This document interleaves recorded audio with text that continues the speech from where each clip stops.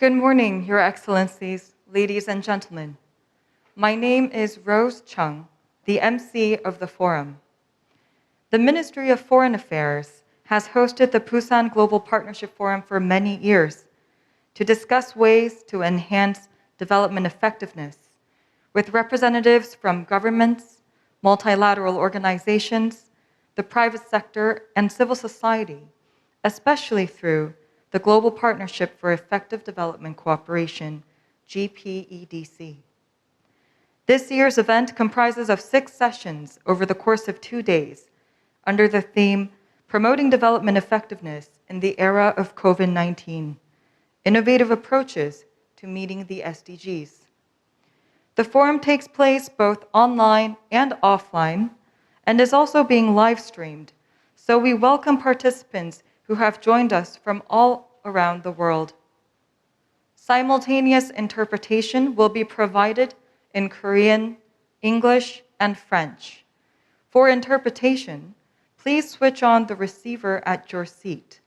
Korean is provided on channel 1, English on channel 2, and French on channel 3. Online participants using Zoom can also use simultaneous interpretation during the conference by clicking the interpretation button at the bottom of your screen. Please always wear your mask throughout the event to comply with COVID-19 guidelines. We would also be grateful if you could put your masks back on right after luncheons and dinners. Today, we will first hear welcoming remarks, congratulatory remarks, and keynote speech before moving on to session 1, the relevance of development effectiveness narratives in achieving the SDGs in the era of COVID-19 pandemic. Session 2, innovative and inclusive partnerships, and lastly, session 3 on development effectiveness in fragile contexts. On day 2, we will continue with session 4 on implementing development effectiveness principles at the country level, session 5, monitoring reform of GPEDC, and session 6 on the future of GPEDC and the way forward before the closing session. Now, we will start the opening ceremony. We have His Excellency, Mr. Choi Jong-moon, Vice Minister of Foreign Affairs of the Republic of Korea, for welcoming remarks. Please welcome Mr. Vice Minister Choi to the stage with a big round of applause.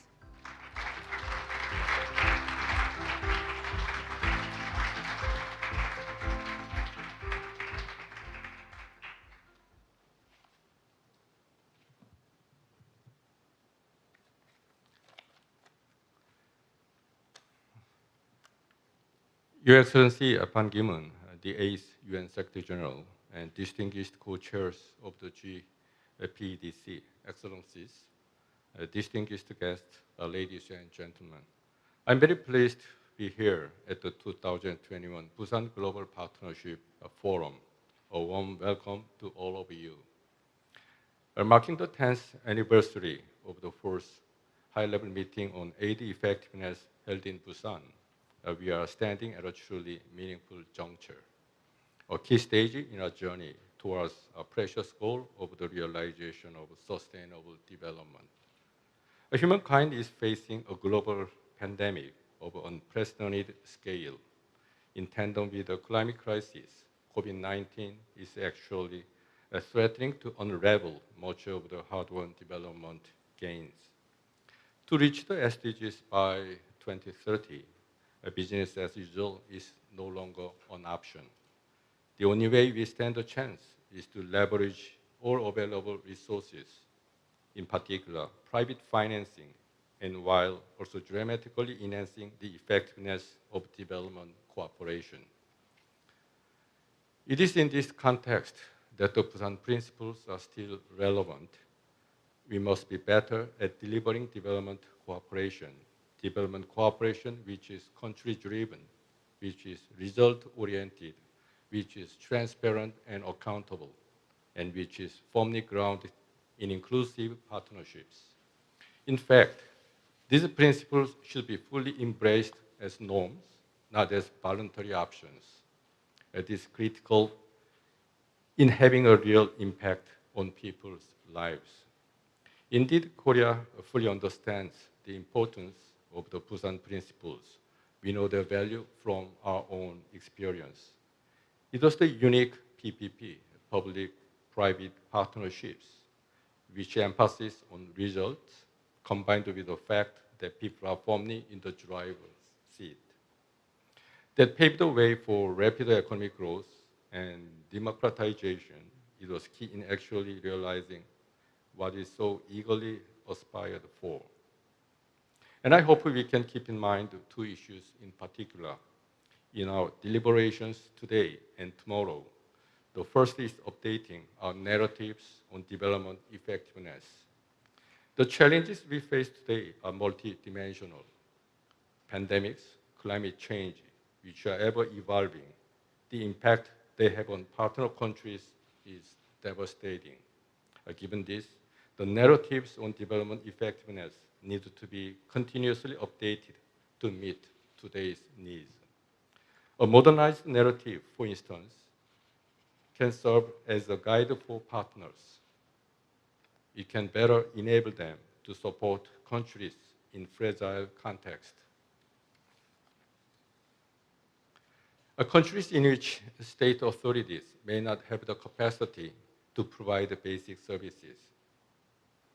This second is building stronger, inclusive partnerships.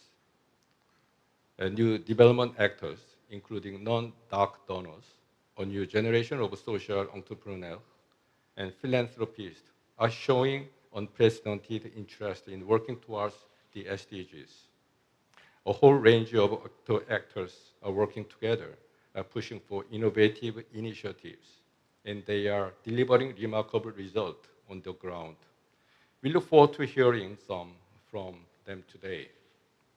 The GPDC, as a multi-stakeholder forum, should place greater focus on mobilizing and facilitating such effective partnerships at the country level.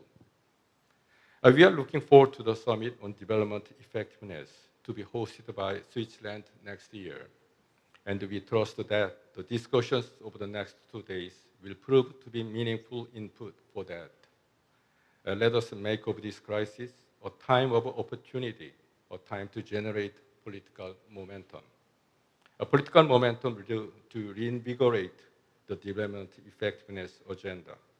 In closing, I wish to thank the co-chairs of the GPDC, the Development Initiative, the UNDP Seoul Policy Center, and the OECD UNDP Joint Support Team for their invaluable support in convening this event.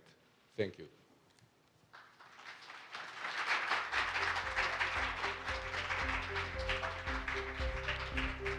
Thank you very much, Mr. Vice Minister, for your warm remarks. Please give another huge round of applause.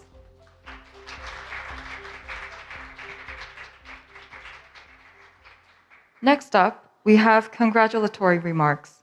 We would like to welcome His Excellency, Mr. Christian Muwando Nsimba, Minister of Planning of the Democratic Republic of the Congo and GPEDC co-chair.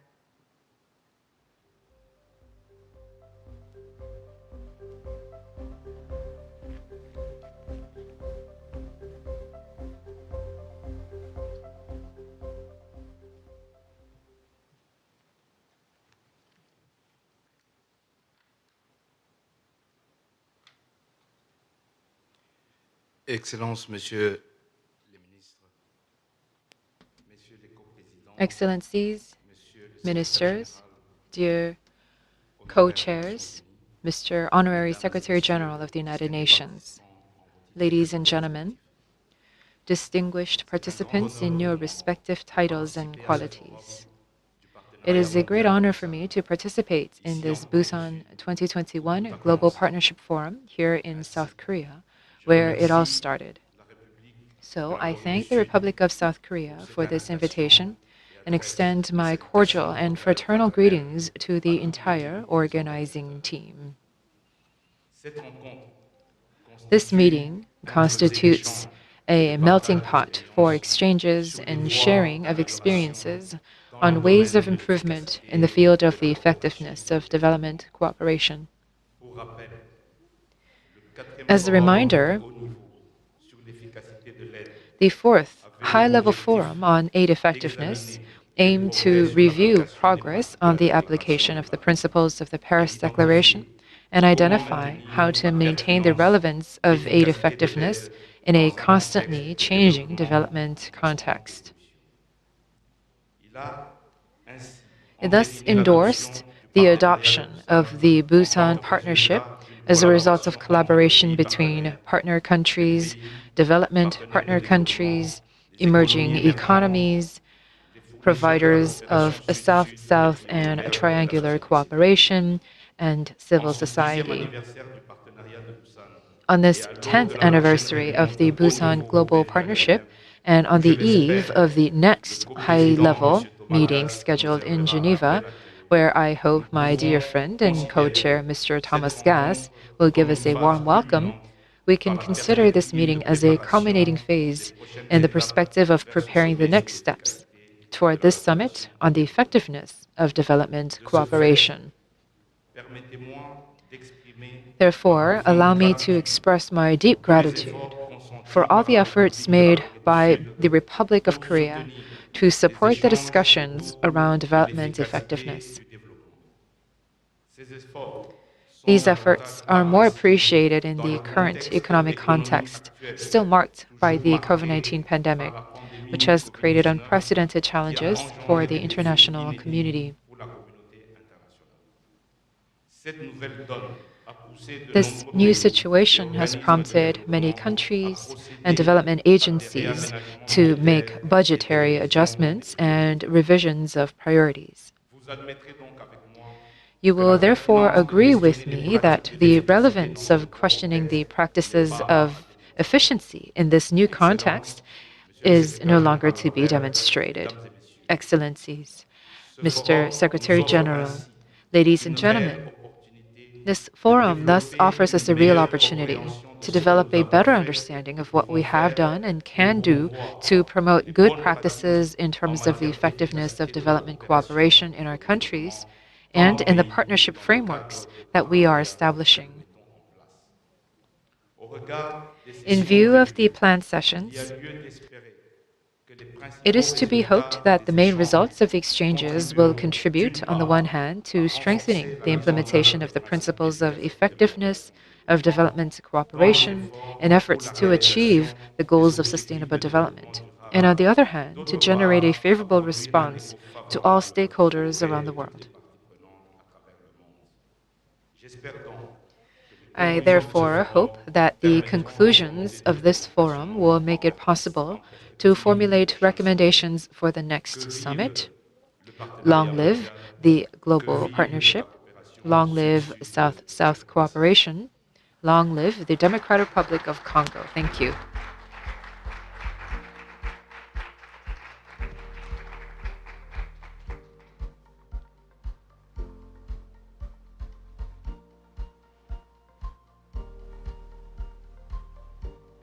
Thank you for your kind words, Minister Simba.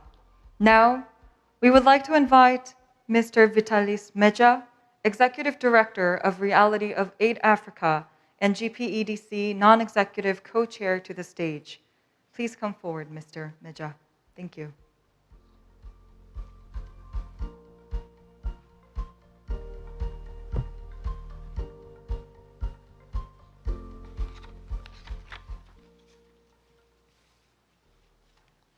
His Excellency Mr. Chua Yong-moon, Vice Minister, Minister of Foreign Affairs, Government of Korea, His Excellency Mr. Christian Mwando Simba, Minister, Ministry of Planning, Democratic Republic of Congo, His Excellency Mr. Ban Ki-moon, the 8th Secretary General, United Nations, distinguished guests, dear colleagues, it is my pleasure and honor to be among you today on this 10th anniversary of the Busan Partnership Forum on Effective Development Cooperation. Indeed, I feel quite honored to be back here after 10 years when this country changed the framework through which development cooperation was implemented, interpreted, and indeed carried out. The Busan Partnership Forum has remained one of the most important cornerstones of implementing effective development cooperation, and particularly for partner countries and for non-state actors, it has remained the only forum outside the steering committee and the high-level meetings where practitioners meet and share practical experiences and challenges, and indeed find joint solutions to development challenges they face. I would like to take this opportunity to congratulate the government of Korea for its leadership, tenacity, and generosity for continuously hosting this process for the last 10 years and providing a framework where indeed the membership of the global partnership are able to share and agree on approaches to solving development challenges. It is indeed my hope that this forum will remain a key feature in the global partnership for development cooperation architecture as we strive to reform this noble structure in making sure that indeed development cooperation remains a relevant feature in addressing not only the sustainable development goals, but also in responding to the current global pandemic of COVID-19. I'd like again to thank the government of Korea and congratulate you and hope that you will still continue in this path of indeed bringing not only government but also non-stakeholders to the table to participate in addressing global challenges that currently face the world. I thank you.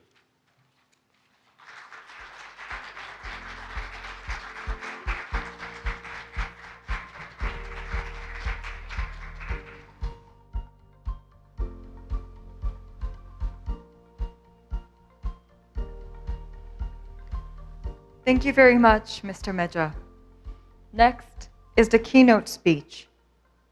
Although he could not be with us here in person today, His Excellency Mr. Pan Ki-moon, the 8th Secretary General of the United Nations, will join us online for his keynote speech.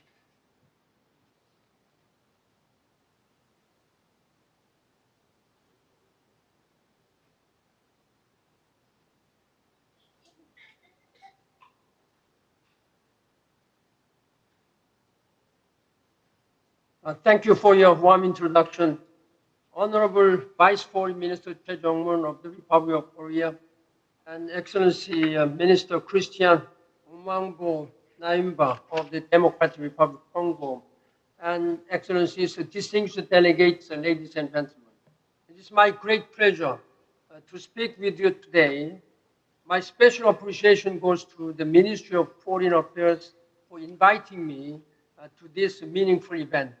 I still vividly remember 10 years ago when, in my capacity as Secretary General of the United Nations, attending this high-level forum on aid effectiveness in Busan, where global leaders displayed strong collective resolve to realize a world free of poverty. Since then, the international community has taken significant leaps forward that changed the landscape of sustainable development. Two historic agreements were adopted in 2015. First, the 2030 Agenda for Sustainable Development and the Paris Climate Change Agreement in December on the same year on climate change. Two of my proudest legacies from my time serving as UN Secretary General. And progress, although uneven, was gradually being made to end poverty and achieve sustainable development. Today, however, we stand in an inflection point. Our world is being challenged like never before. Indeed, COVID-19 has taken a tragic toll on humanity with more than 5 million tragic global deaths Driven by the unequal global distribution of vaccines and the rise of multiple variants, the crisis continues to wreak havoc across the world. This has been compounded by the climate crisis, not to mention conflicts that continue to rage on. Together, they are reversing much of the hard-won progress towards the SDGs, especially our fight against poverty. And as is often the case, the most vulnerable, especially girls and women, are bearing the brunt of such a crisis. The SDGs offer a roadmap for steering the world on a path of recovery towards inclusive, sustainable development. The SDGs also provide humanity and our planet with a collaborative blueprint to ensure the future we want. With this in mind, I firmly believe that we must fully align our global resources behind the SDGs and Paris Climate Change Agreement. Today, I wish to share the following four messages. First, we must put an end to COVID-19 as soon as possible while strengthening preparedness for future pandemics. The first step is securing equitable distribution of vaccines for all, meeting the latest target set by WHO, 70% in every country by mid-2022 is critical.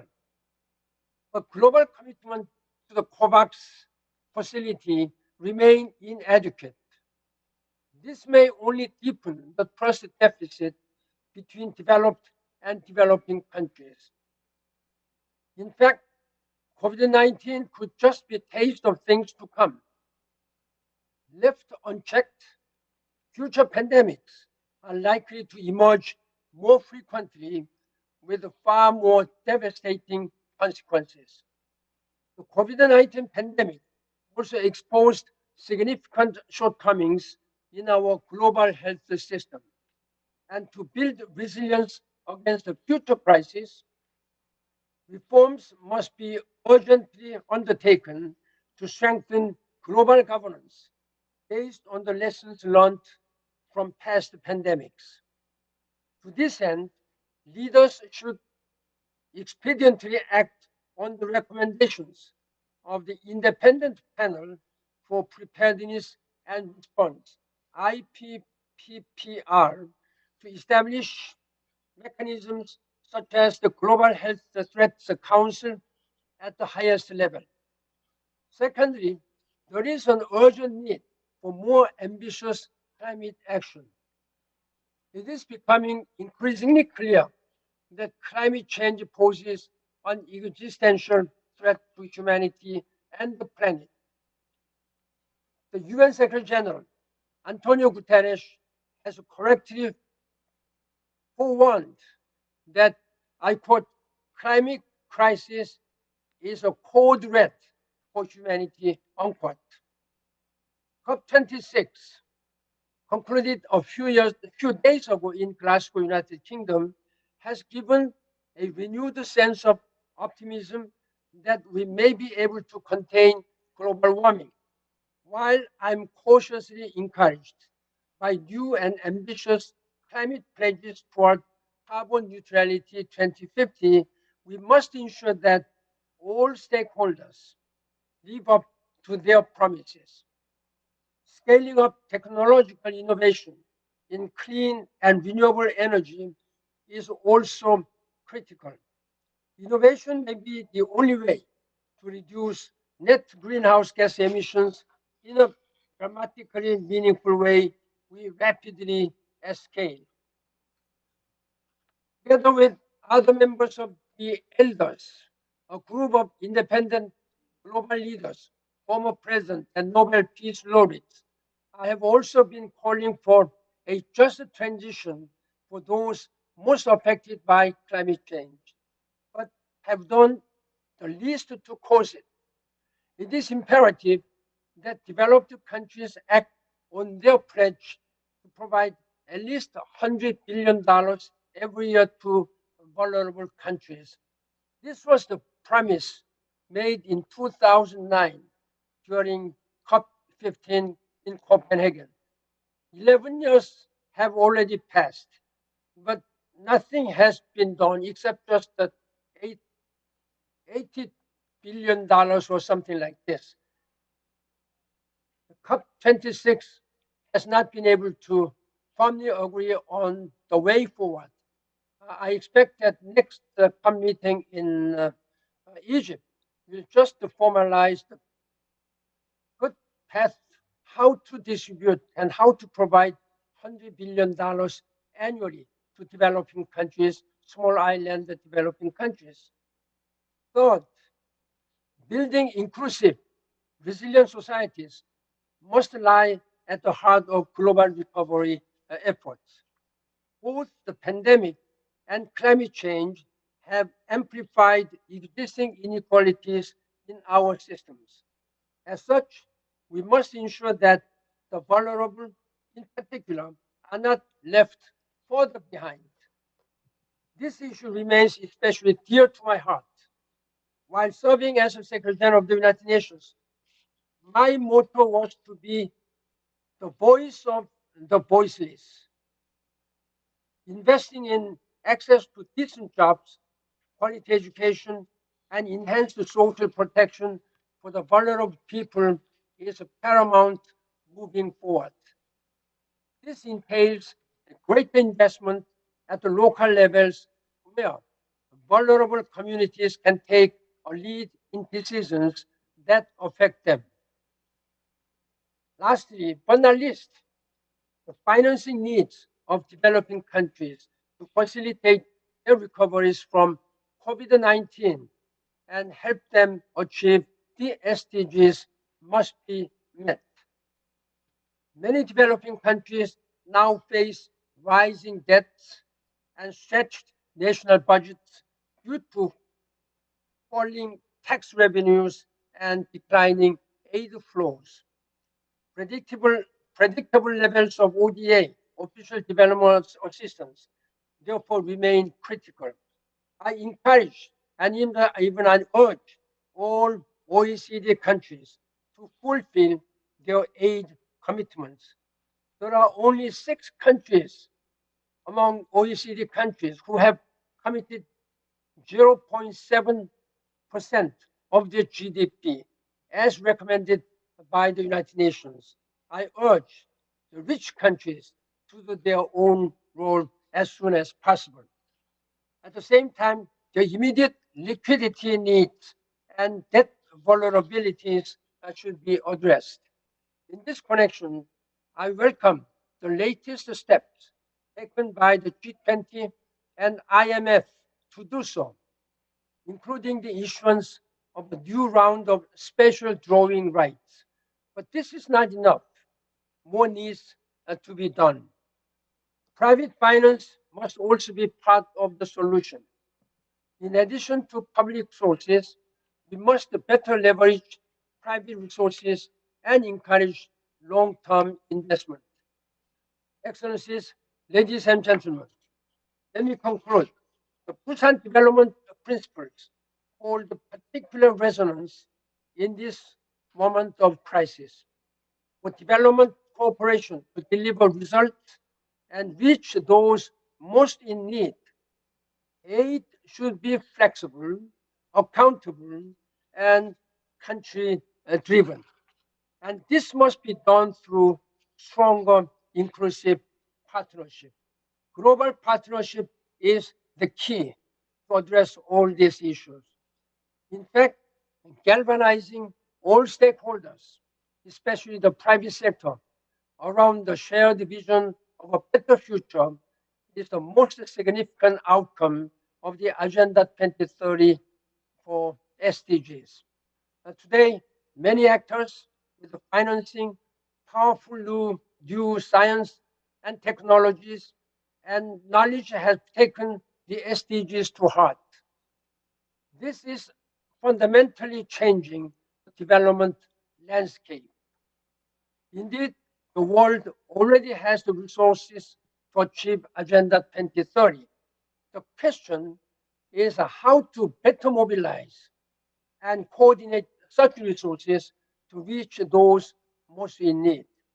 The Global Partnership for Effective Development Cooperation, as an inherently multi-stakeholder platform, has an important role to play in this regard. I greatly look forward to this forum's continued leadership in mobilizing all stakeholders in our collective journey to achieve sustainable development and leave no one behind. Ladies and gentlemen, let us work together to make this world better for all, leaving no one behind. That is your and ours moral and political responsibility for our succeeding generation and to keep our planet Earth sustainable to live. Thank you very much for your leadership, and I thank you for your elevated efforts to this end. 감사합니다. Thank you. Merci. Thank you very much.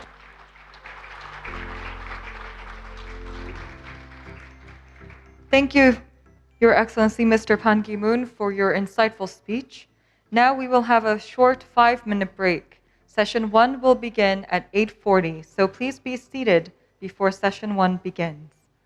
As a kind reminder, please follow COVID-19 guidelines and make sure to wear your masks and sanitize your hands during the break for the health and safety of all participants. Thank you.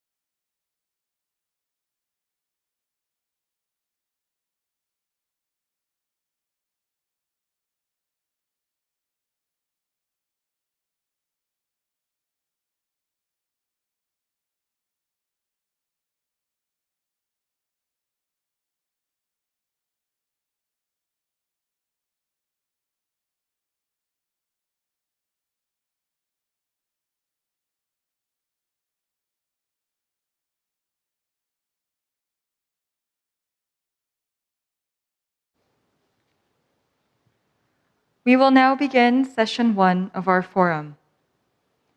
The theme of session 1 is the relevance of development effectiveness narratives in achieving the SDGs in the era of COVID-19 pandemic. For those participating on YouTube, if you have any questions to the moderator, presenter, or panelists, please post your questions on the comments section, and we will forward to the moderator for Q&A.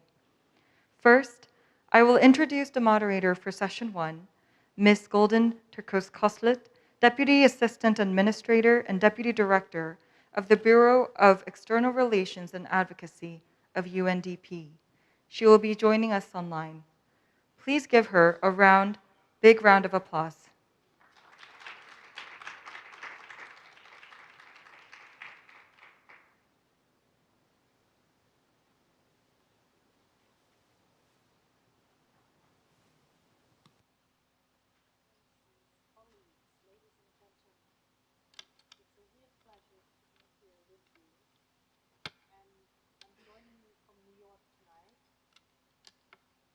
Always inspiring to hear from our former Secretary General Ban Ki-moon.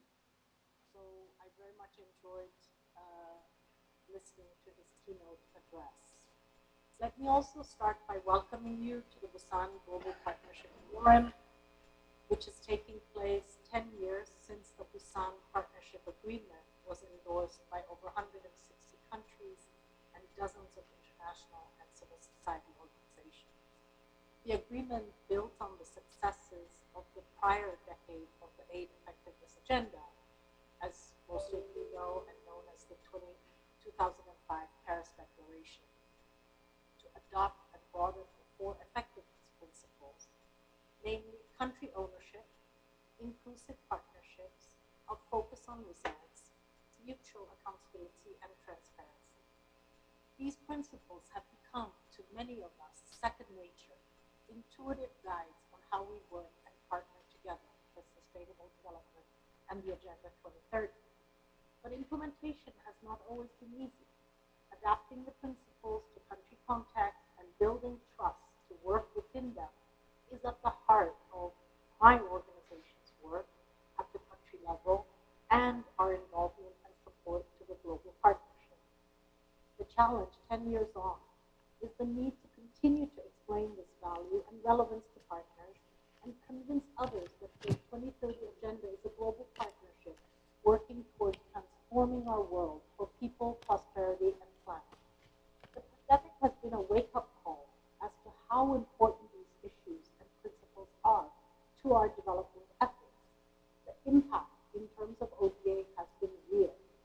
Although ODA hit an all-time high over 2020, some 161 billion, 12 billion of that, around 8%, was dedicated to the COVID response. Accounting for the COVID-dedicated spending, remaining ODA volumes actually declined, continuing a pre-existing trend towards humanitarian spending as compared to development spending. And other development cooperation flows similarly went down as economies across the globe contracted. In this context, with financial pressures growing, it becomes clear that how we work together and build trust among partners for collective solutions in a principle-based, evidence-led way is more important than ever. Today, then, we will discuss how different global partnership for effective development cooperation constituencies are interpreting and adapting the effectiveness principles to deliver on their commitments in the current context, and what this means for the emergence of an updated, shared global narrative for this agenda. It's my pleasure to moderate this multi-stakeholder panel where we will hear a range of perspectives for a full discussion. We're fortunate to begin with a keynote presentation from the founder of DevEx, Mr. Raj Kumar, who will touch on the kinds of narrative shifts that might help make our development efforts more effective. We're also joined by Ms. Vidyana Manrit Uluaga, the Director General of the Presidential Agency of the International Cooperation of Colombia, and Mr. Philip Lasnau, Director General of Strategy and Aid Coordination at the Ministry of Planning and Development for Cote d'Ivoire. They will both share their experience in implementing the principles at the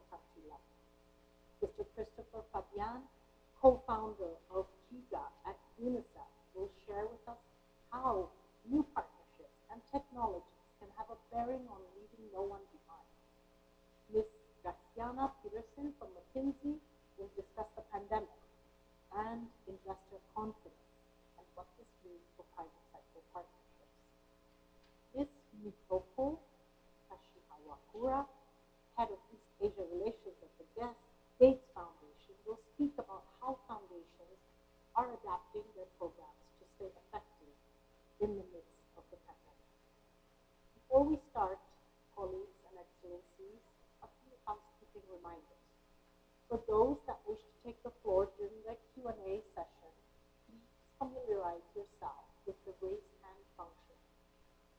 And keep your question concise so we can get as many people as possible. Kindly let us know who your question is directed to a specific speaker, and we'll probably take about 2 to 4 questions at a time.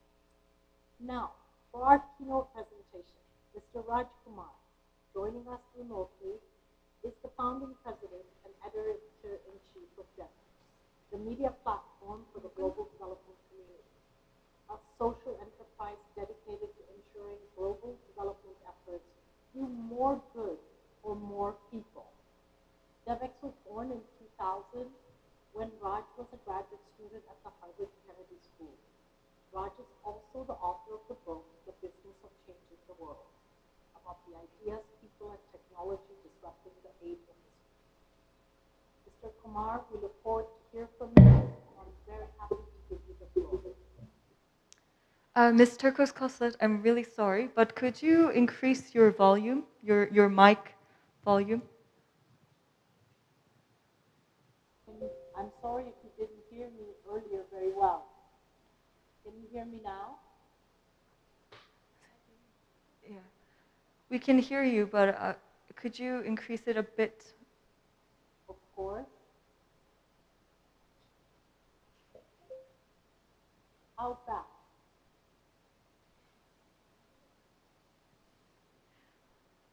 Thank you so much. Could you introduce Mr. Raj Kumar one more time? Of course, with pleasure. Thank you. Thank you very much. Yeah, with pleasure. So I'm sorry, colleagues, I didn't realize you couldn't hear me. For our keynote presentation, it's my pleasure to introduce Mr. Raj Kumar, who's the founding president and editor-in-chief of DEVEX, the media platform for the global development community, a social enterprise dedicated to ensuring global development efforts do more good for more people.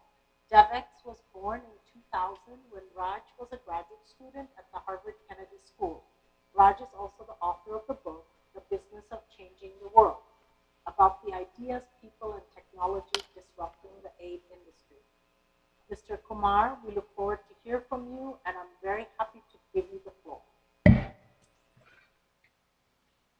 Thank you so much, Gulden, and it's so nice to be with you, and it was great to hear my description twice. So thank you for that. I appreciate it, and I just checking with our colleagues there in Busan whether you can hear me well. I'm assuming yes, unless you interrupt me. Let me just say it is such a pleasure to be with all of you.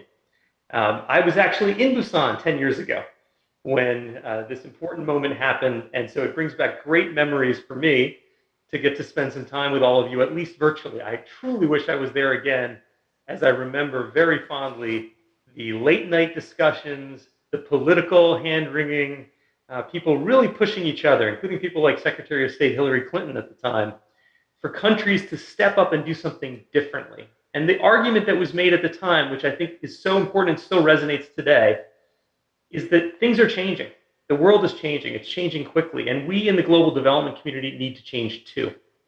So I'll ask our organizers to put up my slides, and I'll take you through just a few basic ideas for how I think the world is changing. And we can then hopefully have time for a couple of questions and take it from there. So I'll ask the organizers if my slides are there on the screen, and I'll begin then.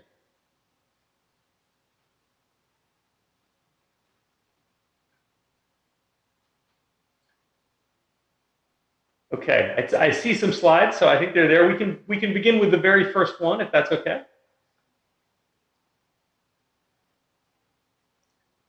Perfect. Thank you so much. And you may go to the next slide. You've heard of this idea in Silicon Valley, I'm sure, of disruption, and it's often in a negative sense.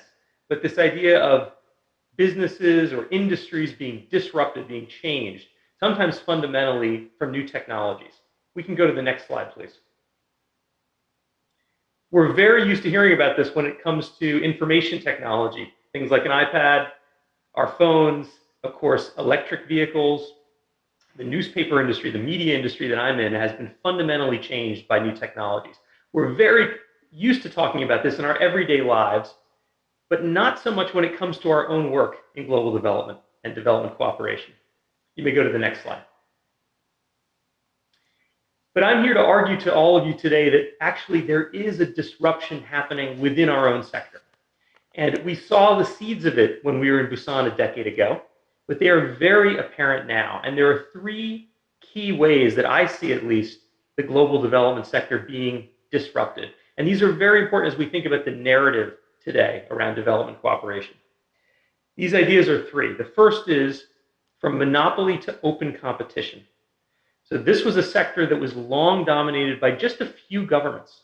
There were many different agencies, UN agencies, NGOs, many different groups implementing development projects. But the vast majority of the funding came from a few wealthy donor countries. That has started to fundamentally shift, and Busan was a good example, as the Korean government has stepped up its own foreign assistance programs. And so many other emerging economies are now major international donors. So many other private organizations, businesses, foundations, and even ordinary citizens around the world are giving more money through philanthropy than ever before. In fact, we are at a point where more than half of global aid comes from individual private sector philanthropy. So we are now in a moment where there is much more competition to see who is having the very best results in our sector. The other key theme is that we're moving from a wholesale industry to a retail industry. What I mean by that is we would commonly gather in places like New York or London or maybe in Seoul and think about very high level, big populations of people, entire countries or regions, and programs that we would design from far away to reach many, many millions of people. That is shifting to a much more retail-oriented approach, where companies, nonprofits, governments are starting to directly reach individuals and to think of them as customers, not just as beneficiaries or recipients of aid. The third big trend is that these beneficiaries, these people that we typically saw as in need, we now see as having more of a voice in how they determine development cooperation actually works. So we're moving from this language of beneficiaries to a language of partners or neighbors or citizens or customers. We can go to the next slide, please. I want to give you a few examples. So if I were there in the room, I would ask you to raise your hand if you've heard of this group called Hello Tractor. So feel free to do that so you can all get a sense. But in 2015, so 5 years after we all gathered in Busan, there was a young man who was working at an investment bank, and he thought, my career is interesting, but it's not fulfilling. And he wanted to start a social enterprise that would really serve the Sustainable Development Goals, the Millennium Development Goals. He really wanted to focus on an opportunity to help people. Now, had he started this idea years earlier, it would have been very hard because the technology wasn't there. But it wasn't just a technology problem. He found that many, many millions of people around the world who are farmers don't have access to basic technology, a tractor. And if you don't have a tractor, it takes 40 days of backbreaking work to prepare your field for planting. With a tractor, it takes 8 hours. So he invented what has become Uber for tractors. It's a very simple technology which allows a tractor owner to rent out their tractor. And if you don't own a tractor as a farmer, you can borrow a tractor for just the time you need it and pay just for your use. Now, this was a wild idea in 2015, but he was able to get funding from some of the very donors who signed up to the Busan Agreement, who believed in development effectiveness.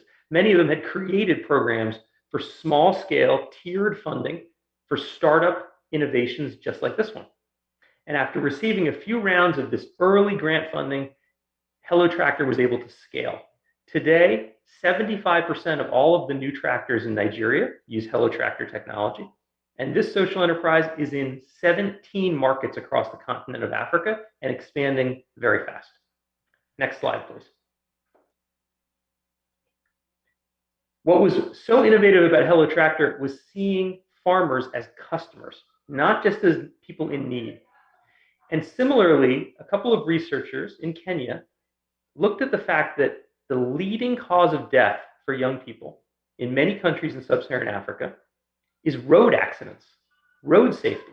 people driving recklessly.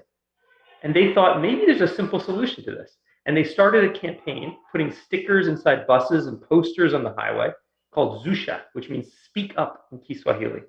And it told the passengers of buses, small buses that people use, minivans that are very common for people to get around in East Africa. It gave them the authority, the sense that they had the right to speak up and say something to the driver if they were driving recklessly. This very simple intervention was studied very carefully, rigorously, and found a massive decrease in traffic accidents and many lives saved. And they've expanded across the region in East Africa. It's not a solution to everything, but it shows how development effectiveness that was started in Busan has changed our narrative and the way we think.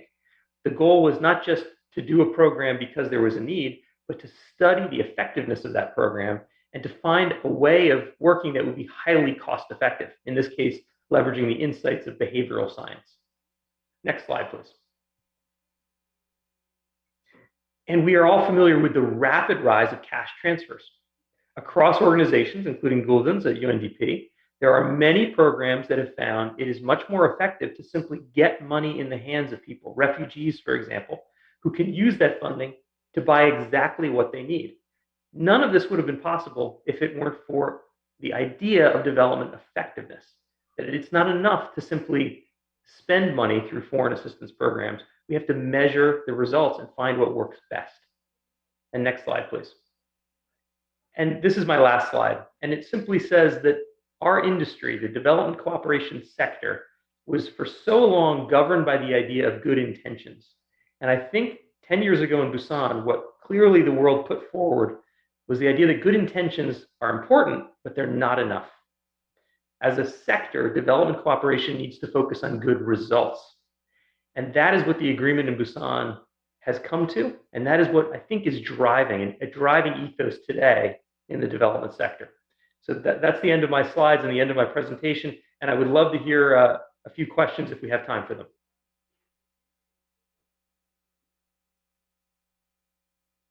Thank you so much, Raj. I hope everybody can hear me. Just doing a check to make sure.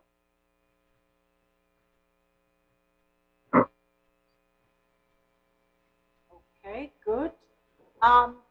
You know, Raj, that was very thoughtful, and thank you for bringing us through your reflection on the changing landscape of development, the new actors, the modalities, and how we can make development effectiveness more relevant for all development actors with the focus on results. And that's a very, very key area for all of us. If you're able to stay with us, I think we are going to have questions coming at the end. But if you're not able to stay with us, I would open the floor for questions. Raj, unfortunately, I do have to leave. But I'm happy that if we have time, I'm happy to take a question or two, or I'm always happy to converse on social media with all of you as well, if that's easier. All right. I take my cue from the organizers, but I would like to open the floor just maybe for 5 minutes to see if anybody has questions for Raj Kumar, because we won't have another opportunity, but of course you can always find him, as he said, on social media. So please raise your hand if you have any questions, and if you don't, that's okay. You can always find Raj Kumar at DevEx and on social media. Well, it sounds like we don't have one immediately, so let me just say a big thank you to you, Gulden, and to everyone who's there in Busan, and to all the panelists who are about to join. It's great to be with all of you, at least virtually, and it's a real pleasure and honor to get to remember what we were doing 10 years ago in Busan. It's really wonderful. Great to be with all of you. Thank you very much, Raj. It's a pleasure to see you, and thank you very much for all the insights and all your good work. Take good care. Let me turn now to our panel. We begin with Ms. Viviana Manrique Uluaga. She's the Director General of the Presidential Agency of International Cooperation of Colombia. And Viviana is a lawyer and a philosopher from the Universidad del Rosario. She previously served as Vice Minister of the Interior of Colombia, an advisor to the High Presidential Council for Competitiveness and Productivity. We're very much looking forward to hearing from you, Viviana, on how Colombia is taking forward the effectiveness principles. What are the main challenges in the current context, and how are you overcoming them? And like all panelists, I will be keeping time, so you have a maximum of 8 minutes. And I now turn it over to you, Viviana. Thank you. Okay. Thank you very much. First of all, I want to express my gratitude to the Ministry of Foreign Affairs of the Republic of Korea and the GPDC co-chairs for this forum organization, my panelist colleagues, the moderator, and all of you present. The Presidential Agency of International Cooperation, APC Colombia, is the public entity that manages and coordinates financial and technical non-reimbursable international cooperation that Colombia receives and provides. Please, next slide. I want to start my intervention by giving you a brief introduction to the current position of Colombia on the international stage. Then I will share with you some of the action and strategies that Colombia has undertaken to reach the Sustainable Development Goals through the effectiveness of international cooperation in the context of the pandemic. Colombia is an upper middle income country that currently plays a dual role as provider and recipient of international cooperation. As a new member of the Organization of Economic Cooperation and Development from 2020, there is a common belief that the country will soon take on these development challenges automatically. Therefore, it may face a possible decrease in the official development assistance received. In this context, I find the theme of this session extremely relevant since it refers to the narratives and principles that are key of achieving the 2030 agenda in light of the challenges our countries are facing after the pandemic. Next slide, please. From our perspective, development effectiveness narratives play a crucial, a core role in achieving sustainable development goals, particularly in the post-COVID-19 reality. I will provide some experience and lessons on how Colombia has integrated the development effectiveness narrative from an ODA recipient country and South-South cooperation provider. In the first place, regarding Colombian national result frameworks, it is necessary to mention that our national development plan was formulated to be highly aligned to the 2030 agenda. 587 out of the 663 activities of Colombia's National Development Plan correspond to a specific sustainable development goal, making it easier to measure the advancement of the country's international commitments.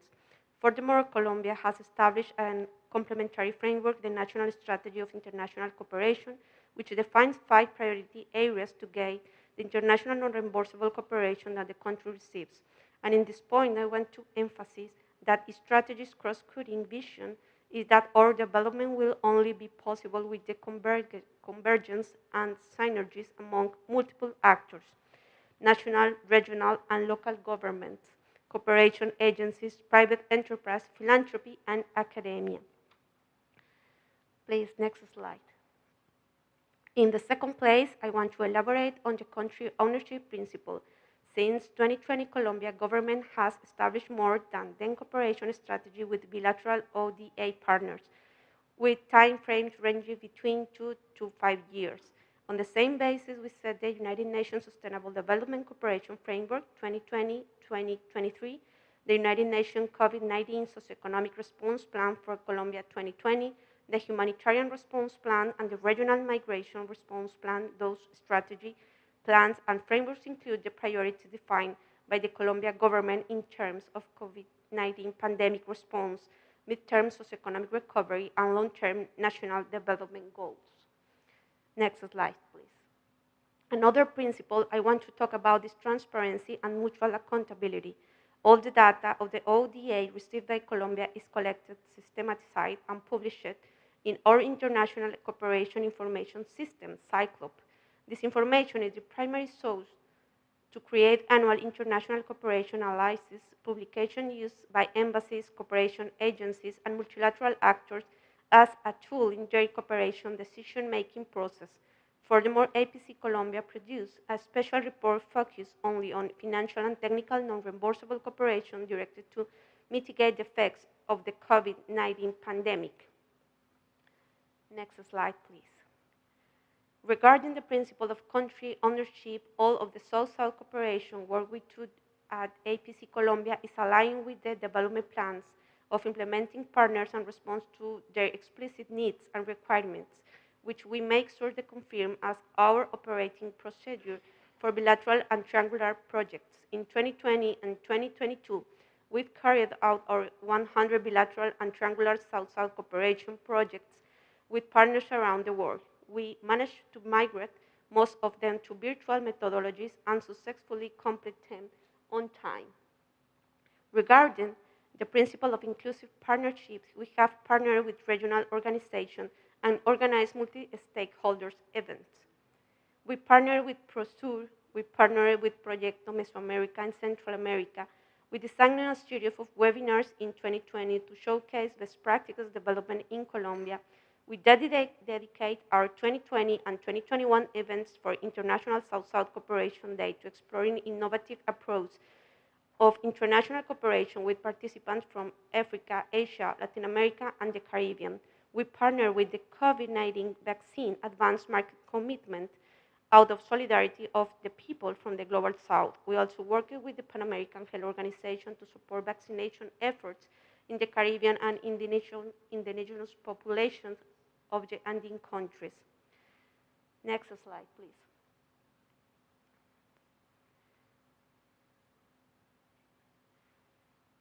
Within the Global Partnership for Effective Development Cooperation, with Action Area 2.3 on South-South Cooperation, one of the groups exploring how the effectiveness principle applied to different contexts such as private enterprise, philanthropy, subnational government of civil society organizations.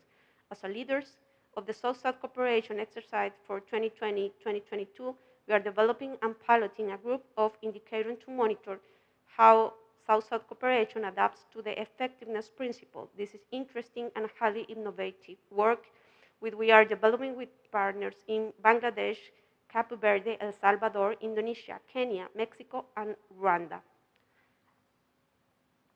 In promoting synergies for joint action and our proposal is the Knowledge Management Hub of South-South Cooperation.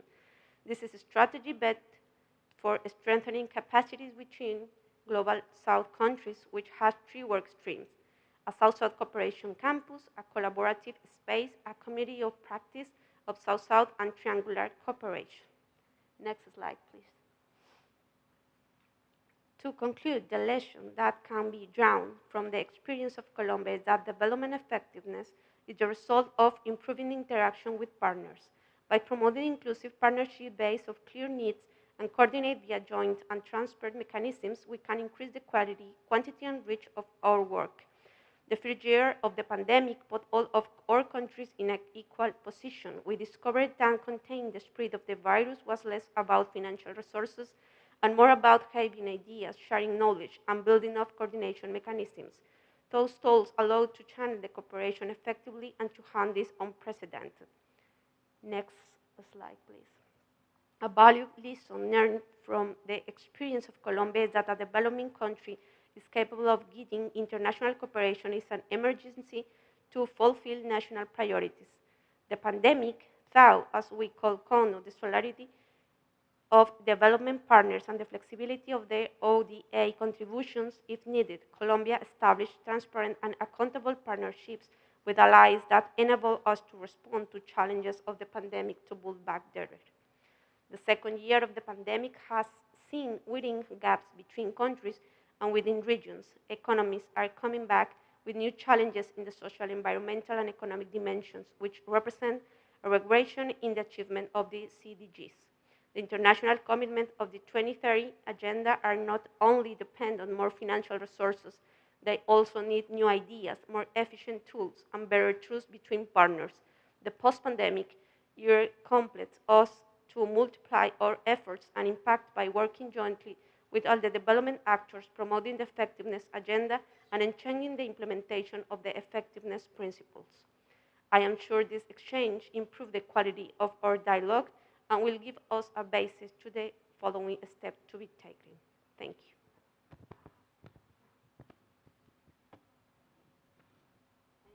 Very much, Viviana. What a unique experience from Colombia.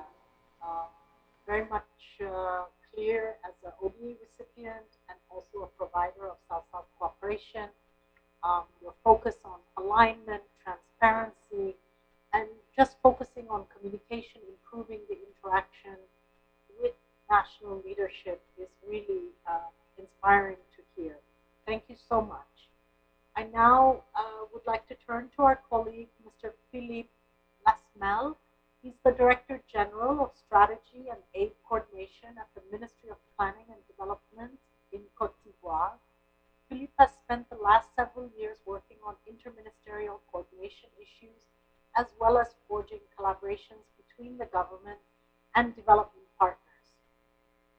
Philippe, you have the floor for the next 8 minutes on the same question that we have given to our colleague from Colombia. What are the main challenges in implementing development effectiveness principles at country level in the current context, and how can these be overcome? And I know, Philippe, you will be speaking in French, so colleagues, you will, for those of you who would like to have the interpretation, you can turn that on and have it online and in the room, I think. Thank you very much, Philippe. Over to you. Merci.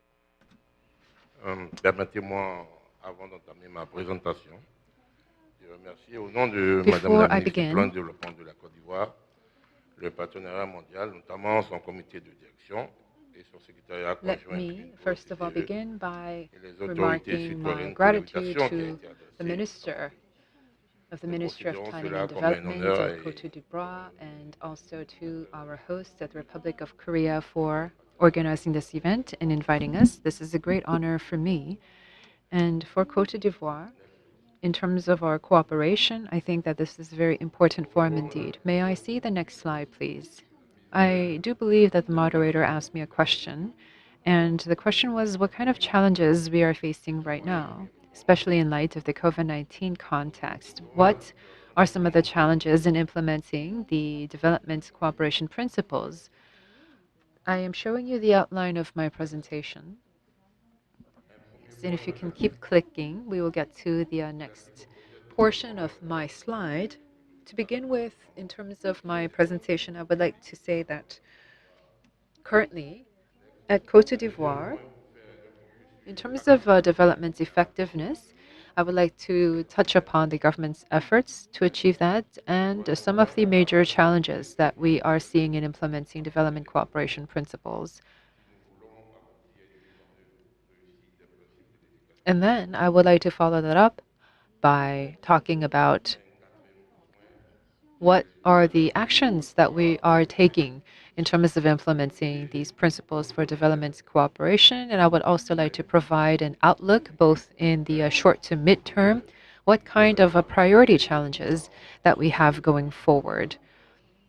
And also our expectations for global development partnership. In terms of funding and financial support, the different forecasts that we have would be very important in trying to analyze our future prospects. And to that regard, I think that we all must engage in further exchange.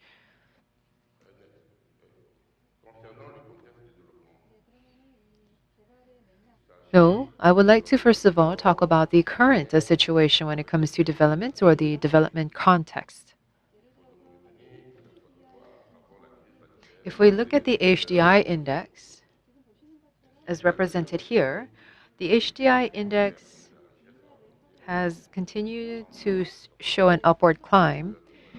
And in terms of a country's wealth creation, between 2012 to 2018, we've seen an annual CAGR increase of about 7%. And in terms of power, 80% as of 2017. And within our Congress, female participation has also increased. So in terms of 2017 to 2021, it has increased to 12.8%. there's also 80.5% a completion of elementary school for all children in our country. These different statistics that I'm showing you now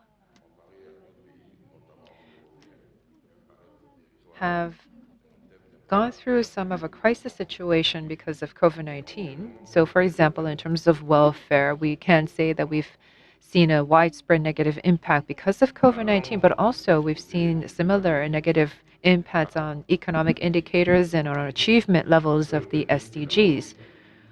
There are some very detailed statistics here, but for example, with our country growth rate, fell to about 2% levels in 2020, down from 6.9% in 2019. And over 1 million households fell under the poverty line in 2020. So in terms of a socioeconomic impact, I do believe that COVID-19 has a very negative effects. And so Cote d'Ivoire has to respond to this, which we did, and not just in terms of a health response, but we've also seen humanitarian crises across our country. If we were to take a look at the government's responses and reactions in the face of COVID-19, we wanted to provide a targeted funding, an economic, social, and humanitarian plan we put in place, and also to provide funding not just to enterprises but also to vulnerable members of the population. And we also wanted to look at some of the more systemic policies that we can respond to COVID-19, including the implementation of a social program. Furthermore,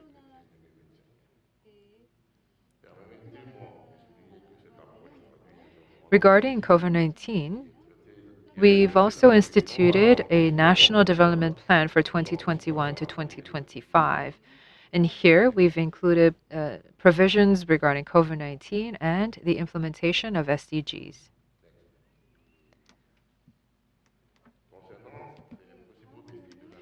Next, let me go through some of the challenges that we've had in implementing the development cooperation principles. I feel that this would be the key and the main elements of my presentation today to you. Here, you can see that there are 4 principles, and we've experienced challenges in each of these 4 areas and 4 principles in terms of reinforcing our national identity. And I feel that there is not enough coordination at the high level. So we have to systematically align the development cooperation principles. For cooperation of development, if we can have a systematic criteria, then we can have more ownership of the recipient countries. So that was on the ownership side. And next, we've also seen some challenges in terms of inclusive representation, and more of a functional coordination is needed in this aspect for the second principle. And I think that if we have a diversity of participation in the mechanism, so more diverse representation in the participation of the development cooperation mechanism, that would be more helpful. Thirdly, for transparency, we need more regular dialogue and conversations, and also to have desegregated data improvements in various different areas. And for the last principle, which is results-based development,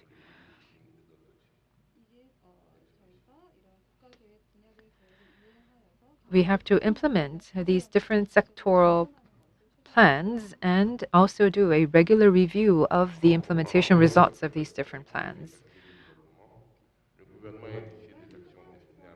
In terms of development effectiveness, the government is trying to strengthen our leadership. There are 2 things that we have to think about in that regard. When it comes to development, we have to set up a specific mechanism that is devoted to the monitoring of development cooperation effectiveness. And for development partnerships, we are working on a new national plan and also trying to create a platform to manage external funds.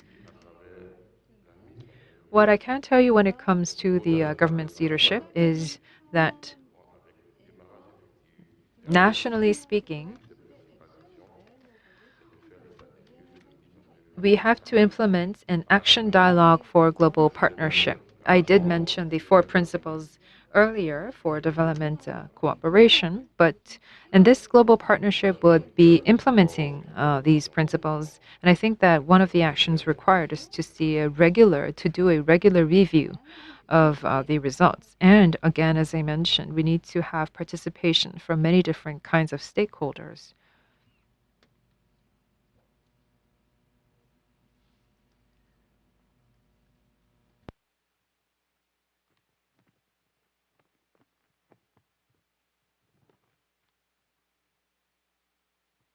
La mise en œuvre de l'agenda de l'efficacité du développement nécessite un accompagnement afin de créer un environnement favorable. In implementing the development cooperation principles, capacity building is also needed, especially when we want to execute the action plan. The national capacity building has to be enhanced through different institution building. And even at the steering committee, I believe that we can be provided support from the steering committee. These development cooperation principles must be considering and considerate of the country's specific contexts. Next slide, please. If you have any questions later, I would like to take them and perhaps provide you with more specific information. Thus far, I have been talking about the challenges that we've seen under COVID-19 and the expectations we have. Thank you very much. Thank you very much, Philippe, for sharing the experience of Cote d'Ivoire, especially during the COVID-19 response and the application of the effectiveness principles. What was very interesting is you've identified challenges, but also the solutions to overcome them with national leadership.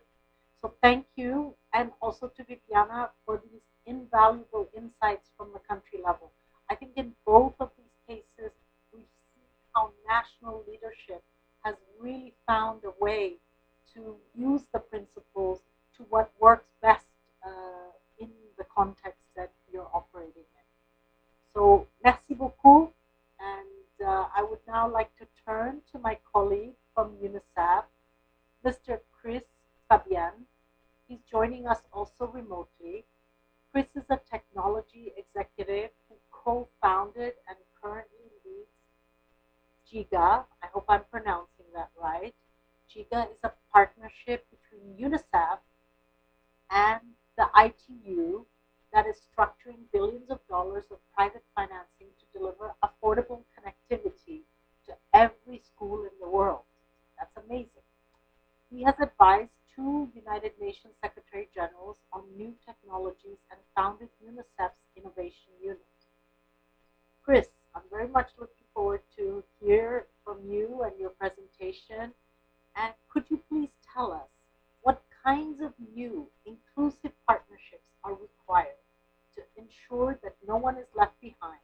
And how can innovation and technology be harnessed to support this? Over to you. Thank you, Golden. Just to check, can you hear me okay? Super.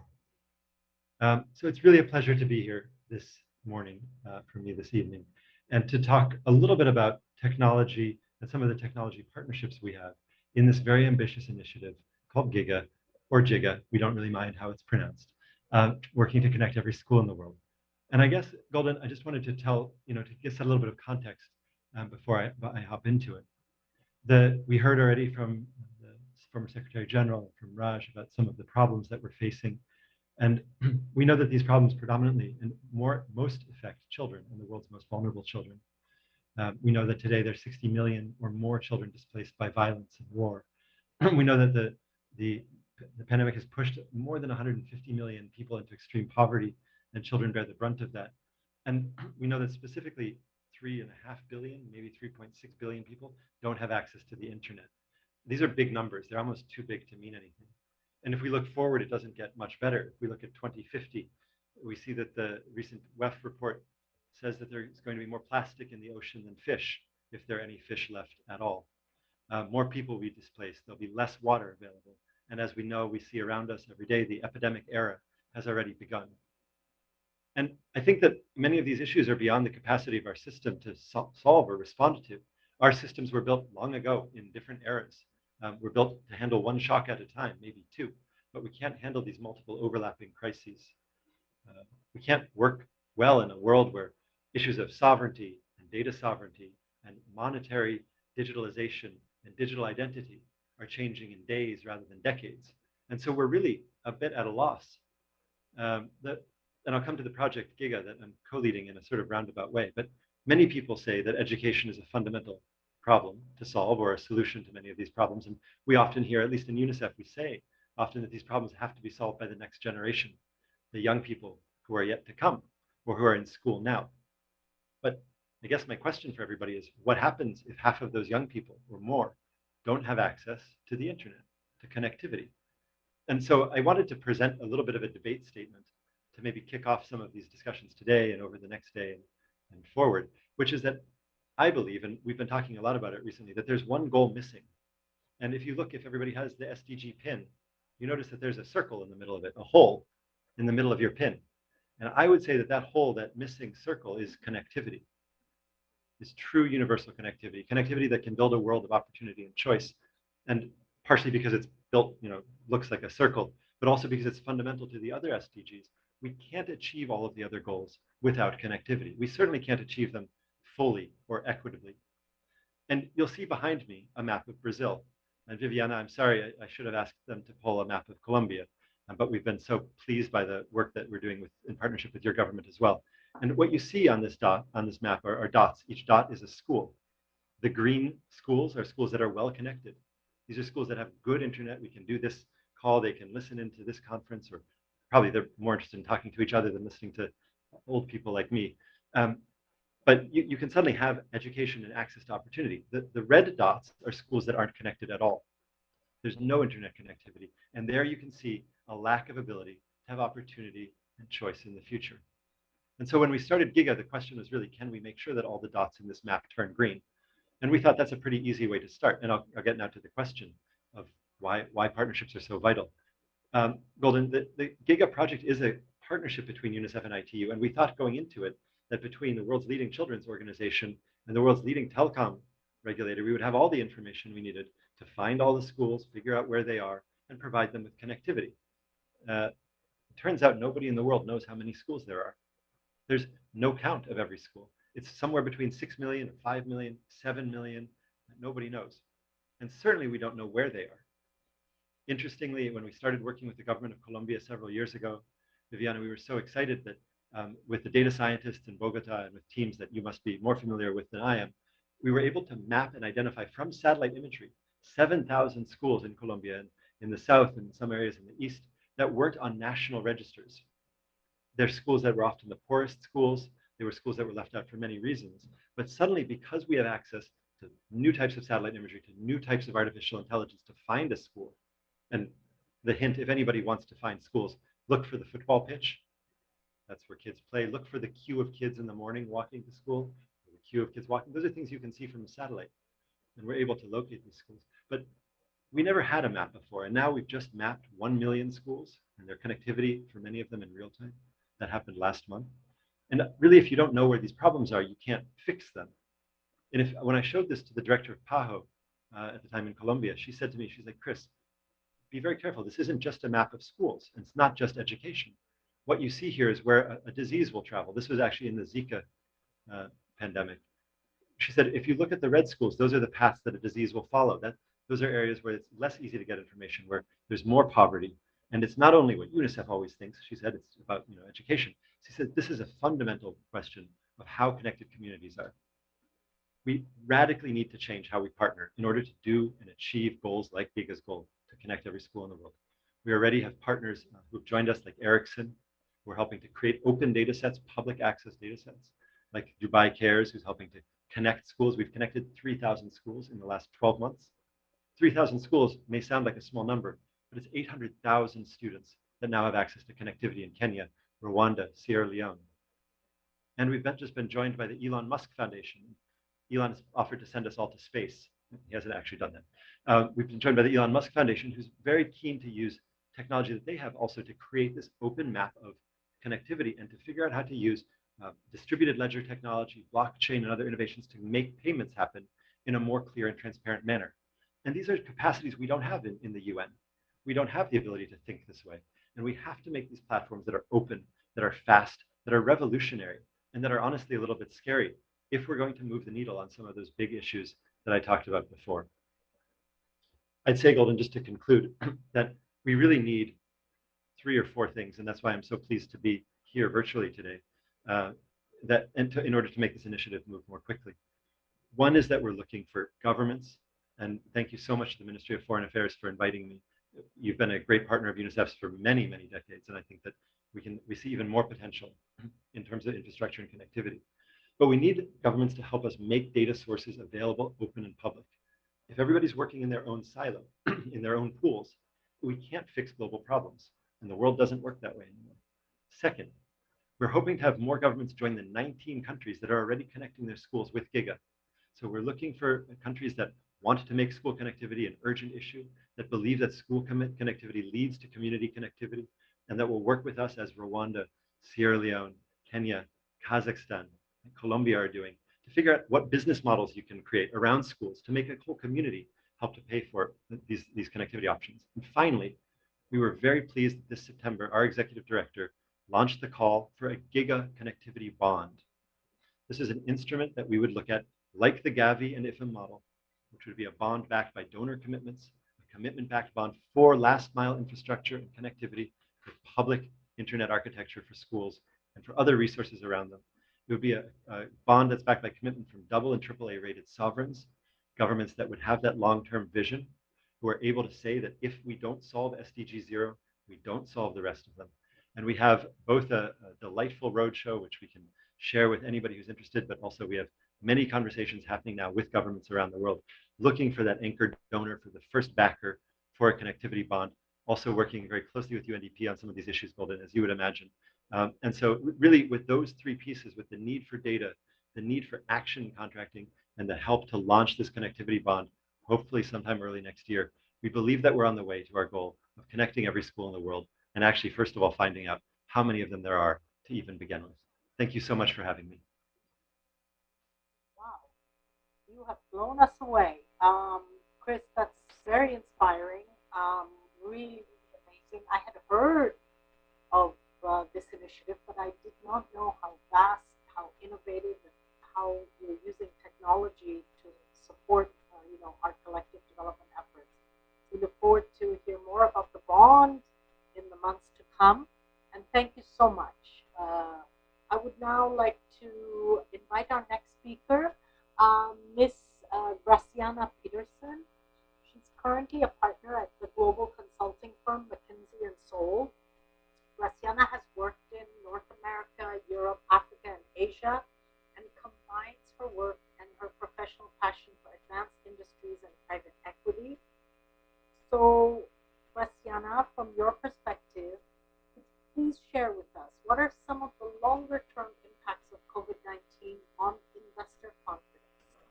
What are the implications for how the private sector will work with development actors in the future?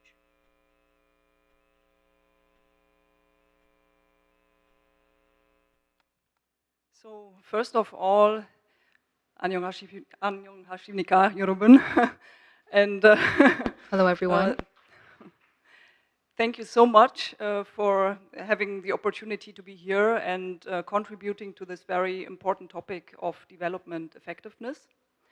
And also thank you very much to my colleagues in Germany who did the actual work on the report on complexity and embracing complexity, the actual work on the report that I'm now going to present. So thank you very much to Katharina Wagner and the team. And then also on the next page, the research is the result of a unique collaboration. And you can see our partners here on the left-hand side. Thank you very much to our partners also for this very inspiring partnership. So I want to dedicate this presentation to the question of social entrepreneurship and our research on that. And what we did is that we based our research on over 60 interviews that we did with social entrepreneurs, with funders, with other stakeholders and decision makers in that area. And also we did a survey with over 100 respondents, and also we did a thorough literature review, reviewing over 70 reports and other written sources. And so in our report, we talk a lot about systemic thinking, and in the end we came up with systemic thinking and being a core point for effectiveness. And you might wonder, why are we talking about systemic thinking? So if we go to the next page, our world today is very complex. So if we want to achieve and deliver on goals such as access to high quality education, such as access to high quality healthcare, such as environmental sustainability. If we want to achieve these goals, and then also now the pandemic, so achieving a balanced recovery from the pandemic, then this requires changes on existing societal systems. So let me go a bit deeper into this point of systemic thinking. I don't just want to drop this word without further explaining.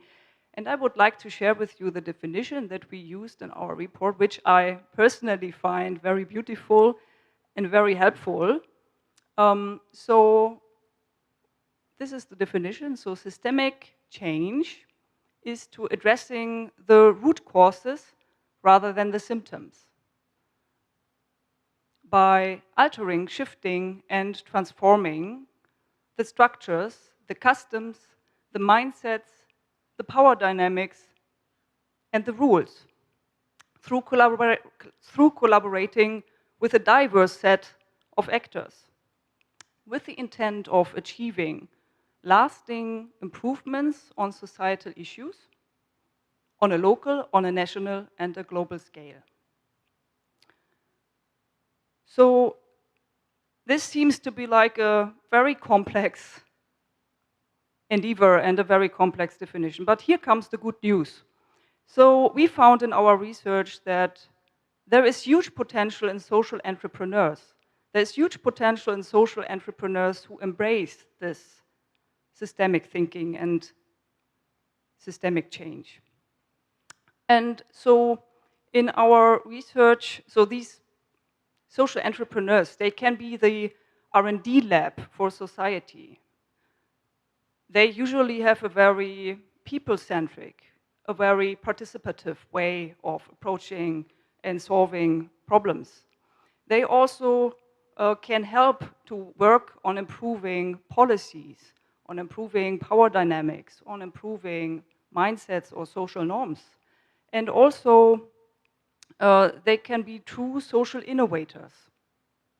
So we found they additionally have a quite substantial financial impact. So if you look at the next page, we did this assessment and estimate for social entrepreneurs in Germany, the 72 social entrepreneurs under the Ashoka umbrella in Germany. And we estimated that they have a positive financial impact and benefit to society in the order of 18 billion euro per year. So this is huge. And the question is, if we go to the next page, how can we even be more effective in collaborating with social entrepreneurs? Well, we asked them. So let me share the feedback that we got from them, at least a few points. So if we go to the next page, the first point comes down to embrace a systemic mindset. And what do we mean by that? This means if we work together and collaborate together, to be really clear about the systems that we want to change. And then secondly, what we heard a lot is supporting evolving paths. So what is meant by that is that it is important when collaborating with the social entrepreneur to support the person or the leader with a transformative vision, as opposed to just a project or certain tasks or transactional process. And then the third point is on the time horizon. So the point that we got was to prepare for a longer term and be realistic about the time that it takes for change. So specifically, a 1-year supporting period can be a true pain point for social entrepreneurs. Well, and we asked also others in the network, and there were also points back to the social entrepreneurs so that they, for example, can become a bit more professional in their management skills, also in their ability to measure social impact.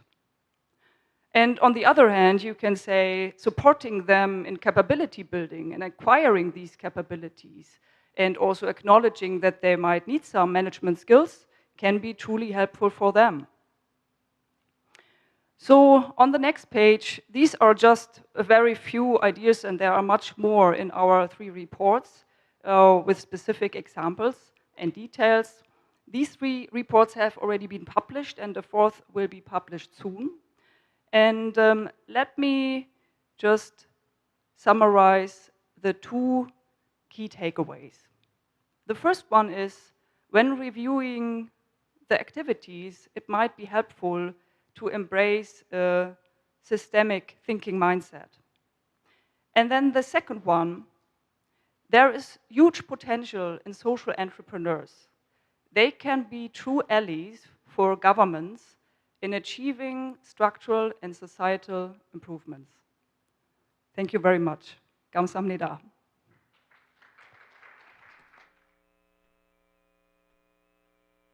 Thank you so much, Graciana.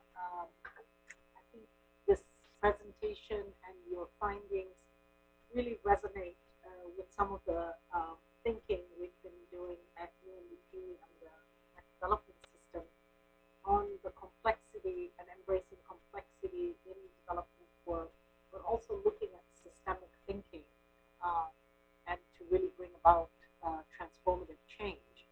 And it really sort of resonates well with some of the thinking we've been doing. And also, you're sharing the work with a variety of partners with the example of social entrepreneurs. So thank you so much for that. We now turn to our final panelist, Ms. Mihoko Kashiwakura from the Bill and Melinda Gates Foundation. Mihoko has been driven by global issues from a young age. She previously worked at the World Economic Forum's Japan office, and in 2017 she joined the Gates Foundation as its first representative in the region for the Global Policy and Advocacy Division. Mihoko, please could you share with us how are foundations adapting their programs to maximize effectiveness in the current context? And thank you so much. Over to you.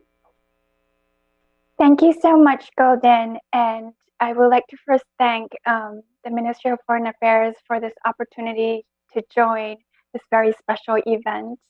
For the Gates Foundation, our partnership with Korea is very important. So I would like to share what we've been doing in this COVID pandemic together with the Korean government. I hope you can see my slide.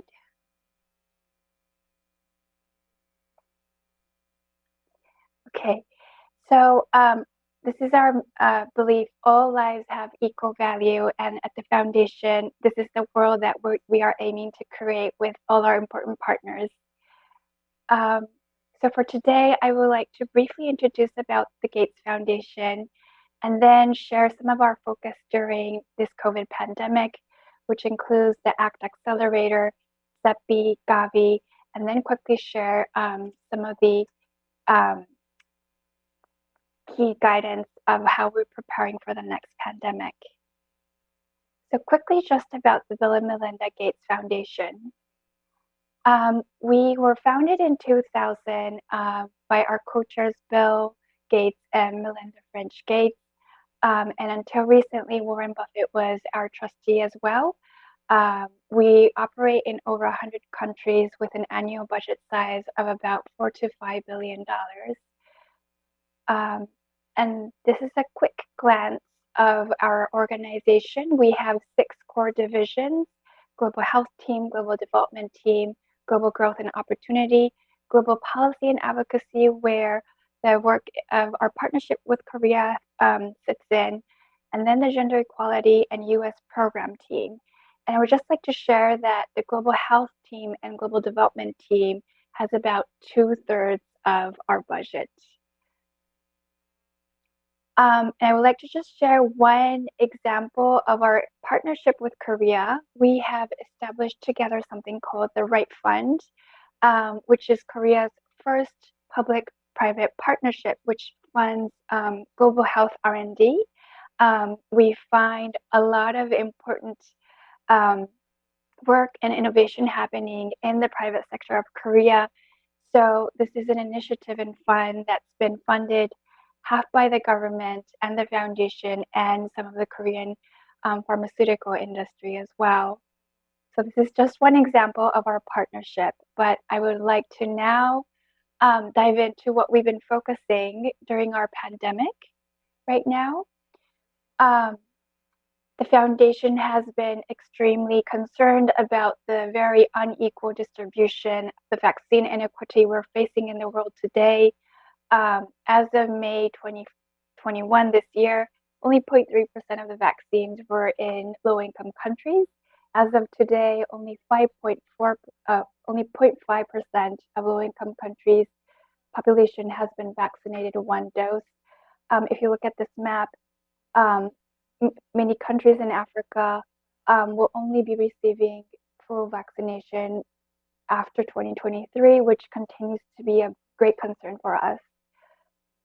So together with governments across the world, international organizations, and the foundation, we have launched the ACT Accelerator in the spring of 2020, and we very much appreciate the Korean government's support for this initiative as well.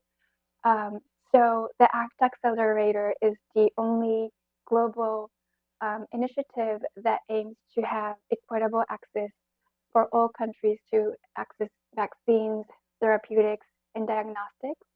And the foundation has been working together with this platform and with all the governments, international organizations you see here to really ensure that equitable access to all these COVID tools are made possible.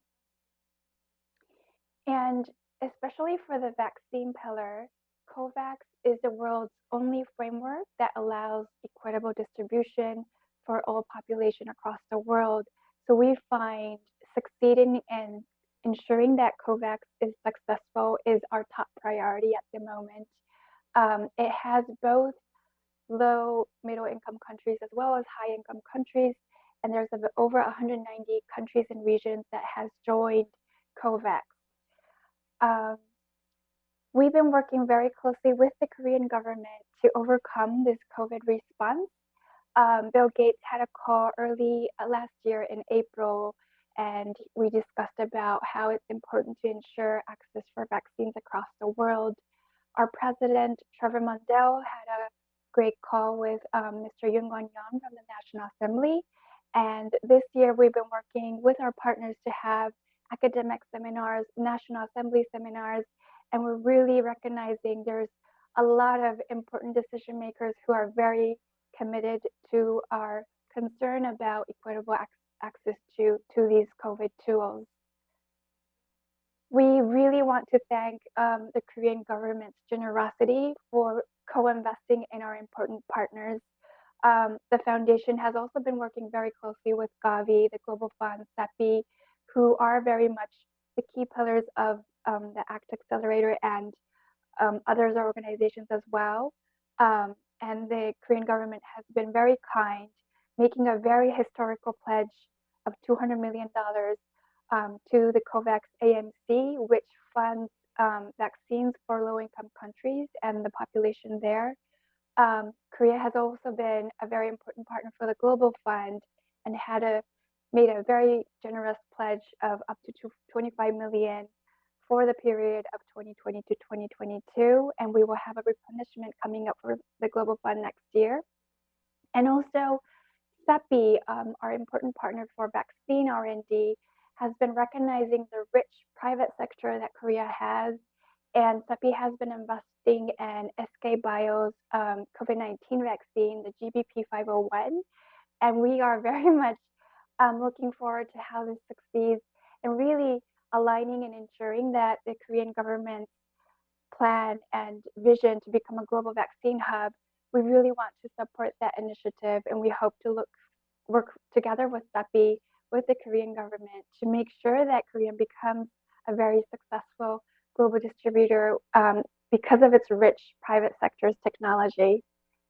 And this is just a timeline of how our partners, CEPI and Gavi, has been working, especially around for COVAX. And we really thank Korea for becoming the first Asian country to join Gavi in 2010. Most recently in 2020, Korea joined CEPI as well. And with SK Bio's partnership, we are seeing increasing collaboration, both with Gavi's AMC and CEPI. And we were very grateful for the historical pledge that President Moon made at the G7. And these are just photos from the ground where we're very happy to see that COVAX has been distributing some doses to date, about 499 million doses to 144 participant countries. And we hope to see more to come as the world aims to get the world population to be vaccinated by mid next year. So just to highlight some of the things that we are concentrating to prepare for the next pandemic, some of our learning around this pandemic was that we have seen a lot of successful innovation in R&D. We also realized how this pandemic shed light on the shortcomings of the ecosystem of the R&D partners. And we're also seeing there's a lot of disruption ongoing R&D programs in other areas. So we hope to end this COVID crisis by preparing for the next pandemic and building a more inclusive, better equipped innovation ecosystem that really tackles some of the long-standing global health challenges. So just to highlight what we are thinking around R&D in the context of COVID, we're advocating for a coordinated global R&D roadmap. We also want to see scaled up government and international funding for R&D. We believe that investing in vaccine development and in manufacturing capacity is critical. We also want to see much more development in next generation diagnostics and therapeutics. And lastly, we hope to see more locally led R&D ecosystem to better prepare for any new threats for humanity. Thank you, Golden.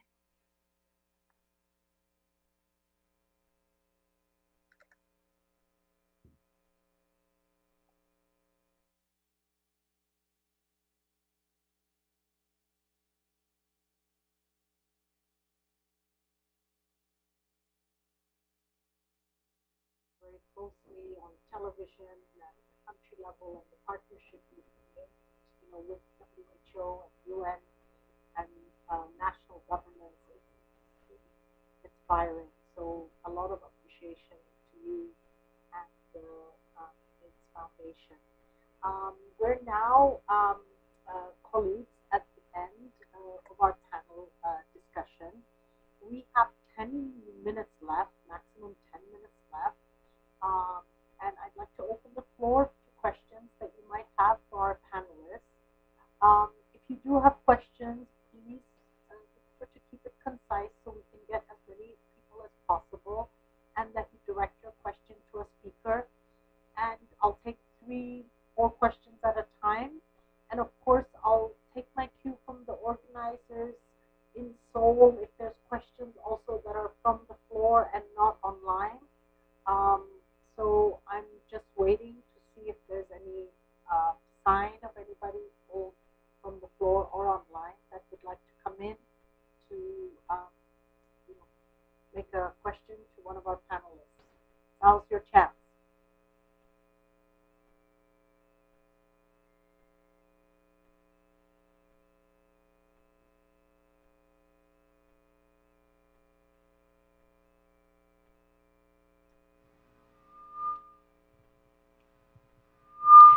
Hi, good morning. My name is Shannon May. I'm a co-founder of New Globe Education. I have 2 quick questions, one for Christopher. I just wanted to allow you to answer, if every school in the world had internet connectivity, what do you think the single most important thing should be done with that? What does that enable? And then separately for Graciana, as you were doing this study and trying to define system thinking and system change, how did you think, what are the things that inhibit a social entrepreneur from being able to engage at the level of root cause? Because you also mentioned the importance of changing power dynamics. And often that general social entrepreneurial space isn't necessarily inside where many of the power dynamics might happen. So I was curious where the blocks might be and what you've seen.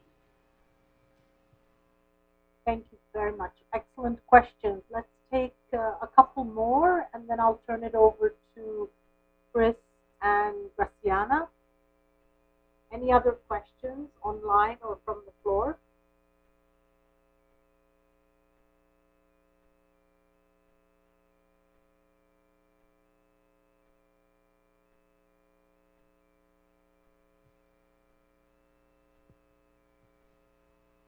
I'm Moses Isoba from Uganda. My question is to Miyoko Bill Gates Foundation. Quite intrigued with the preparation for the next pandemic. And you did mention there's quite a huge investment in R&D. But I would just like to find out to what extent is the foundation is investing in infrastructure development, especially around technology transfer for vaccine production, so that we can actually be able to produce vaccines in Africa, as opposed to depending on vaccines that are produced elsewhere.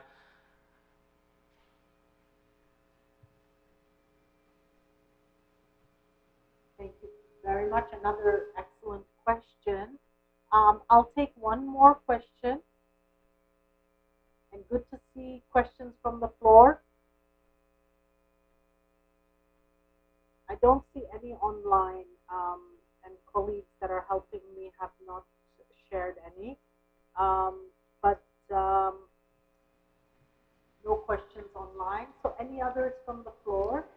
Hi, my name is Jason Song. I'm from the Korean National Diplomatic Academy. I would also like to direct my question to Mihoko of the Bill and Melinda Gates Foundation. So the first question is, from the presentation slides, it seems that the foundation is very much focused on partnering with the global health initiatives. Is there any specific strength regarding the development effectiveness principles that you find to be the strongest comparative advantage that these global health initiatives have? And sort of following up on Dr. Isuba's question on the localization, local R&D, we have already had some countries like France partnering with WHO to set up the local manufacturing plants on COVID-19 vaccines. Is the foundation also willing to work with these bilateral and multilateral, especially UN agencies, to further promote local R&D in terms of COVID-19 vaccine? Thank you. Very impressive questions, colleagues. let me turn it over to the panelists, starting with two questions that came to Chris and to Graciana. So let's start with Chris and then over to Graciana. And Mihoko, you're the lucky one. You got two questions. So why don't you answer the two questions after Chris and Graciana? So Chris, over to you. Thanks, Golden. So I'll be short to give Mihoko all the time on the hot seat for those questions. Thanks, Shannon, for your question. I think I want to just reframe it slightly. So it's, when we connect schools, all the schools in the world, and when we connect them to safe internet, because the internet that exists now is pretty terrible in many ways, and we're working with UNICEF's education and protection teams on this. When we connect all the schools to the internet, the single biggest issue for me is connecting young people to digital financial opportunity. You have 1 billion young people who are left out of the future digital world and digital finance system. And I would quote President Masisi, who we were speaking to very recently in Botswana. He said to me and to our executive director, Botswana obviously is a landlocked country. Giga schools are our ports. They are the digital ports of the future. They are where our trade will come in and leave our country. If we aren't connected to high-speed, good public internet, we can't be involved in global trade. And again, I'd say there are 1 billion kids who are being left out of all of the revolution of digital commerce, digital entrepreneurship, digital art that's happening around us. And if that happens, we have a world that's even more divided, hard to imagine that, than it is today. And that's what really worries us and keeps us up at night. Thank you. Then very happy to continue, and thank you for the question. Let me share 3 thoughts. So one is it's true that the social entrepreneurs are more exposed to vulnerable communities. That's also what we find, and this makes them even more important allies right now, also in the situation of the pandemic. And the second thought is that the points I mentioned on power dynamics, mindsets, structures, social norms, they are not fully independent. They are quite closely linked with each other. So it's very important to actually start with inviting, first of all, the social entrepreneurs into this. And for this, let me share some more ideas. So that is my third point. What we have seen on co-creating data or sharing data from the example in Colombia, that's also a point that we have very high on our list. The other one is really the collaboration and promoting the collaboration between the public sector organizations, the public, private, and social sectors, and then also in the next steps to foster the institutionalization. So when they're coming out good activities and ideas from the social entrepreneurships, to really foster the institutionalization of those.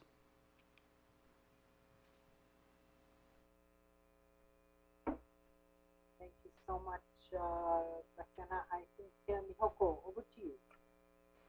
Thank you very much. And thank you for the question on vaccine manufacturing. This is a great question because we actually believe we have learned how geographic distribution of vaccine manufacturing capacity is one of the most important things as we want to achieve vaccine equity.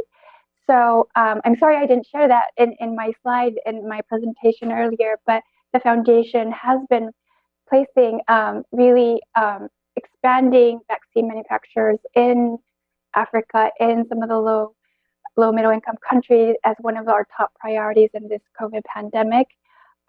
So we believe that vaccine manufacturers in developing countries are critical to develop manufacturing to low cost, high quality vaccines that can reach everyone. Just to share one example, Biopharma in Indonesia is now the sole developer for the source of several oral polio vaccines. And even when large multinational vaccine companies are no longer manufacturing these, Indonesia remains to be the one producing these vaccines. So it's very critical that we make sure we have a very sort of distributed vaccine manufacturing capacity around the world. So we are highly investing in the African continent, as well as in Asia, as well as low middle income countries.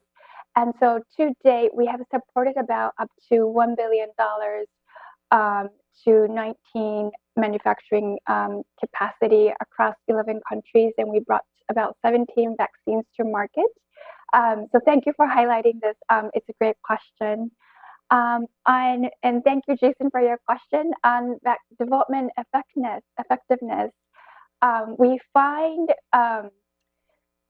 for the foundation, it's always about impact and the leverage of how we can really bring together all the different sectors and really extract their strength. So the government, the private sector, international organizations, NGOs, the academia, every sector has the strength. And I think by pulling all of those strengths together, the foundation tends to really appreciate initiatives when we see this multi-sectoral type initiative where the strength of all of the sectors come together in a way. So just to share a quick example of how the Vaccine Alliance, Gavi, has been successful, bringing together vaccine manufacturers in the private sector with the countries in need of these vaccines, as well as our partners like UNICEF, international organizations, NGOs on the ground. Gavi has successfully, for example, decreased the price of vaccines by about 37%, depending on which vaccine you're looking into. This is because before Gavi was created, every developing country government had to go and negotiate the vaccine prices to each of the different vaccine manufacturers and companies. And by pulling together that big market of low middle income countries' needs of vaccines, the supply and demand sort of was basically enlarged, and it was a win-win situation where you have a much more stable market. So in a way, we really value these partners like Global Fund, Gavi, where we see all the sectors coming together and really leveraging their strengths.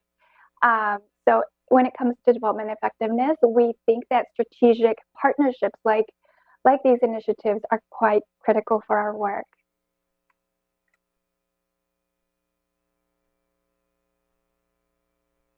Thank you very much, Mihoko. Colleagues, we have come to the end of the time that's given to our panel. So I just want to say how stimulating of a discussion it's been. I want to thank you very much to our panelists. Let's give them a round of applause from online and in the room. Thank you for being here, sharing experience and perspectives on promoting development effectiveness during the COVID pandemic and finding innovative approaches to achieve the SDGs.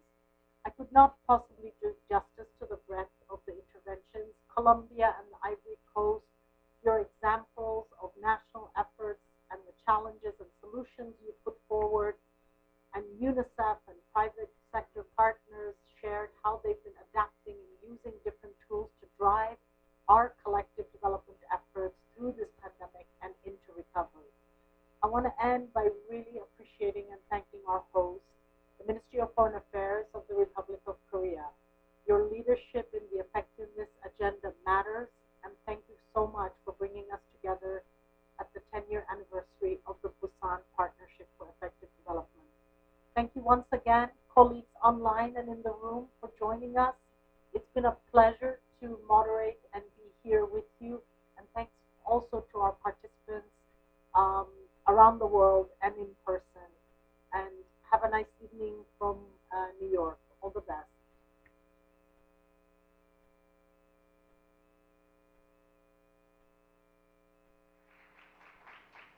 Thank you for an excellent and insightful discussion, Ms. Turkos-Koslet, Mr. Kumar, and panelists. We will now have a quick 5-minute break to prepare the stage. Please be seated by 10:15 so we can begin session 2. Thank you.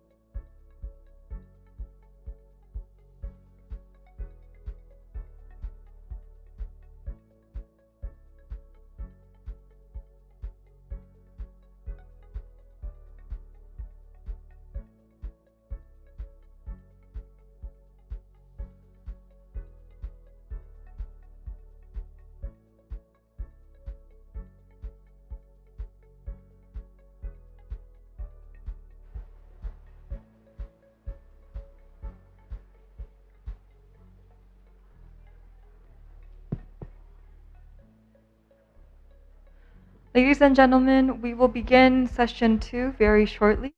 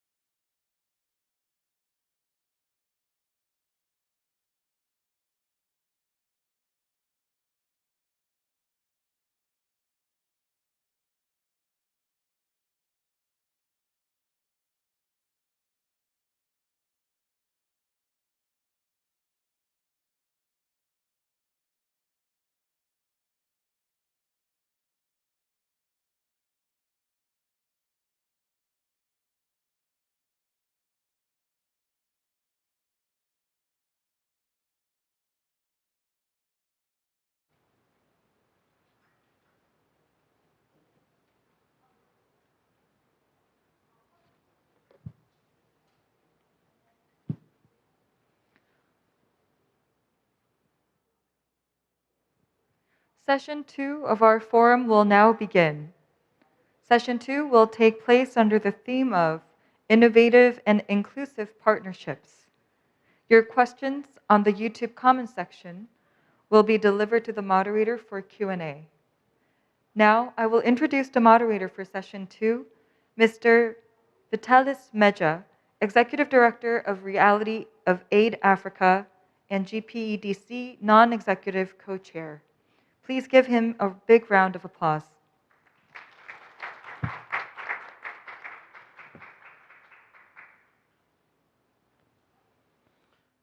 Thank you very much. And again, I'd like by congratulating the government of Korea for sustaining this process and choosing this very timely topic to be on the agenda. Indeed, inclusive partnership is one of the most fundamental principles of development effectiveness. It is the principle that glues all the actors together and remains the main vehicle for the achievement of the clarion call of leave no one behind, particularly in the current context of the pandemic. For citizens and other non-state actors, it remains one of the fulcrum for entrenching ownership, demanding accountability, and ensuring sustainability. In the current context of the pandemic, innovation and inclusivity in a partnership framework should be the norm and the new way of conducting business. For this session, we seek to discuss and consider the impact of the pandemic on inclusive partnership and showcase innovative approaches and indeed discuss how these approaches can be taken up to scale. We have this segment where we'll have a lead presenter, after which we'll have a panelist of 4 to discuss different elements of innovative and inclusive partnership. Our presenter is Mr. Yong Son. He's a former president of Samsung, co-founder of Extreme Tech Challenge, and is going to address this question: how business leaders can promote new, inclusive, and effective partnership that is supportive of development cooperation principles. Welcome, Mr. Son. Hello. First, I would like to thank the Busan Global Partnership Forum for inviting me today. It's an honor to be here with all of you. My theme today is how inclusive and effective partnership can be promoted and taken to scale to benefit humanity. It takes everybody working together to make things happen and solve grand challenges. But how can we do that effectively? What is the best platform through which innovative and inclusive partnerships can flourish? Having served in multiple roles throughout my career, from entrepreneurship to investor to executive at large global corporations like Samsung, this is a question I have considered deeply. It is clear to me that the public-private partnership model can help make research and policy more responsive to the changing nature of innovation and to social and global challenges. I believe public-private partnership can form a virtuous cycle. Private sector innovation can help to inform public policy, and public policy can help to stimulate further innovation. But for this to happen effectively, we must need the right kind of platforms and partnership models to facilitate cross-pollination. These kinds of mutually beneficial partnerships are more important than ever. Why? Because we live in uncertain times. I believe that in these times of global pandemic, ever-increasing and destructive natural disasters, there is an urgent need for innovative solutions that can help address the world's most extreme problems and make our planet a safer, healthier, and more prosperous place for everyone. The good news is that we also live in a time of great hope and opportunity thanks to forward-thinking entrepreneurs who are determined to change the world for better. As we have seen from the recent pandemic, technology has been transformative in creating new solutions and opportunities. An example of that comes from mind is the small company out of Germany, BioNTech, which developed COVID-19 mRNA vaccines. It typically took 3 to 10-year process to bring a vaccine to market. Today, BioNTech brought the vaccine less than 15 months. Innovation is happening at a faster pace, and the call for global cooperation has never been more imperative. But solving the globe's biggest problem cannot be done alone. It's not a solo effect. Most recently, top leaders at COP26 have emphasized the model of public-private partnerships to solve our toughest problems. That's why I co-founded Extreme Tech Challenge 8 years ago. XTC is the world's largest startup competition, an ecosystem for purpose-driven companies that are addressing global challenges and pioneering technological breakthroughs that can help power a sustainable future. Our mission at XTC is to be the global platform that allows cross-pollination to happen by matching amazing entrepreneurs with the very best thinkers and practitioners and corporations across the board. We want to act as an accelerant for many of the amazing innovations across the world by giving them the access to the resources and partners they need to be successful. One way this can be achieved is through a partnership and development cooperations for NGOs and GOs. These kind of partnerships can serve to inform policy and help deploy new innovations and technologies across the globe. There is no doubt in my mind that innovation, global partnership, and smart policies can together solve the biggest challenges we're facing. One great example of this is between XTC and UN's Food Agriculture Organization. This is a partnership which formed to advance tech innovation for sustainable development on a global scale. The partnership is anchored in a mutual commitment to empower the next wave of disruptive entrepreneurs who are harnessing the power of technology to drive the sustainable transformation of the agri-food systems and put an end to global hunger once and for all. This partnership is providing exceptional startups with broader exposure or recognition and opportunities to scale their businesses and apply their innovations to real-world problems that the United Nations is working to solve. Personally, when I see breakthrough solutions in startups, no matter where they are, I want to refer these players and ideas into global entrepreneurship ecosystem. Diversity strengthens innovation. Innovation has no borders. I am most excited by deep tech startups and solutions that are tackling the hardest problems we're facing today, that are unlocking breakthrough innovation in service of society. The truth is there needs to be more capital applied to top tech problems.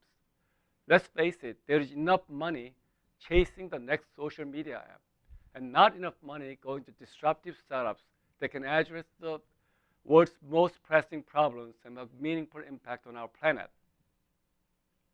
I believe that encouraging innovators to pursue these top tech problems and focus on the greater good is an effective way to raise all the boats.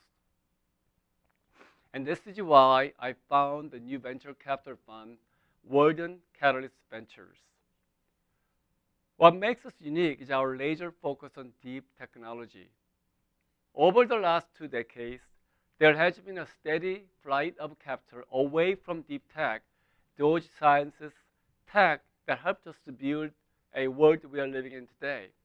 While many traditional VC firms have chosen to focus on consumer, enterprise software ideas, every member of our team has stayed true to the deep tech category. We have an unwavering belief in the ability of data and AI transform the way we live and work and play. To that end, we are targeting startups that take a revolutionary approach to massive industry opportunities by using data as the fuel and AI as the engine. Just like what happened in the 19th century, the gas-empowered industrial innovations that we are living in today. We are also firm believers in helping the world to be a better place. That's why World Catalyst has close ties to the Extreme Tech Challenge. World Catalyst shares XT's mission of finding the next great disruptive startups that can reach massive scale while having a meaningful impact on our planet. A key point here is the need to develop an innovation economy that is supported by global partnership in the true service of tackling the UN Sustainable Development Goals. The idea is to create a global partnership network that finds these high potential startups that are focused on serious technology and then connects them to top-tier innovators, investors, mentors, and public policymakers that can help them scale up and out. The kind of network can serve as a central market for innovation, a place that showcases these breakthrough startups as shining examples. And it can also serve as an inspiration to other entrepreneurs by proving that there is an investor interest and scale-up traction for truly responsible innovations that are focused on radically improving society and the environment. What are the fruits of such a partnership network? Well, let's take a look at this year's XTC winner, DOT Inc. of Korea. DOT is taking the most advanced technology and applying it effectively to help lift up an undeserved population, the 250 million people that are impaired with their vision. I'm personally very much encouraged as a Korean and as a global investor to collaborate with great leaders like DOT Inc.'s founder and CEO, Eric Kim, whose lightweight, cost-effective, tactile tablet technology that can give blind people the same digital, mobile, and cloud capabilities as you are enjoying with your mobile phones today. In terms of public-private partnerships, DOT's technology is now being deployed in Korea with the Busan Metro right here, and in America with the Department of Education. DOT's game-changing technology even earned Eric Kim an innovation Award to present to South Korean President Moon at the KADD Plus Ventures Conference at the Blue House in August. He was also named as Forbes magazine's 30 under 30 Asia. Another example to highlight is the winner of the EdTech category of last year's XTC competition, TOMI, from Colombia. TOMI is a platform and a device for kindergarten to grade 12 teachers in emerging countries to create awesome instructional content that facilitates better learning for students, for teachers to share, all done without internet connection. Education is a great equalizer. Startups like TOMI are opening up more opportunities to youth across emerging nations. Youth bring more equality and prosperity in our society. Perhaps the thing that warms in my heart the most is that impact investing has become an important mainstream strategy for a broad array of investors. We have truly reached an inflection point where impact is meeting profitability. It's clear impact investing is here to stay, and it's easy to see why impact investing has gained momentum. Around the world, the human and economic toll of pandemic has prompted to rethink about what society should look like. Calls have been mounting to use recovery as an opportunity to build economics in a way that addresses key social and environmental challenges. Indeed, many of our corporate partners are represented by newly appointed leaders for sustainability, social impact, and climate impact. They realize that impact investing has become a critical part of running a successful business and meaningful and successful investment portfolio. Capital markets are now rewarding entrepreneurs that build profit, but also the good for this planet, and they are rewarding them in an oversized way. That's why there has never been a better time to start a business that is profitable and do the good for this planet, because the capital markets will also reward you and fuel these businesses. Just look at companies like Tesla or Beyond Meat. The multiples on these businesses are enormous because capital markets finally recognize that unless something is done that's good for this planet may not exist. I believe there will continue to be oversized reward going to entrepreneurs that are trying to drive fundamental structural change. Given the many challenges the world is facing today, global partnerships that support these kind of startups and innovation have a social and special urgency and significance. I couldn't be more proud of the startups, innovators, and policymakers that have collectively come together to empower game-changing technologies, build innovative ecosystem, and make the world a better place for everyone. Thank you very much. Really appreciate my opportunity to share my journey. Thank you very much. And I think Mr. Son makes a very good points, especially on the need for government to enable innovation to promote partnership, but indeed also for innovators to provide access to resources and technology to reach out to those most left behind. So it's really a critical point that we need to look into with regard to how we enable all the actors in a partnership framework to ensure that indeed the principle of inclusive partnership plays a major role in transforming the livelihoods of our people. In the next segment, we want to really delve further into some of these issues, and I have a panel of excellent panelists who are going to speak to various issues. Today we'll be joined by Mr. Luca De Freya, Deputy Secretary General of Action Aid Italy. We'll also be hearing from Dr. Ute Boloff, who is the Deputy Director General, Ministry of Economic Cooperation and Development, Germany. We'll hear from Mr. Thomas Davin, Global Innovative Director, UNICEF, and also Ms. Gina Lucarelli, I hope I pronounced that correctly, team leader UNDP, and all of them are going to provide insight to different elements of partnership, and I hope we give them a chance to listen to some of the excellent ideas they're going to give. So I'll start with Mr. Luca de Fraya. He's online, I hope. And the first question I want to present to him is that, Mr. Luca, in the current context, especially in the context of pandemic, what steps should be taken to promote a conducive environment for non-state actors to maximize their effective engagement in development cooperation? Over to you. You have 7 minutes. Thank you. Thank you, Mr. Moderator. I hope you can get my voice clearly. And as you can imagine, it's a great pleasure to be with you all today. And so my thanks to organizers and the Republic of Korea more specifically. And let me also note, as others have already done, it is the 10th anniversary of the Busan conference, so it's even a greater pleasure to be here with you to discuss progress over the past 10 years and what we have to do in the future to do better. If I may, I would start with some reactions, if I may, to the important submission we just heard from Mr. Young. I think we can learn a lot from his leadership in the business community and in the innovation community.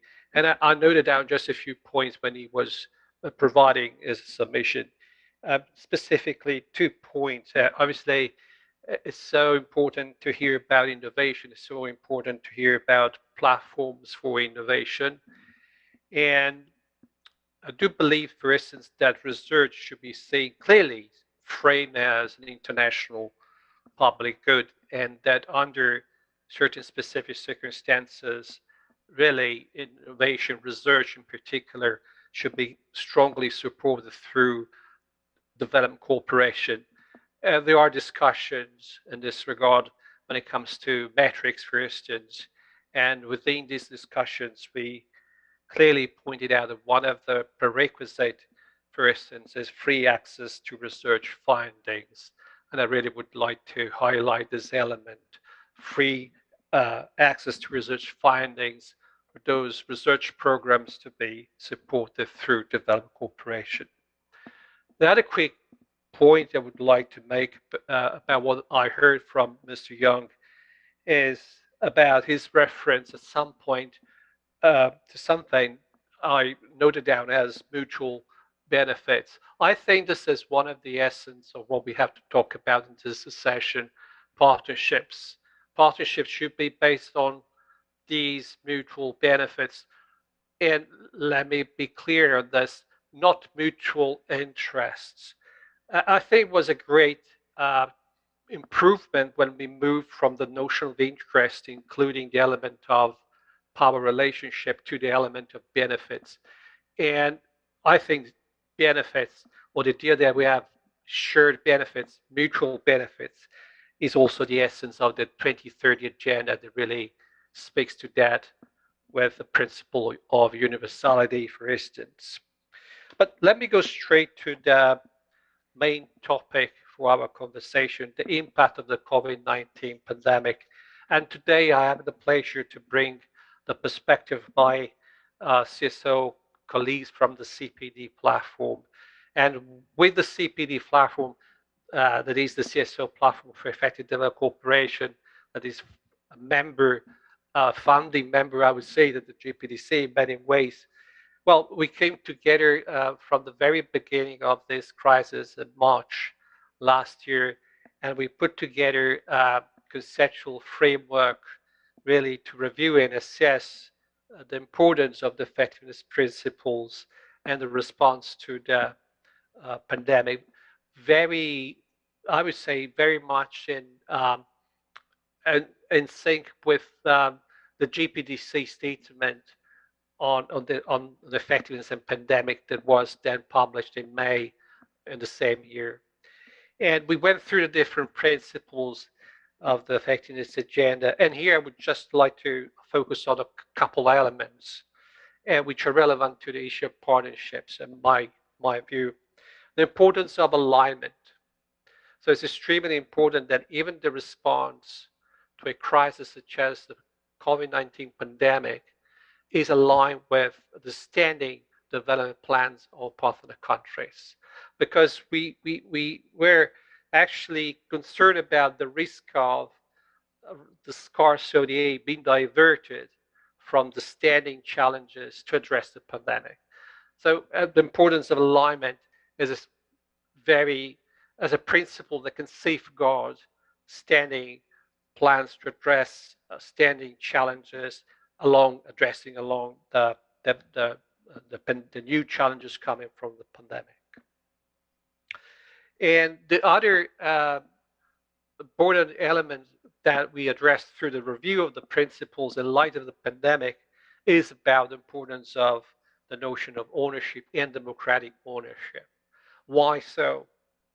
Because we noticed that one of the major elements in the response to the pandemic, social restrictions, may have unexpected, undesired implications on stakeholders, non-governmental stakeholders specifically.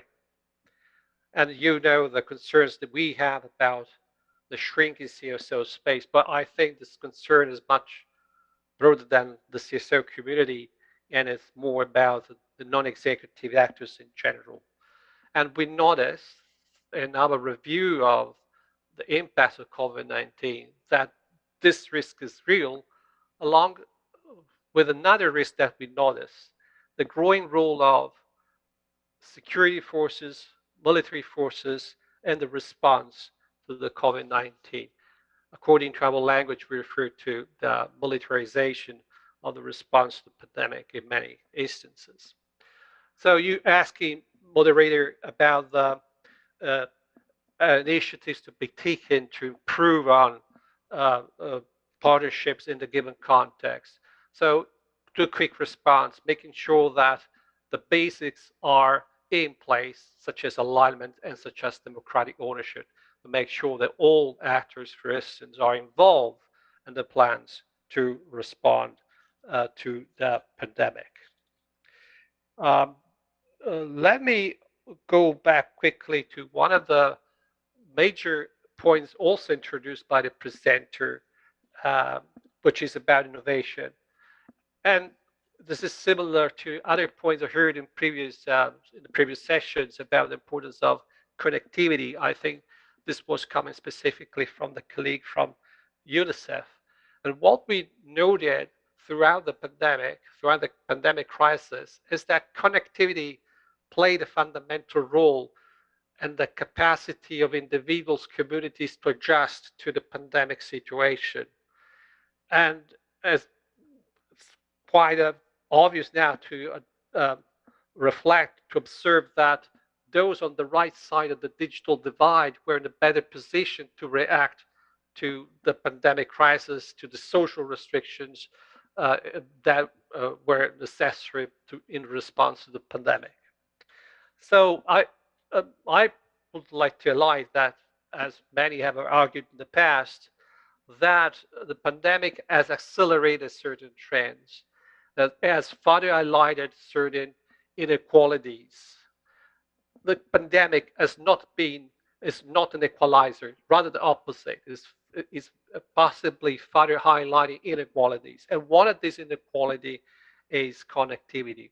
So again, to the major questions for this session, what we should be doing to address the issue of better partnerships in this specific context. Surely address the issue of digital rights, the issue of connectivity can be part of the response. I will stop here if this is okay with you, moderator. Thank you very much. Thank you, and much appreciated. I think the critical point that you raise around democratic ownership and indeed for it being at the center of inclusive partnership is duly noted, and the need for alignment. I think those are very important points that maybe the plenary will also have a chance to address this itself too. The second speaker is Dr. Ule Boloff. Unfortunately, she could not be here with us due to COVID restriction, but she was kind enough to send us a video. I don't know if we can show the video of Dr. Ute addressing the question of the main challenge and opportunities COVID has posed for private sector development cooperation actors in relation to inclusive partnership. Thank you. Good morning, colleagues. I'm very sorry for not being with you in Busan today, but just attending virtually.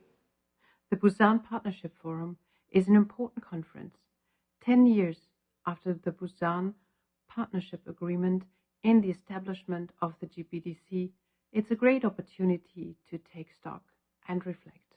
The COVID crisis has clearly shown that effectiveness and innovation are all the more important in the context of development. The GPDC is the multi-stakeholder partnership promoting effective collaboration across public and private sector as well as civil society. I'm grateful GPDC's co-chair Meja is hosting and moderating today's session. Germany is deeply committed to the GPDC. It has chaired it for several years and is currently a member of the steering committee. And allow me to say, as a person coming from the private sector, I cannot agree more that we really need to harness the potential of every stakeholder to achieve the ambitious Agenda 2030. I would like to take today's opportunity to inject and spread the idea of the Kampala Principles into your discussion. The Kampala Principles complement the Busan Development Principles and particularly address the needs of the private sector. We developed them together with all relevant stakeholders and came up with 5 principles: inclusive country ownership, results and targeted impact, inclusive partnership, transparency and accountability, and leave no one behind.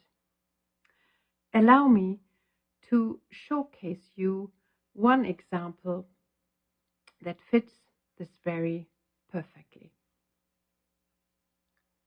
It's the example of the Kalangala Oil Palm Growers Trust in rural Uganda.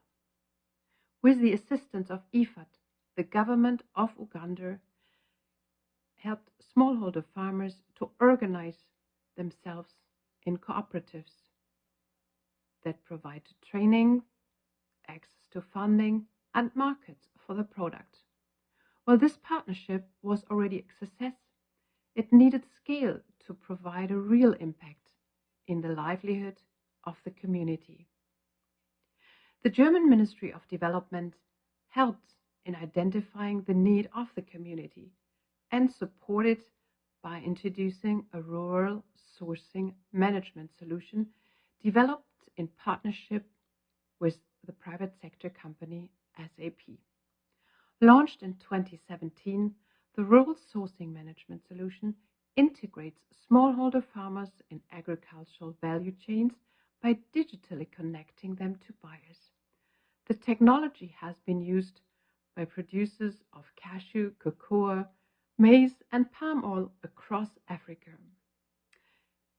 And allow me to stress, it is a business case for the private sector company SAP.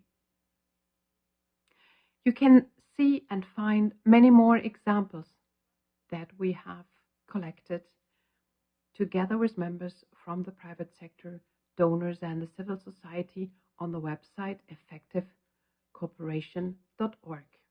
And please spread them and help us create even a larger portfolio of cases.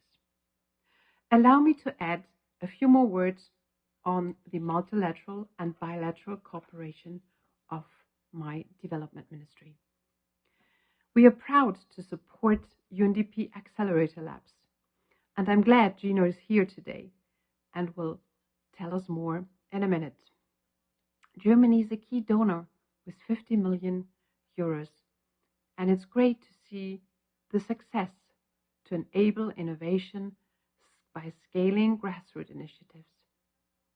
UNDP Accelerator Labs delivers impressive results, spans globally, fosters learning, and significantly contributes to leave no one behind. Similar, I would like to point out a few of our innovative initiatives being also multi-stakeholder alliances. It's the digital labs as well as the digital centers in our partner countries where we aim to scale digital solutions in development together with all relevant partners. It's great to see the Kampala principles in action. I wish you a successful conference, an inspiring exchange, and new ideas to increase our development impact and to recover better. Stay safe. Thank you very much for the statement, Dr. Uta. I think there is a thread that keeps flowing in all the presentations, that inclusive partnership will not just happen naturally, that it is a process that we have to invest in, and we have to enable it, and we have to provide a conducive environment for it to happen. I think the examples that Dr. Uta provides really underlines that need, and when all these are in place, the partnership grows. Without further ado, I'd like to welcome my next speaker, Mr. Thomas Davin, who is physically present. I was feeling lonely and he came along, so thank you very much. Mr. Davin is with the Global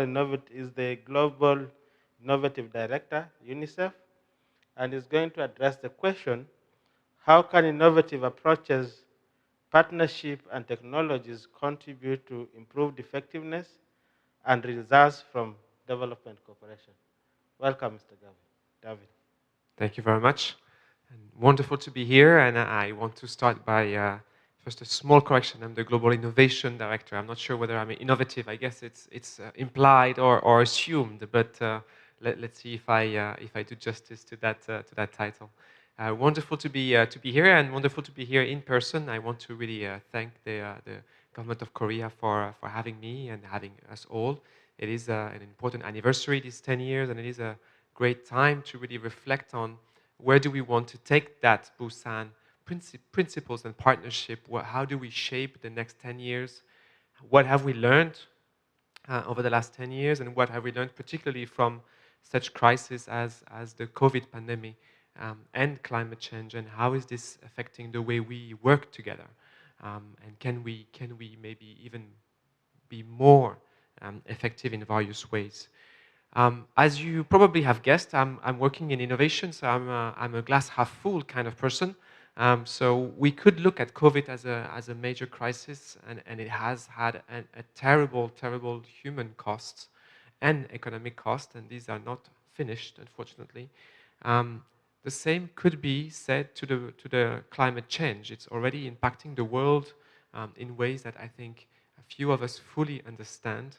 It will very likely continue to impact most countries of the world, and certainly from a UNICEF perspective, hundreds of millions of children's future.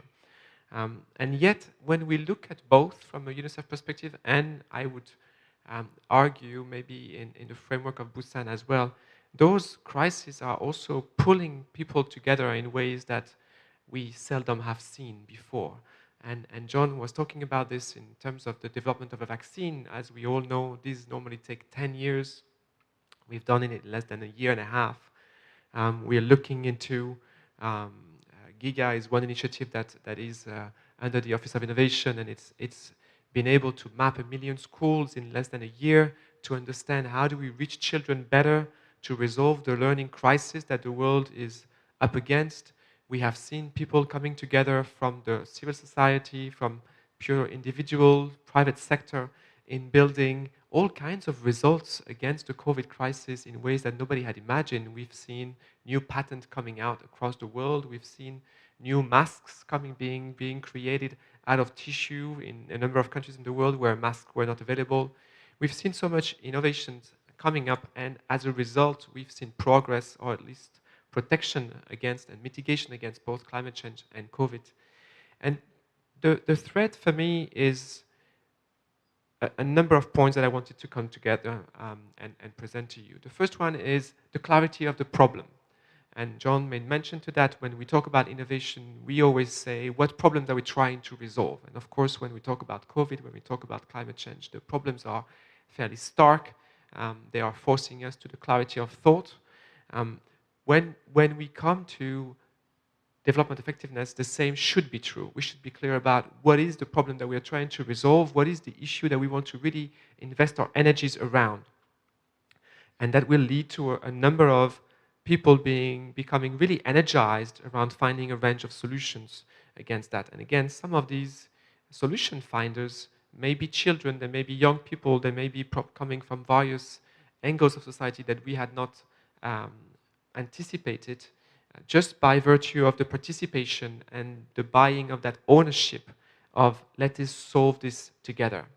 And that comes to the second maybe principle, which is a whole of society approach. When we come to, again, COVID, climate change, any of these big problems, what makes them powerful is because all the societies feel this is important for our survival, this is important for our future. We have a say because that will impact us. So then maybe we have an idea to contribute. And maybe that is part of what we need to find better ways to reach that engagement when we talk about development as well. How do we get a whole of society engagement? How do we build a pathway so that there is an ownership across society around this? And then, of course, how do we then build the framework and the context that enables, that fosters innovators? And you've talked about this. Some of that relates to how do we empower social entrepreneurs.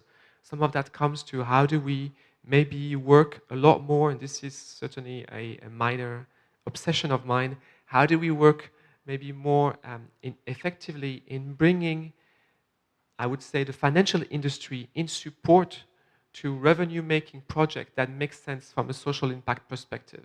We know that most of the money that is in the environmental, sustainable and governance financial investments in the world, which is about $40 trillion today, is actually mostly lending in developed country today and not in the developing world.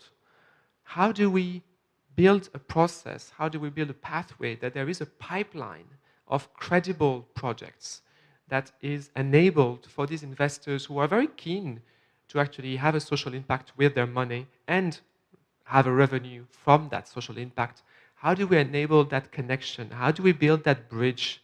How do we enable the credibility of that pipeline? And maybe for a number of donors that we work with, can we even leverage some of the tools that currently exist amongst some of the donors, but maybe not enough, which is called the guarantees, right? Can we maybe get more investments around guarantee systems so that donor funding act as first loss, so that we can then reassure a number of investors that they don't know a number of the countries that we work in, and maybe they will be reassured by having a donor that knows this country, that knows the context, and that actually says, I'm happy to co-invest with you, and I'm happy for my investment to be maybe a first loss investment should that project go badly. So to me, there is that enabling environment that is so critical when we talk about the Kampala principle and bringing the private sector in. We need to give the conditions of engagement for that private sector to feel comfortable and to want to bring in. It can't be just a philanthropic idea. It has to make sense for them. And I joined very much the speaker before me that talked of joint interest. It has to be of interest to them. It has to speak to their essentially business engagement and an ROI, a revenue making business. Within that, I think we sit on an incredible set of tools and superpowers, which is that we are today in the world sitting on incredible technology. And again, the speaker who had the keynote, John, made a number of references to this, that speaks about machine learning, AI, the use of satellite imagery, the use of blockchain technology, the use of satellite to understand where schools are, the use of chatbots. All of this technology currently exists and it is at our disposal. We can do and we can use the technology to really leapfrog a range of progress in a range of contexts that we work in. And maybe that's just something that I, from a UNICEF perspective, would really want for us to do better, which is knowledge management around what are solutions that are underpinned by technology, digital solutions that currently exist in a given country. What impact do they have in that country? Can we learn from that impact? And can we make that available to any other country that may be interested in leveraging that solution, either in education, healthcare, water and sanitation, any other social sector? For this, we have some of the mechanism of governance at the global level that exist.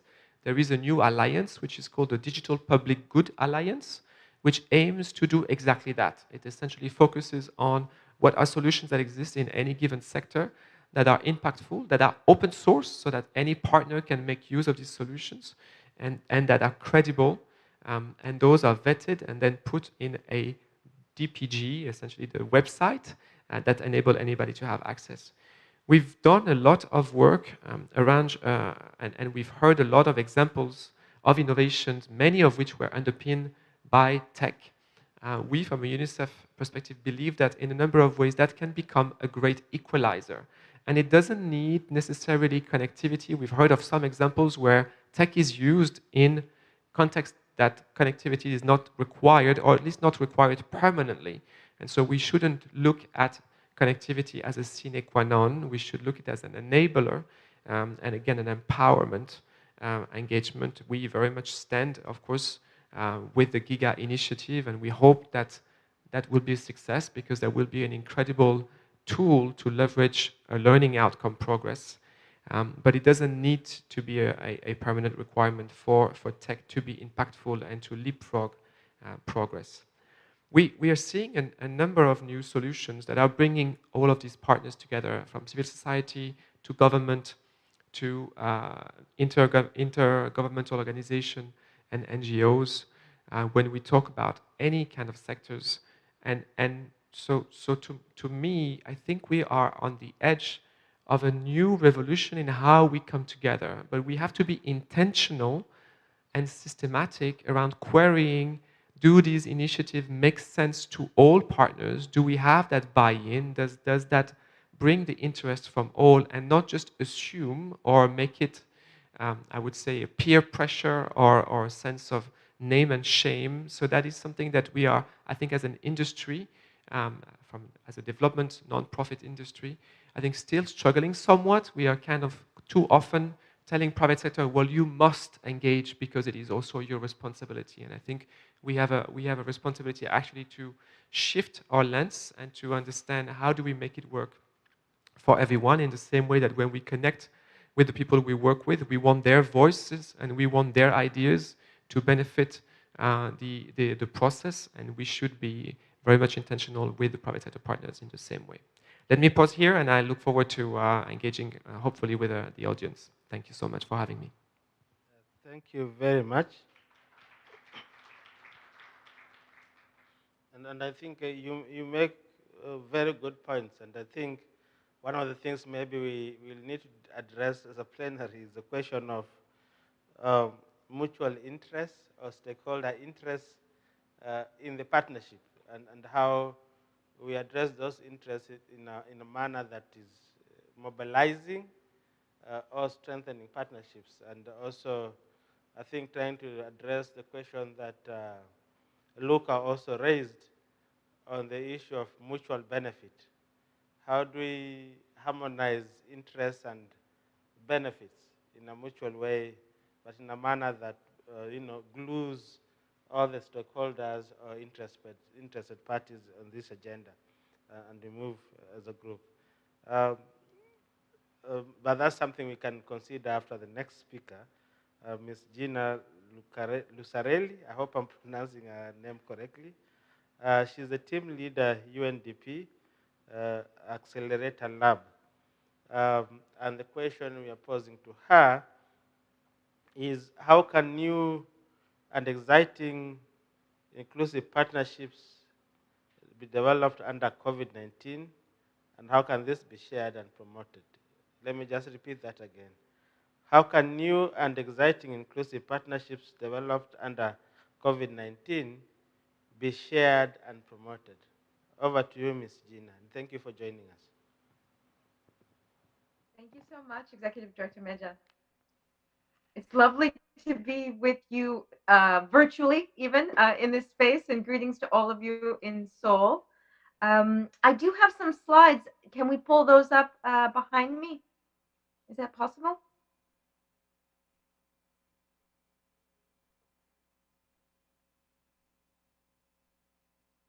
I can't see the stage if the slides are there. But essentially, what I wanted to talk to you about today is the UNDP Accelerator Lab Network and the way that we approach partnerships, which we think is, taking it to a new frontier, is to approach a partnership as a learning journey. So as a journey where we believe that what the world needs now is learning and experimentation so that we can learn what works and what doesn't in sustainable development. So the partnership becomes very much focused on pooling collective intelligence, identifying what is the edge of what we know and how can we get there together. So what we see happening in the world is essentially that there is developing a gap between current approaches, which are making progress, but not at the speed of change and at the level of complexity of the problems around us. So if you imagine you're a mayor of a city where you have on one side of the river burgeoning economic growth, and on the other side of the river people living with much lower levels of human development. You're trying to manage this equitable growth across your city. But you're also a technologically savvy mayor, and you've heard of facial recognition software, and some cities are using this to crack down on crime. But you're concerned about the privacy and human rights implications of this software. Meanwhile, you're an ambitious mayor and you want your city to achieve a zero carbon footprint by 2030. So you're balancing these objectives of low carbon growth, equitable development across your city, and tapping into new technologies. Where do you invest? Where do you allocate your municipal budget? Which partners do you work with? These are the kinds of questions that we believe in this moment of planetary crisis, best practices do not always exist. And this is why we need to empower experimentation and accelerate learning. That's what we've done thanks to our founding investors, the Federal Republic of Germany and the Qatar Fund for Development. We have established a network of 91 accelerator labs, which are social innovation teams embedded in United Nations country teams. They're teams of data scientists, ethnographers, sociologists, community organizers, designers, entrepreneurs, who we've brought in to help us reimagine development and indeed accelerate the pace of learning on what works and what doesn't in sustainable development. We work with a lot of different kinds of partners, and here again, it's key for us to approach partnership as a learning journey. We say the problems of the world don't have known solutions. Come learn with us. We'll figure it out together. So we work with telecom companies. We work with e-commerce platforms to connect informal vendors in the context of lockdowns when markets were not available. We work with R&D institutes, universities, networks, hubs, labs, all kinds of partners. We saw this a lot during the early days of the COVID-19 pandemic when, as Thomas mentioned, the availability of inputs for personal protective equipment was very, very low in many developing countries. The World Health Organization estimated that we would need over 80 million masks per month.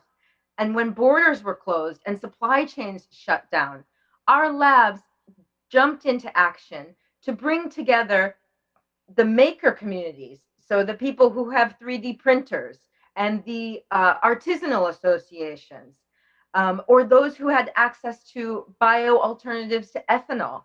They tapped into this to create a bottom-up movement where government said, you know, we want to protect you from this pandemic, but we don't have all the supplies or all the answers.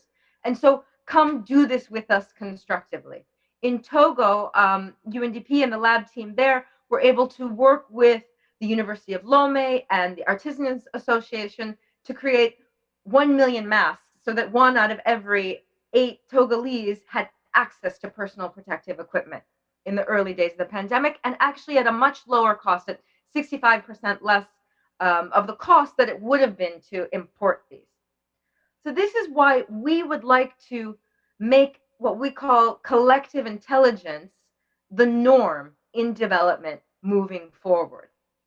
Basically, collective intelligence is people who have been coming together to work together, having better access to ideas and information so that they can solve problems. A great example, often these collective intelligence efforts tap into new technology and new sources of data.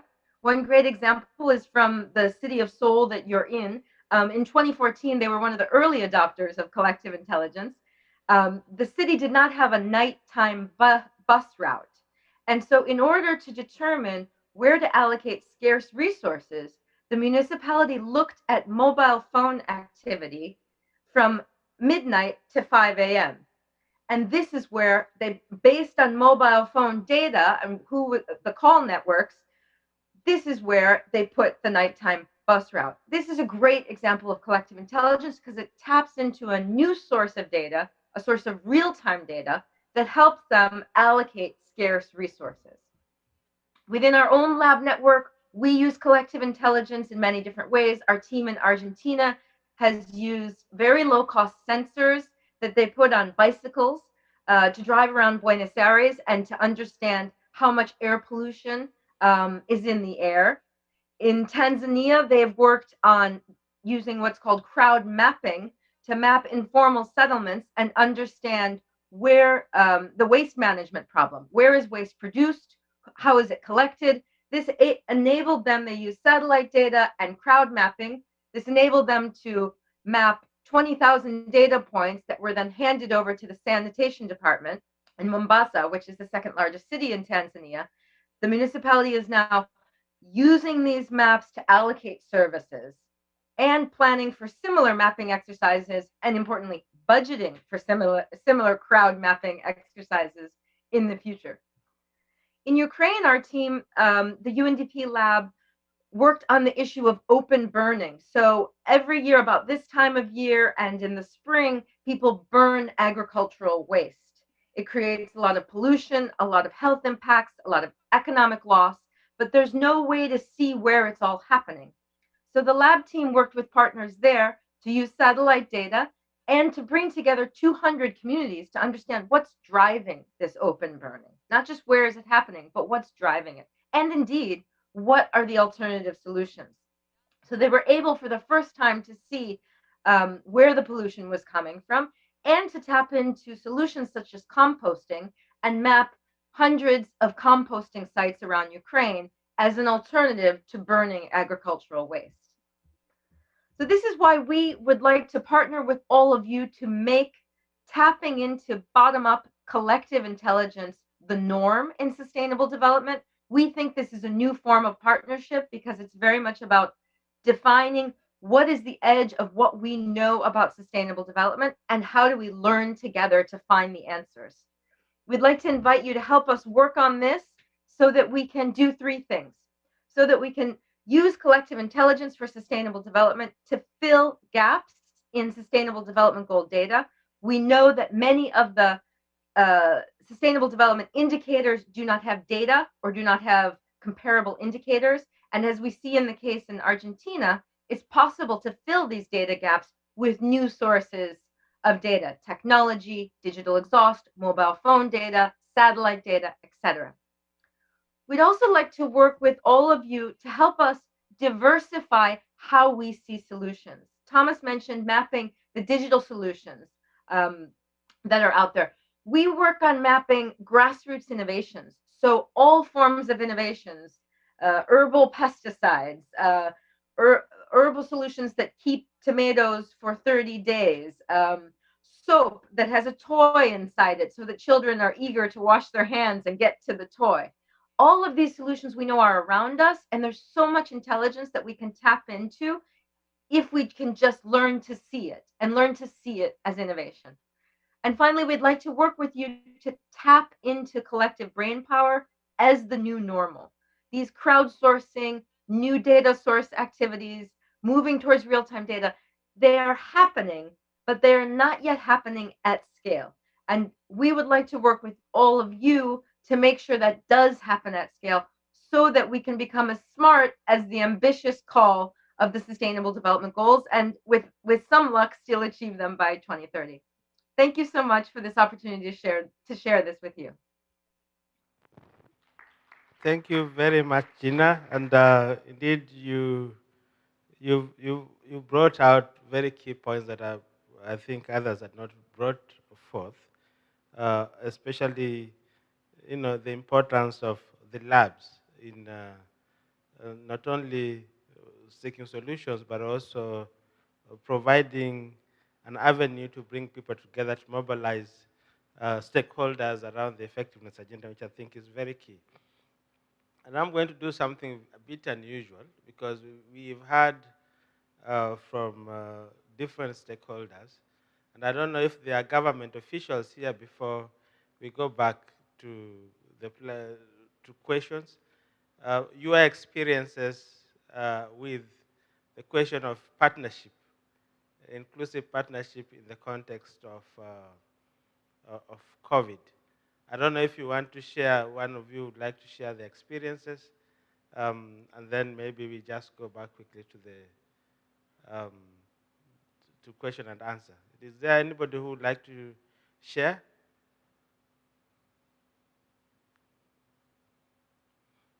Any government official in the plenary? Yes, Monica. Okay, thank you. I'm Monica Suna, the National Treasury Kenya. Thank you, Mr. Major, the moderator, and also the presenters. Yeah, I'd like also just to comment that, especially in the era of the pandemic, inclusive partnerships is very critical. For Kenya, when at the onset of the pandemic in Kenya, there was a rallying call for all stakeholders to come and support the government, because this is something that, caught most governments off guard. So bringing all stakeholders on the table to discuss this issue on how to support was very important. And also one lesson that we learned is that coordination of all stakeholders is really important, but also government taking the lead, because we have to, direct the stakeholders where we want that support. Where is the area that we really need most of that support? Financial was really critical, but also the innovative approaches.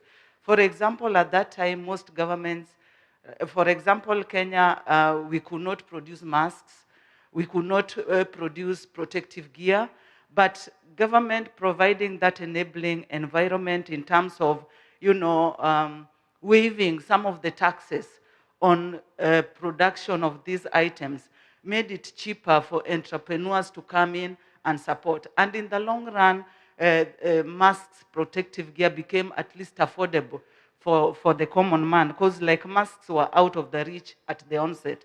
So enabling policies and that enabling environment is critical. And in that, issues of taxation and issues of, coordination and also a discussion on how we move forward is very important.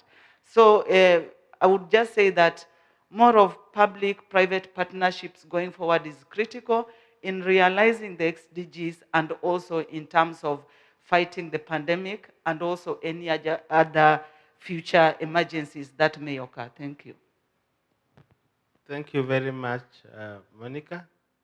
Is there any other government? Yes, Daktari. Yes, I know. Can you give him, the gentleman here, to also share some of his experience? Thank you, moderator. It's still good morning to everybody. I'm not a government official. Okay. Now, I think one of the major development which we would look for in the GPDC in its second decade is that precisely how to absorb the innovation and also the inclusivity, for that matter, devolution of the partnership into much more grassroots level and with multi-stakeholder partnership. So I really welcome this session and congratulate the organizers for putting this in, and particularly you in the chair. All the presentations were very, very insightful, coming from different parts.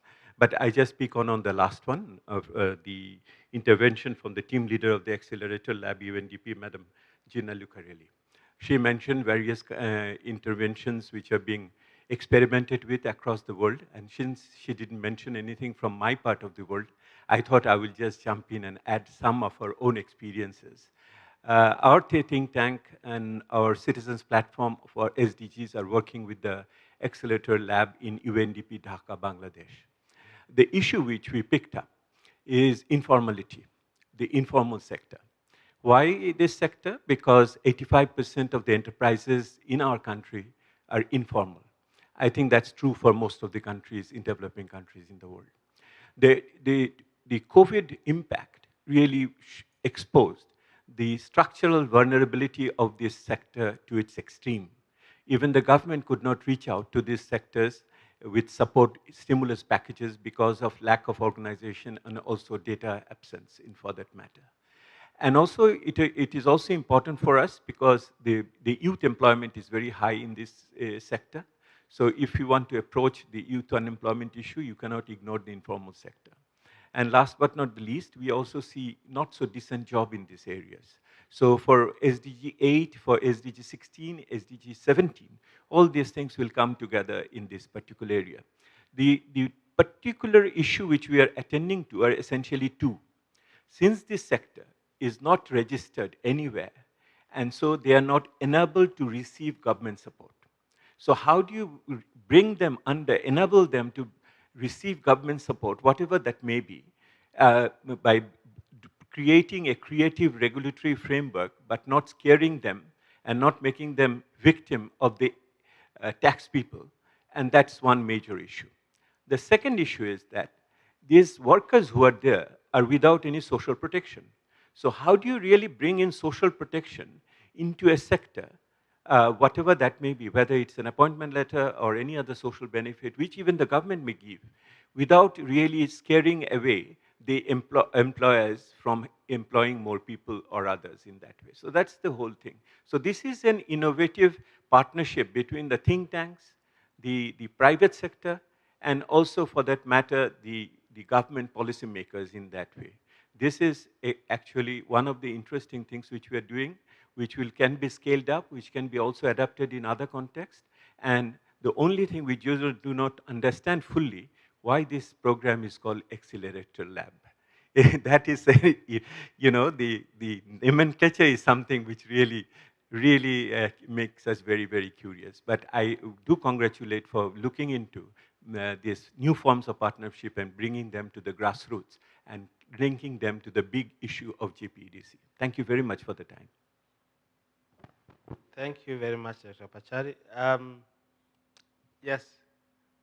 Then, please, can you share with him the microphone?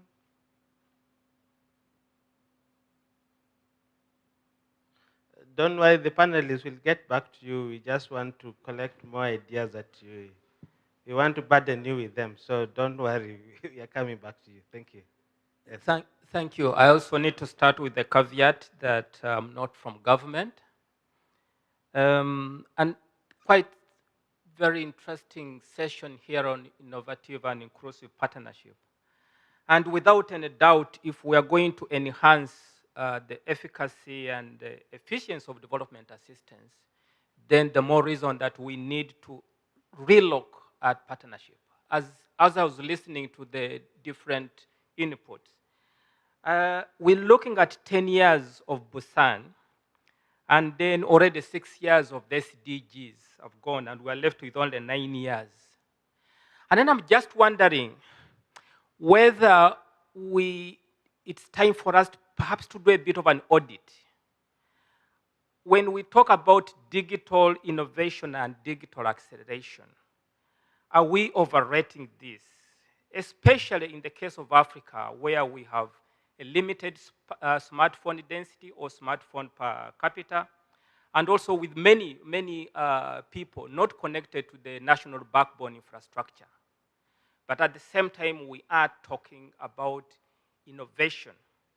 One of the things that actually handcuffs innovation in many parts of Africa is the fact that many countries are in a debt distress, and therefore they do not have sufficient resources to invest in innovation. I mean, let me just take an example, like I'm from Uganda, and I take an example of my neighbor, Kenya. Currently in a discussion with the World Bank for a loan to expand its public purse.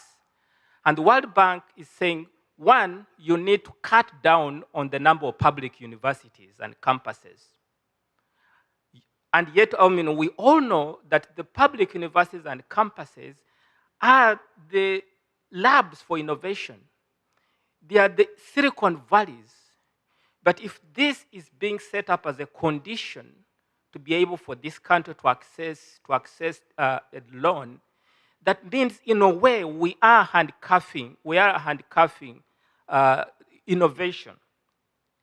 And I like the point that partnerships are a learning journey. Indeed, they are a learning journey. But we are talking of partnerships, and whatever adjectives we put, innovative and inclusive, we need to be looking at partnership of equals. And I think in a way, for us to be able to look at effectiveness of development assistance, we need to see how best can we address issues like of the debt distress, so that then countries can actually be able to invest more and more in aspects of innovation, whether it is digital acceleration, whether it's digital innovation. Very good points. I don't know if there is any other contribution. Then I'll now maybe shift now if there are any questions we'd like to directly give to the panelists. Do you have any specific questions? Maybe as we consider the questions, you've had the reaction from the plenary. Are there any questions online?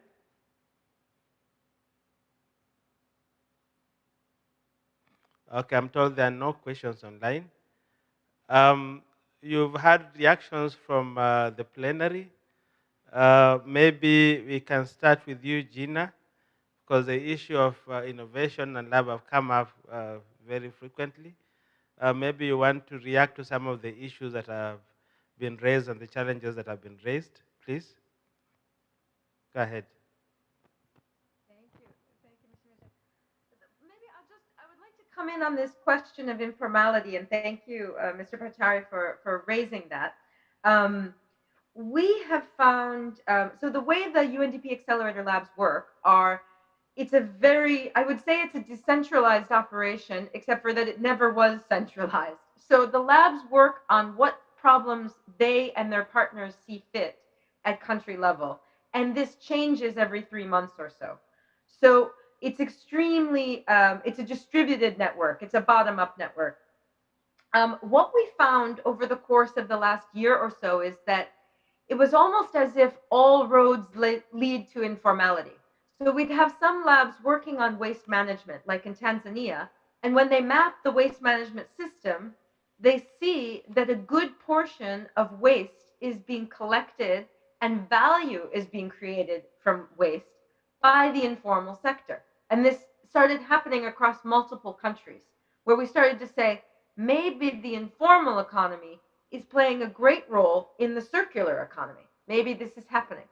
We also saw it happening from COVID-19 response, indeed, as you say, when governments wanted to give cash transfers to citizens, particularly in Latin America, it was the informal social solidarity networks that were stronger and faster and more responsive than necessarily government cash transfers. So we started to see this as a theme cutting across many, many different sustainable development problems, that informality, that informal is actually normal. And that even though traditional economics assumed that informality would decrease when gross domestic product increases, this isn't necessarily the case. It's actually a universal issue where you have some very high-end IT sectors operating with a large amount of informality. So we are actually now embarking on a learning journey for which we are looking for partners to understand more about informality and, exactly as you say, to approach it from a new perspective. Usually the default policy response for informality is the informal must become formal. It's the only way that it can be seen by the state, and then social protection benefits allocated, or as you rightly say, taxation taken, or both. And we're trying to understand, are there hybrid models where in fact we can work, within the transportation sector, there are hybrid models where some cities are bringing the informal tuk-tuks and jeepneys and all of the makeshift vehicles made on motorcycles and three-wheelers into the public transportation system to complement it with the formally, the buses and taxis, etc. Because without those informal transport vehicles, certain areas would not be served. So we have to ask ourselves, this is an innovation front that needs partnership. Are there hybrid models that help us bridge this informality towards the formal sector? And what do we do now when, as you say, 85% of the economy or 85% of businesses are informal? It's simply not reasonable to assume it will all jump to be formal in the next 5 to 10 years. So this is very much an area that we're doing research and development on now. We're also seeing in the course of the pandemic a lot of informal vendors being connected through digital e-commerce platforms. And this is a very interesting phenomenon to see because they are, in a way, leapfrogging over traditional market access by being able to sell through informal vendors on e-commerce platforms such as Juma in Uganda, for example, or Tabala in Namibia, etc. We're seeing this happen quite a bit, and there are many questions around it. It's a good thing because it gives access to market. It may have negative repercussions because anything digital creates a lot of data, and the question is, how is that data being governed? So right now we're looking at the learning question, what does going digital mean for informal economies? And we're, as always, looking for partnerships on that. Thank you. Thank you very much, Ms. Gina. Mr. Thomas, I don't know if you have any reaction to that, and also his question on the gap or the debt distress limiting fiscal space on governments to invest in innovation. Thank you. I completely agree, and I think of course this is not a UNICEF discussion, though this is something that we are leveraging at least within the UN organizations discussions. That we, as you may know, we are very engaged in social protection schemes, and actually one of the key issues that we find is indeed many of our government partners are essentially being smothered by the debt payment they have to make on a yearly basis. It's for a number of them above 10 to 15% of their budget, and it's creating, of course, significant issues for them to invest, let alone in innovation. Quite often in basic issues such as education and water and sanitation pipelines, and things that are around what many people would call basic services. So it is a major issue for development. I completely agree. I think part of what we are trying to do, and this is also why I was talking about the pivot that I hope will materialize around really helping a number of a number of people who are keen to invest their funding in social impact in the global north. How do we bring them, how do we bring that money to the global south? There are many projects that are worthwhile, but it's just not existing. The bridges are not there yet. And I think we maybe have a role to be helpful there, to bring some more financial possibilities of bridging there, which I think will be impactful for people beyond the debt relief discussion, which is a separate one and a very core one. Maybe one slight disagreement, if I may, on the technology. I completely get your point on digital. Are we over enthusiastic about that? Probably, because everything that is new, gets people quite energized. I think that energy is good. I do think that we're using tech today to impact a number of countries that are struggling with connectivity. So we're using global satellite imagery to recognize school building across Africa. A number of the partners that we work on connecting all schools to internet are actually in Africa. And so we are using global tech to learn and to use machine learning to benefit that. We are also, I believe that we could also use technology again in the education sector to really free up a number of the teachers. We know that in most of the countries that UNICEF works in, teachers do anywhere between 20 and 50% of their time is on administrative tasks. And we have the tech to actually establish in ministries of education to free up these teachers to do more of their day-to-day job. So I think we can find the right middle. It will take some time, I completely agree. But I think there's a lot of good examples for us to get excited. I think part of what is quite important from UNICEF perspective is that learning platform. So part of how we are trying to do is maybe slightly different from UNDP. We're trying to look at the problem statements in a sector. For instance, in education, what are the problems constraining learning outcomes for children? What are the solutions that are happening in Ghana or in Peru or in Indonesia that we could learn from, that we could bring to any given country, so that we have a repository of knowledge that enables that collective intelligence across a given sector and across a problem that are quite often common to many of the partners that we work with. Thank you. Thank you very much. And I come back to you, Luca. I think 2 points I'd like you to react to. One is the issue that Dr. Pachari raised on how do you bring social security in the informal sector? And indeed, how do you create enabling conditions for them to thrive, given the examples he just gave, that COVID-19 ravaged the whole sector, and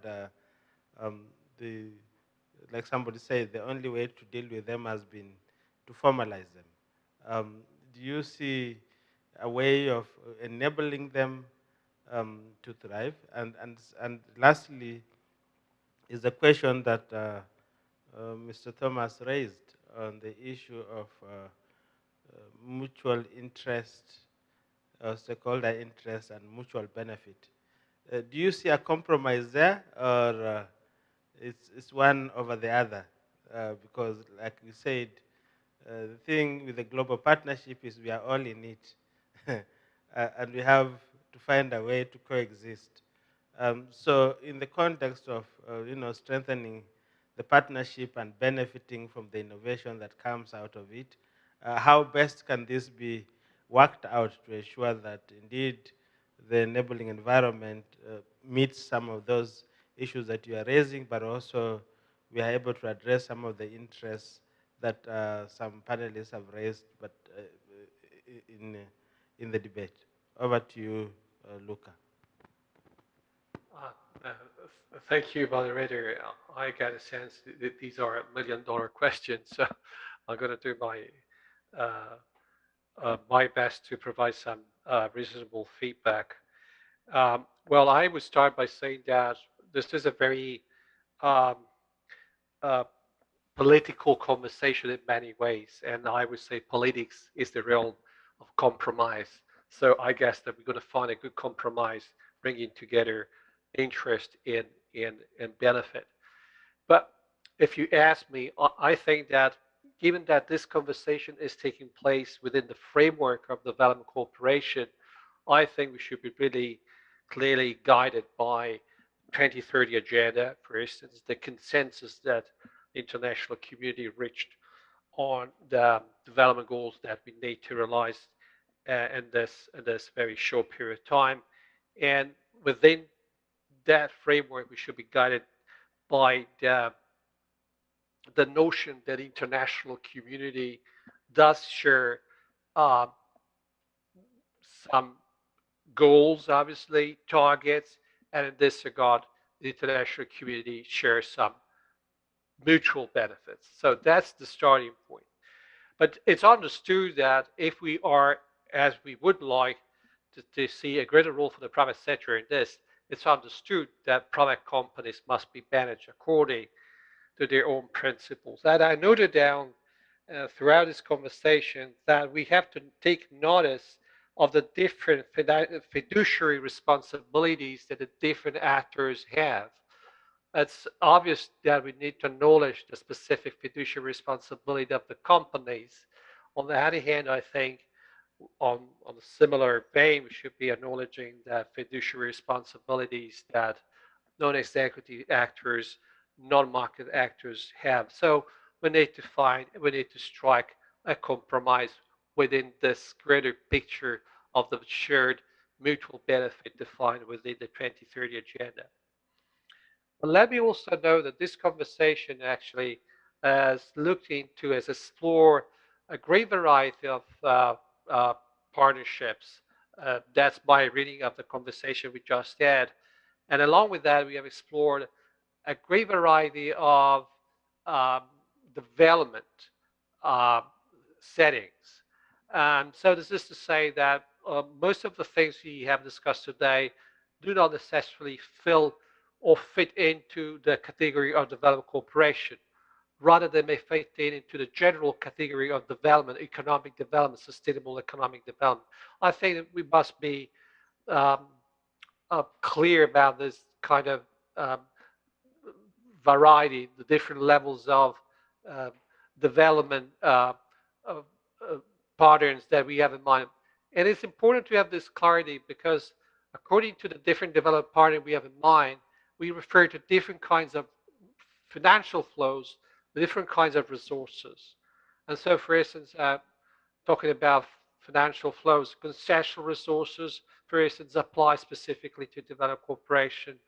And when we consider other development partners, we may consider other kinds of flows, non-concessional flows, market flows. So this is actually telling about the complexity of the different ingredients or the different elements of development equation that we have to take into consideration. Going to the other point you raised about social security, from a CSO perspective, I guess that we should also reflect on the kind of market arrangements we're talking about. For instance, I just noticing that in the conversation we had today, there were no reference to the third sector economy, the economy that is not driven by profit. And possibly this is going to be part of the hybrid solutions that other colleagues referred to. And I think that development cooperation particularly might be supporting this not-for-profit business model that in some parts of the world are well established. And let me just have one final comment. As I said, I think throughout the conversation, we referred to a great variety of partnerships. I got the impression that today's conversation was very much about the what we can do through partnerships, but still believe that the kind of conversation we just had was and still is important about the how, which is the essence of the effectiveness, because the conversation we had just had is really about demonstrating that inclusive partnerships really can make a difference. And this is part of the GPDC core business, specifically focus area 1, if I remember correctly. Thank you. Thank you very much. 30 seconds.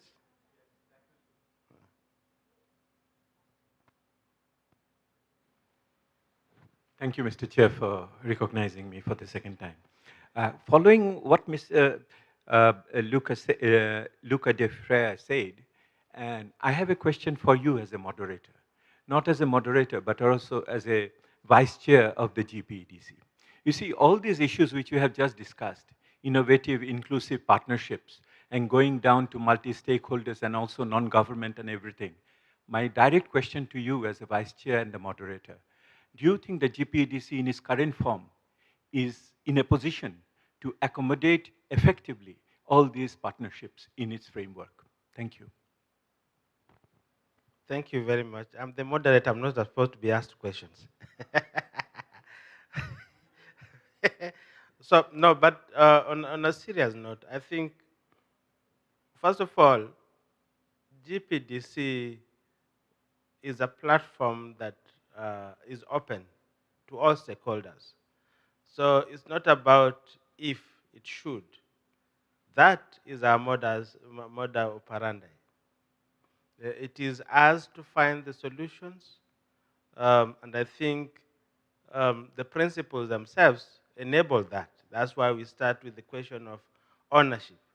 And in ownership, we say government leadership is key, right? Then we talk about inclusive partnership, that in that context, in government leading, it must mobilize all stakeholders. And here is where maybe I vary, not differ with Luca, that we need to recognize all the stakeholders and the instruments that they use for cooperation.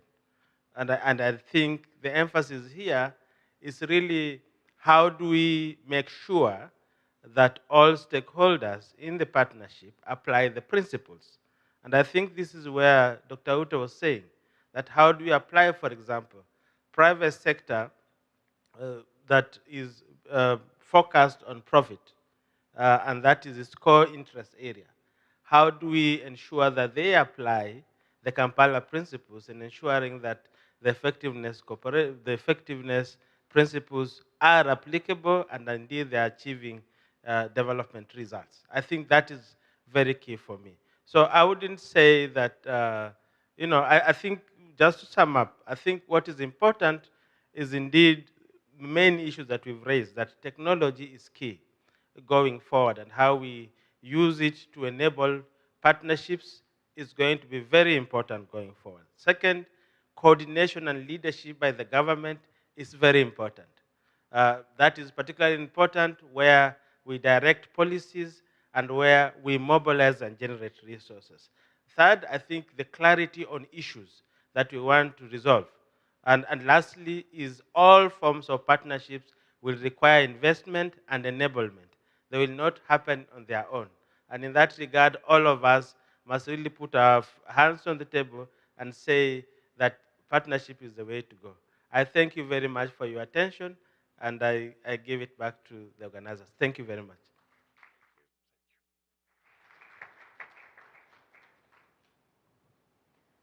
Thank you very much, Mr. Meja, Mr. Son, and panelists for the stimulating discussion. We will now have a quick 5-minute break to prepare the stage for session 3.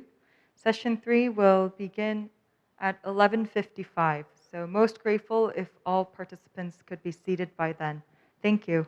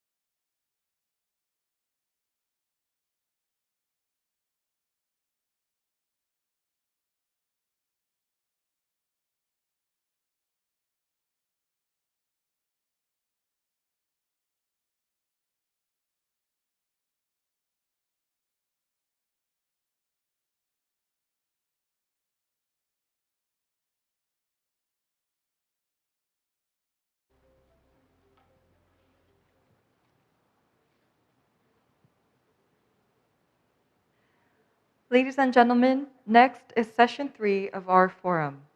Session 3 will take place under the theme of Development Effectiveness in Fragile Contexts. Your questions in the comments section will be delivered to the moderator for Q&A. Now, I will introduce to you the moderator for session 3, Dr. Youssef Mahmoud, Senior Advisor at the International Peace Institute, former UN Secretary General's Special Representative, and Head of Peacekeeping Missions in CAR and Chad.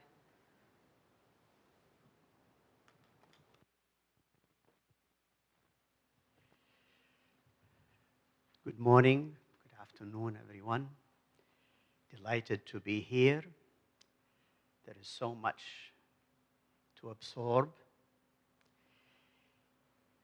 As our MC reminded us, our session is not only about development cooperation effectiveness in fragile setting, but also in the era of COVID-19. As many speakers have reminded us, our encounters with our shared challenges can no longer be explained or addressed through classical thinking or templated approaches. And development cooperation and development effectiveness is no exception, and certainly not the powerful assumptions that have informed the various principles and guidelines that kept us company for the past decade. I reached out to some of my colleagues that I worked with when I was the UN resident coordinator in some countries. And I said I was going to chair this meeting. What would be the framework for our discussion? And they shared with me a number of ideas. I'll just mention two of them that I've shared with some of the panelists that I will mention shortly, at least those that I was able to reach. The first one, they have basically encouraged me to encourage you that in order to assess the continued relevance of this framework of effective development cooperation, fragile context, start with the future and work backward. In other words, the key national stakeholders should be invited to articulate their vision of development so they can decide with the partners the type of cooperation for that development. And the reason they have insisted on this is that future-back thinking frees us from present-forward thinking. When you do present-forward thinking, you want to safeguard what you think is relevant. And this feeds the narrative of building back better, because you want to safeguard what you've invested in so many years in. And building back better is just an illusion. And they insist on building forward or beyond. The second message that they asked me to share with you is that fragile context, they even insisted that we revisit the word fragile and what it means. And they shared with me 7 definitions of fragility. Does not mean that these countries under stress are blank pages. They have expertise, they have knowledge, they have agency, and most importantly, they have solutions. And therefore, we should sort of free ourselves from this deficit-based approach that we usually link to fragility. And the tendency is to focus on the root causes of the problem and how they can be fixed. And therefore, they're inviting us to do a mapping of the solutions, a mapping of what people know and what they have. And the more you build on what people know and what they have and all the innovations, then the sustainability of the cooperation would be better assured. So I wish to deliver that with you, deliver this to you as we reflect throughout this session. We have excellent number of speakers. The list was continue to be a moving target. I guess that's the reality of hybrid meetings. We have as our presenter Mr. Abdoulaye Mardier, who is the UN Special Coordinator for Development in the Sahel.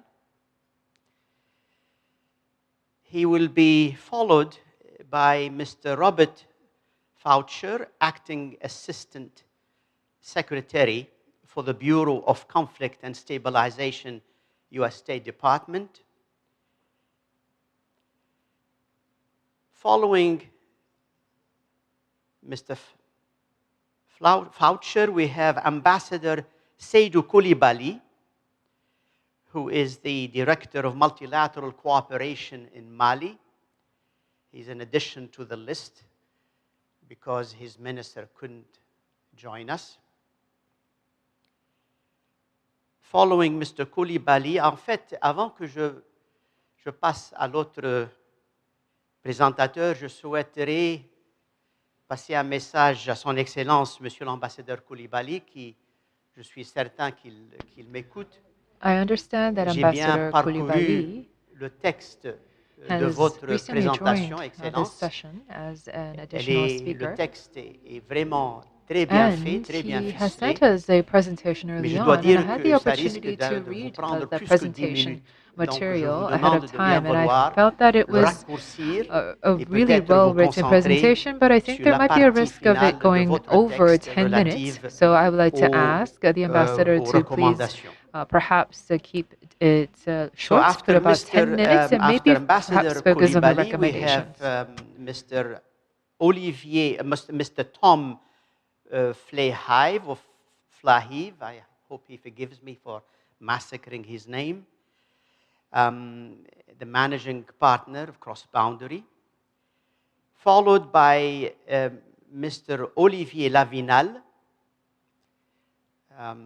You can see his name in the program too, Program Manager, World Bank. And finally, to my relief, we have a female speaker, Ms. Beverly Longuide, who will not be joining us in person virtually, but has a recorded message that she had sent us. I have asked the speakers to really confine their remarks to a maximum of 10 minutes. At the 8-minute mark, I will start fidgeting visibly, so they will know that it's time to conclude.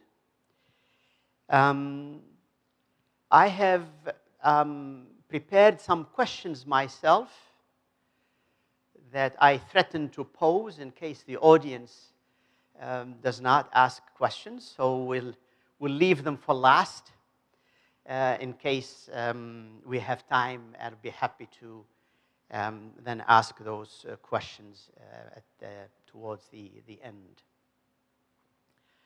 So without further ado, it's my pleasure and indeed a distinct honor to ask my good friend Abdoulaye.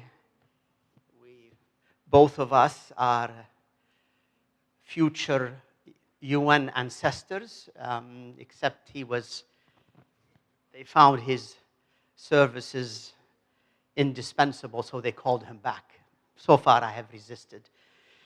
And so my question to my brother and friend, Abdoulaye, is, as the leader of UN COVID-19 socioeconomic framework responses in the Sahel. Sahel, you have all the complexity in one region. We would like him to share with us some of the lessons learned from the triple nexus angle, as well as his perspective on the continued relevance of the development effectiveness framework for fragile context. Abdullah, you have the floor. Thank you, MC.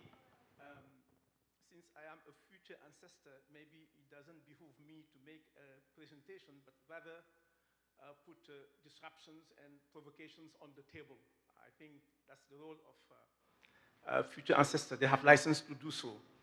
But I've been following the morning discussion, quite exciting.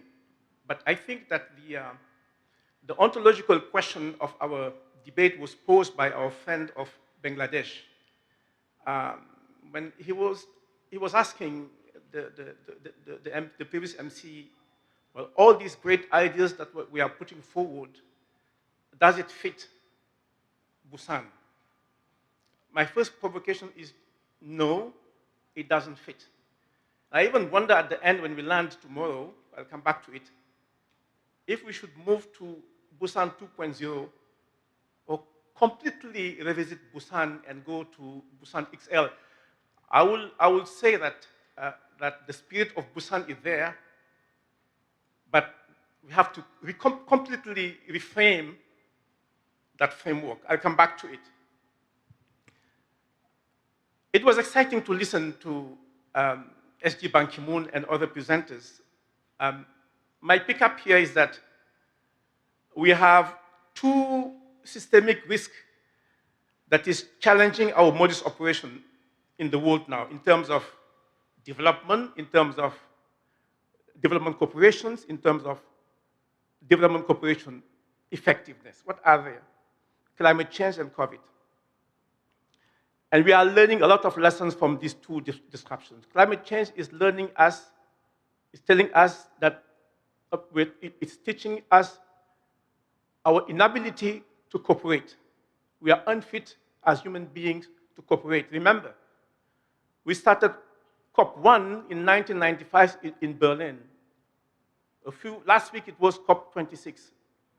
From COP1 to COP26 is 25 years, it's a generation. So in a generation, we have been unable as human beings to agree, to commit, to limit global warming below 1.5.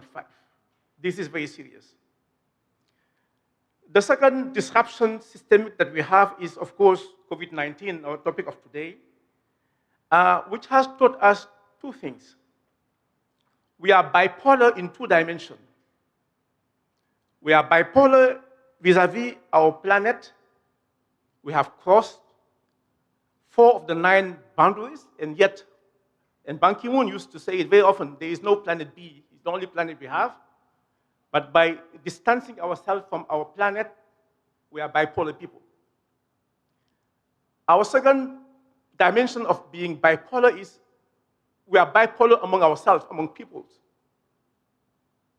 The lack of solidarity among ourselves. Yet, what COVID-19 has taught us is that we are only as strong as our weakest link. And we're not getting it, we're not understanding it.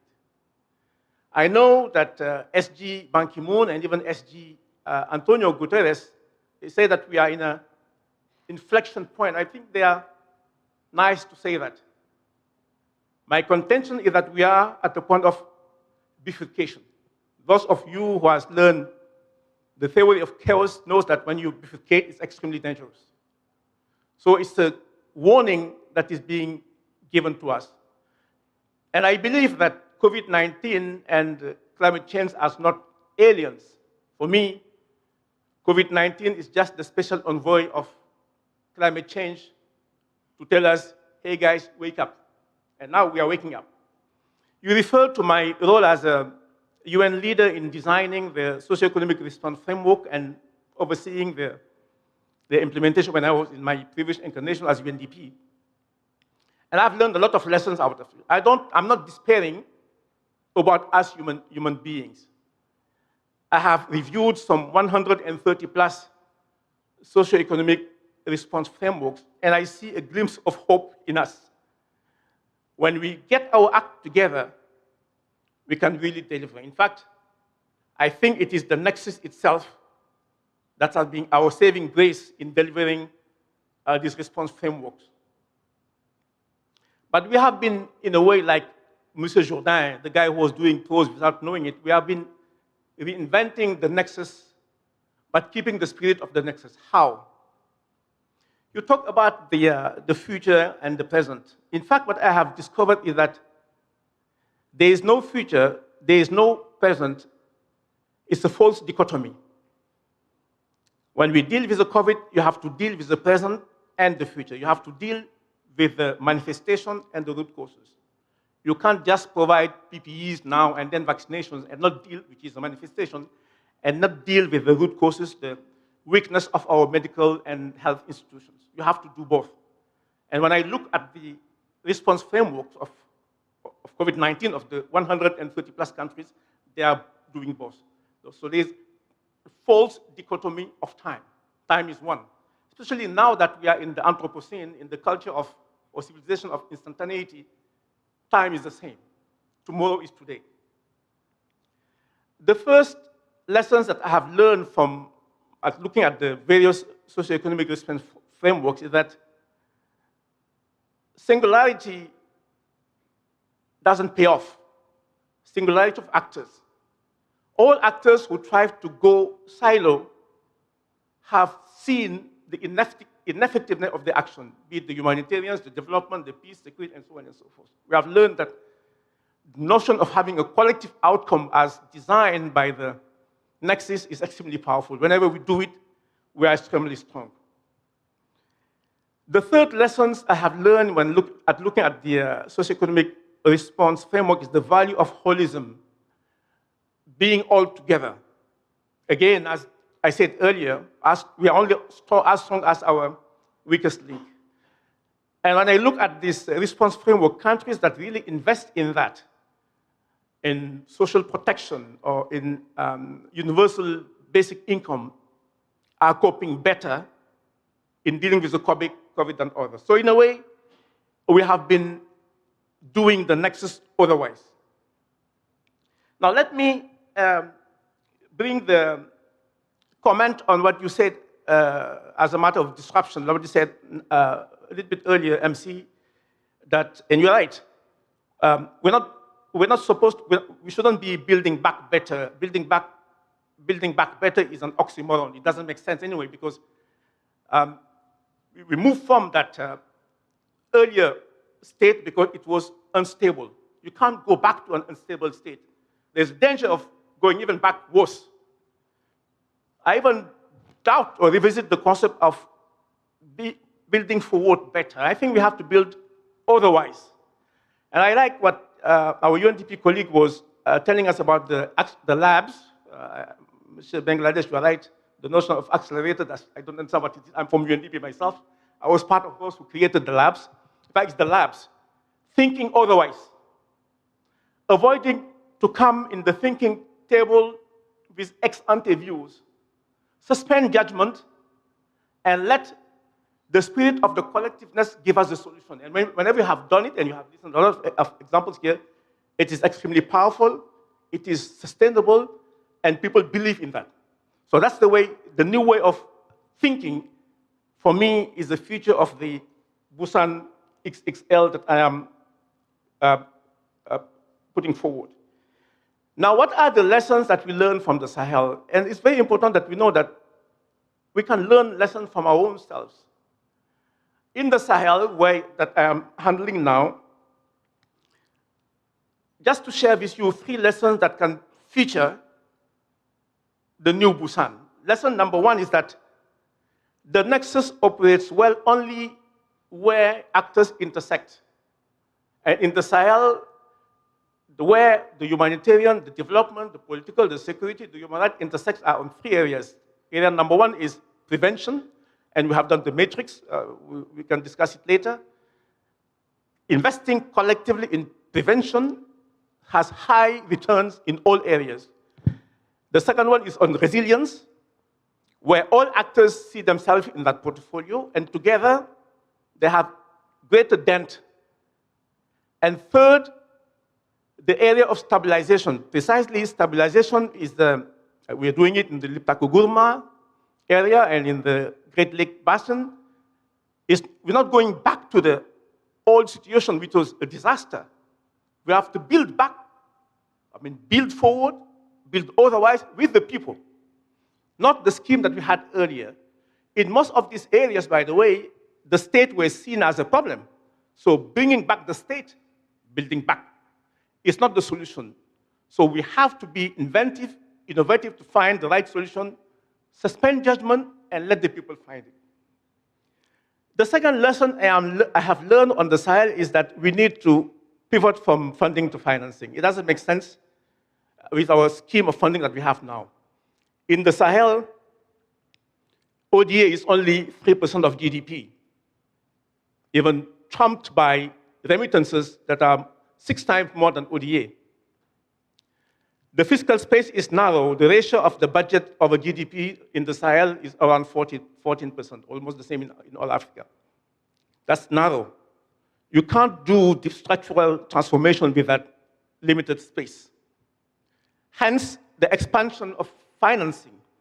And I would like to reiterate what SG Ban Ki-moon said here. We have to move to, and we're doing it in the Sahel, integrated national financing framework, where you build also on the huge national saving that exists in our countries. They are there, or limiting even the billions of dollars that are going out in terms of illicit financial flows. Africa, the Sahel, can finance themselves if they get the financial governance right. We can discuss it a little bit later. Last but not least, what I've learned in the Sahel is that the nexus work well in what I call the low spots. And I have detected 3 of the low spots in the Sahel, and you can find in many developing countries. The first low spot is the neglect of the borders and the cross borders. Public policies in many countries don't go beyond the capitals. And Lao Tzu, the Chinese philosopher, did say in his book, Life and Virtues, that war horses breed on the borders. If you neglect your borders, you are welcoming for war. And in the Sahel, like in many countries, we have neglected our borders. That's why terrorists are occupying that. That's extremely important not to ignore these ungoverned spaces. Another low spot that I see in the Sahel in many countries is that, and somebody said it earlier this morning, we tend to see our main actors, women and youth, as beneficiaries. They are not. We have to shift, to pivot from that concept of beneficiaries to the concept of agency. In the Sahel, we are really pushing youth as a leader of transformation. Last but not least, the social contract, which is our Achilles heel in the Sahel, and like in many countries, the social contract vertically and horizontally. The trust between the state and the people, and the trust among communities. In the Sahel, you know about the famous herders and farmers conflict. Unless we deal with that, that's an area where the nexus, meaning all actors together, can find solution.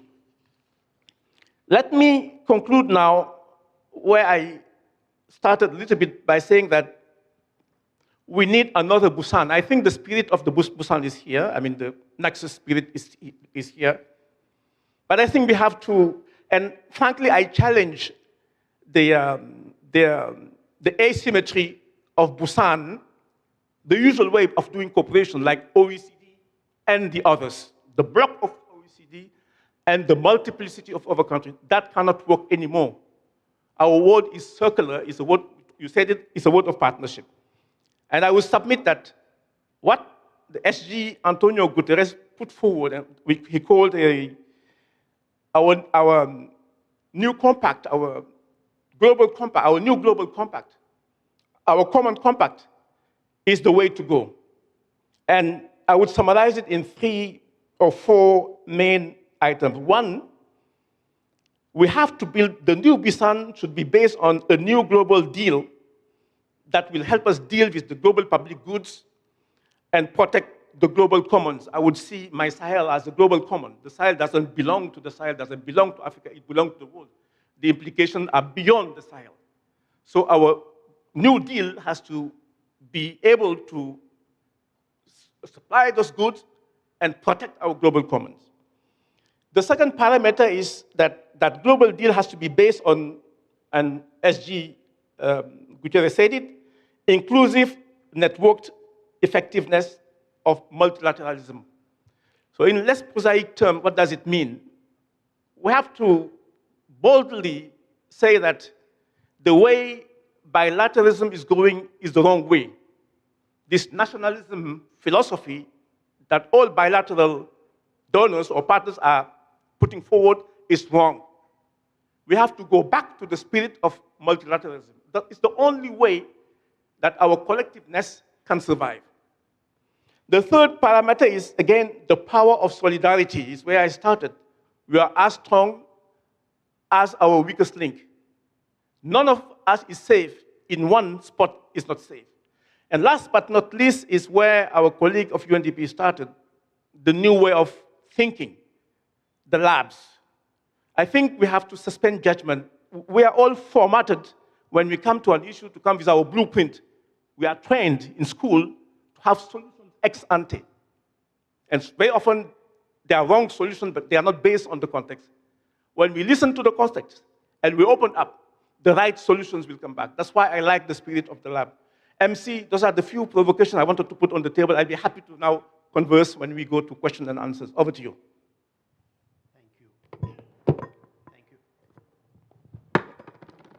Thank you very much. If you were wondering if you provoked us, you succeeded. Let me say or sum up where you ended. I think you gave us a roadmap for Busan 2.0. When we think of a new version of an operating system, it presupposes that we have to think of a new game and a new rules. It's not new rules for an old game. And I like very much the various lessons that you have shared with us. I'll pick up two, maybe. The first one is that the COVID-19, and I like how you called it an envoy, bringing us not necessarily glad tidings, presented us with a conundrum we have to address. Namely, we are so connected, solidarity is so important to address this common challenge, and yet the institutions that are supposed to galvanize our common efforts are under stress or not trusted. I like what you have said. We need to move from funding to finance, and particularly appreciated the areas where you thought the nexus works best when borders intersect. Areas that we think often are ungoverned spaces. Last but not least, we need to stop treating those at the receiving end as beneficiaries, but as agent of change. Thank you very much. We will hopefully, you have provoked enough of our audience, both virtually and here, to come back to you. I now move, without further ado, to our next speaker, Mr.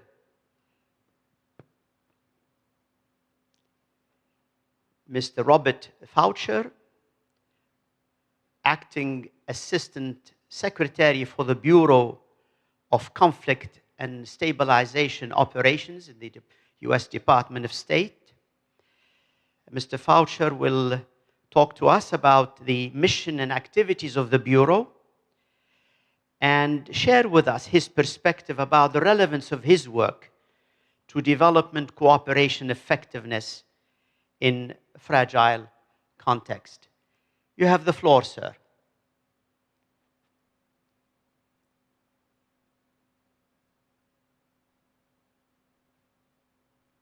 There we go. Can you hear me now? Yes, we can. Thank you. There. Thank you. Thank you very much. And good morning, good afternoon, good evening to all of you joining in this forum in person in Busan or from around the world. I would like to first start. My name is Rob Fauché. I'm the Acting Assistant Secretary, as Mr. Mahmoud said. And I would like to express my gratitude to the Republic of Korea's Ministry of Foreign Affairs for the opportunity to participate in this important and timely discussion. And I also want to thank the Busan Global Partnership Forum for organizing this event.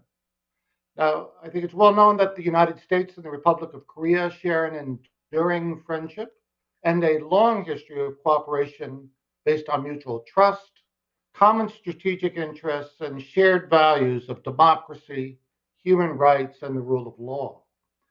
In recent years, this friendship has expanded into a deep and comprehensive global partnership, and the Republic of Korea's role as a regional and global leader continues to grow, as evidenced by this forum and the important discussions that have been and will be had here today. So thank you very much again, and thank you, Dr. Youssef Mahmoud, for your excellent introduction, and also to our guest presenter, Mr. Abdullah Mardia. I think I'm really just honored to be among this tremendous panel of experts, and pleased to be able to share with you some of our thoughts on this topic of how to have developmental effectiveness in fragile contexts. We believe at the United States that the long-term success of any country's development projects is obstructed if you don't achieve a certain level of stability and safety prior to the projects moving forward. That is where my Bureau has been most active in terms of its development work. Now, it doesn't mean that we have to have a perfectly safe and stable environment to begin development projects, but you must work and build safety, stability, and development at the same time, together over time. Wherever possible, it must be the individual country's own capacity to keep itself conflict-free and stable in order to determine its long-term success in terms of the development projects.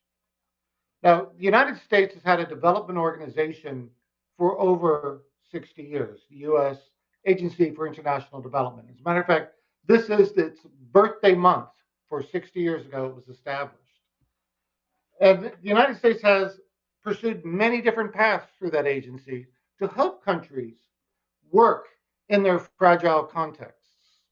And there have been some clear successes, but there also have been numerous attempts at development that should have gone better. We have taken in the United States an effort to review that situation and try to see if we can come up with a new approach. We are now embarked on a major new initiative to improve the success record of working on development in fragile contexts. And I'd like to spend the rest of my time discussing this new approach and exploring how we believe this benefits the development actors that we work with.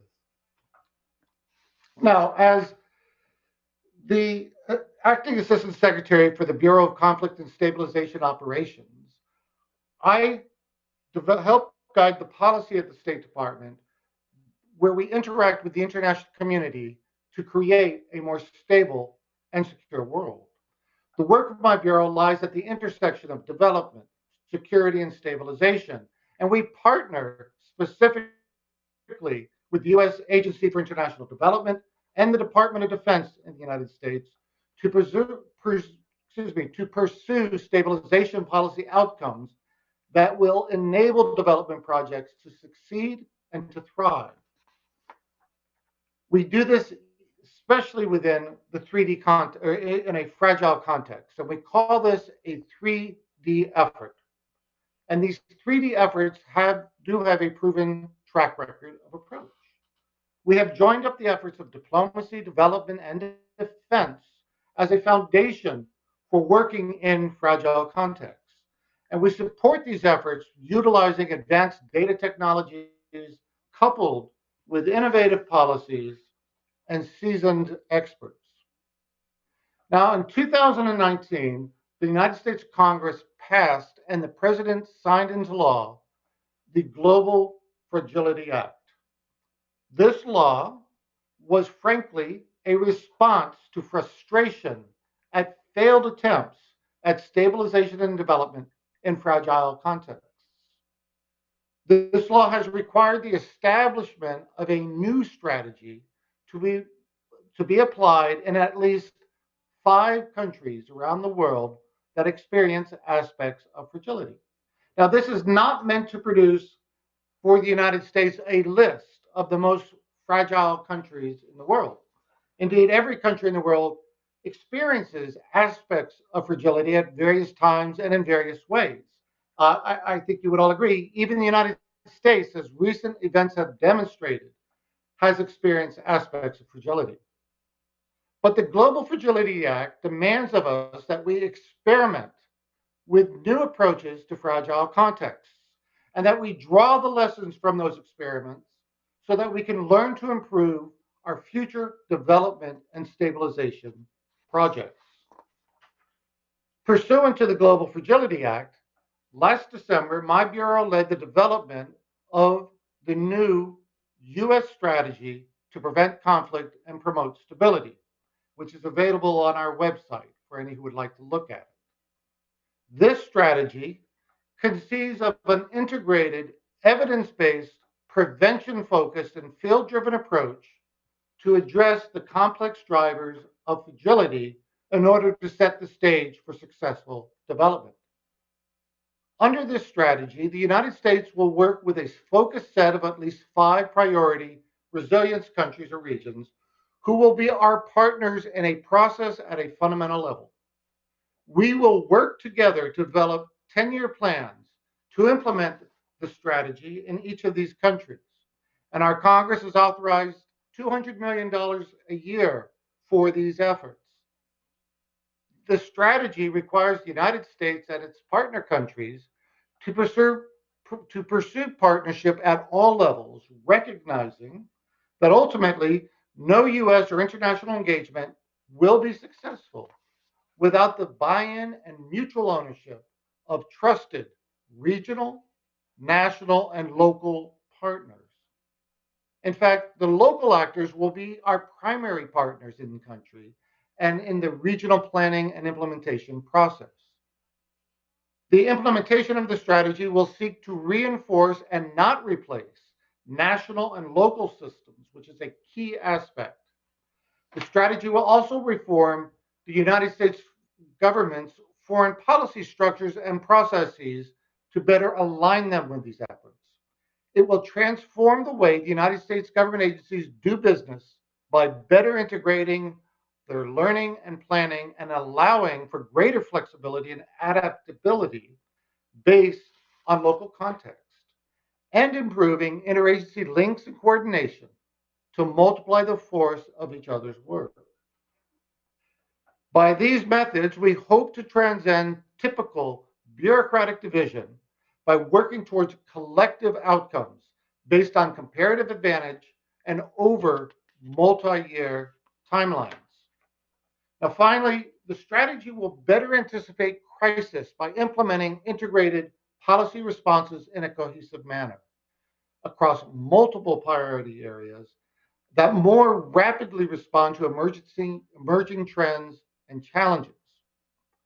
So let me explain just a little bit more in depth about these aspects of the strategy. The strategy, as I said before, will pursue partnerships at all levels by reinforcing but not replacing local systems. It will shift the narrative with a renewed focus on an affirmative agenda founded on compact-based partnerships that offer clear benefits to partner countries. Partnerships for peace and resilience will be grounded in local knowledge and will emphasize mutual ownership and accountability so that our focus countries are not merely the recipients or the beneficiaries of assistance, but are the active agents of change. We will embrace a spirit of humility, collaboration, and creativity, and recommit to multilateralism as well. Our strength and our impact are multiplied, we believe, when we combine these efforts with our like-minded countries, especially for longer-term stability. Now, many of our partners have advanced individual peace and fragility agendas already in some of these countries, and we will seek to partner with them to reinforce a common vision for preventing and addressing the local drivers of fragility. In addition, we will engage in active consultation throughout the process with partners as the primary, local partners, as the primary actors. This will ensure knowledge and local ownership support the capacity building, create greater mutual accountability and transparency, and thereby establish a foundation for long-term success.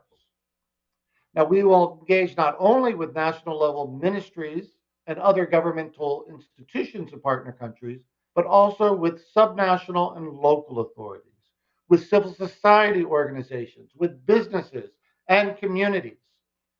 This engagement will take place with particular emphasis on traditionally marginalized and underrepresented populations, including youth and women, to identify local priorities, establish regular dialogue, and create an enabling environment that galvanizes the processes. Now, we believe that learning from the past and playing the long game will be a central aspect of the implementation of the strategy. And we plan to anchor our interventions in communities informed by the insights of expert practitioners and academics. We will build feedback loops into our policymaking and planning processes and make strategic adjustments based on analysis, research, and ongoing monitoring and evaluation of effectiveness. We will not sacrifice long-term gain for a short-term win. The plan's 10-year horizons will allow us to look beyond the urgent crisis and near-term needs and focus instead on success on the horizon. We will seek to leverage internal comparative advantages and foster maximum effectiveness when implementing the strategy. We plan to adapt, evolve, and overcome structural impediments to innovation and collaboration. This will require a whole of government alignment, both among the US institutions as well as our partner country institutions.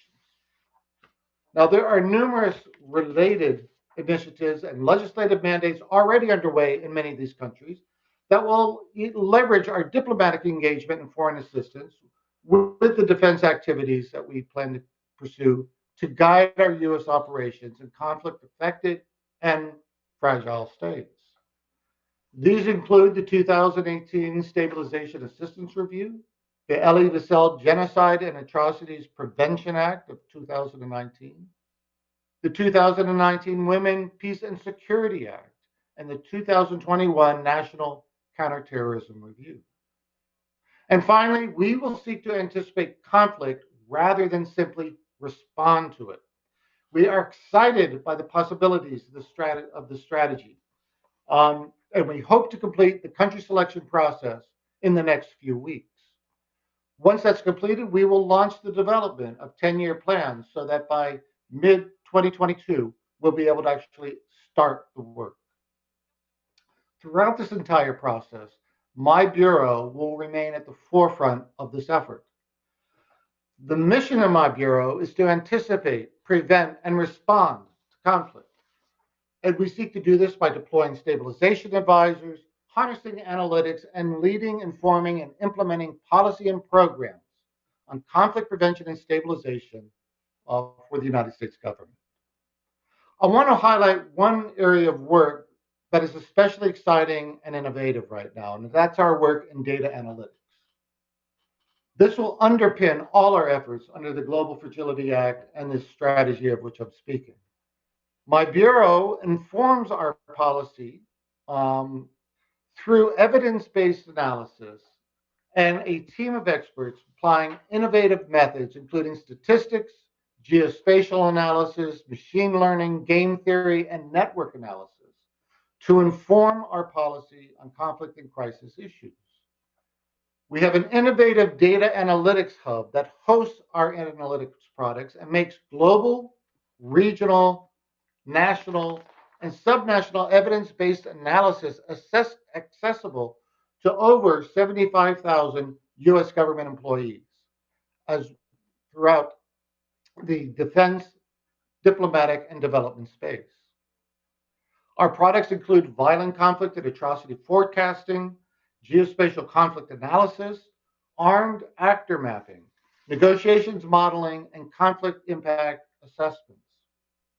We recognize that we are better if we work together, and we are working to address the gaps in conflict data availability and accessibility by increasing the publicly available data sets.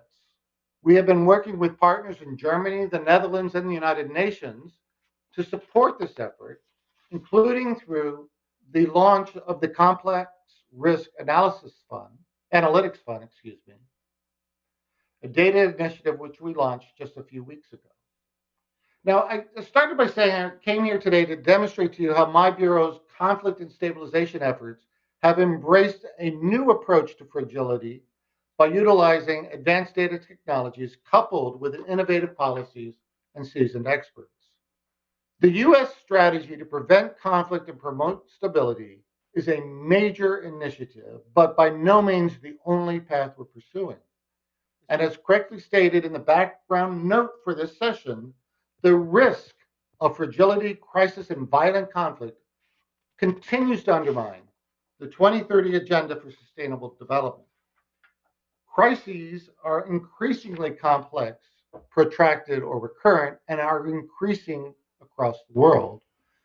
This calls for new levels of creativity, collaboration, and innovation to address the issues at the root before they take hold. And the State Department is dedicated to fulfilling its part of the 3D approach and pursue a new way of working across the US government and with our partners around the world. As I mentioned, to be successful, it will take all of us. And I look forward to building on that partnership with all of you for the sake of peace and stability. So thank you for your time today, and I look forward to any questions you may have when we get to that period. Thank you. Thank you, Mr. Fauché. Sorry for not pronouncing your name properly earlier. I'm really very refreshing to listen to you, sir. And thank you for bringing to our attention a number of very important points. Let me perhaps start with where you started, which is that stability is the precondition for achieving the other global common good. I'm almost tempted to say that achieving stability, security is also a global common good. Thank you also for bringing to our attention, certainly to my attention, and it whet my appetite. I'm going to go and look at your website for the strategy that is built on the Global Fragility Act or law. I am particularly impressed by the humility that seems to have guided the development of this strategy, particularly when it comes to fragility. That no one or no country is immune from fragility. We all move or pass by varying degrees of fragility. There are states of fragility everywhere.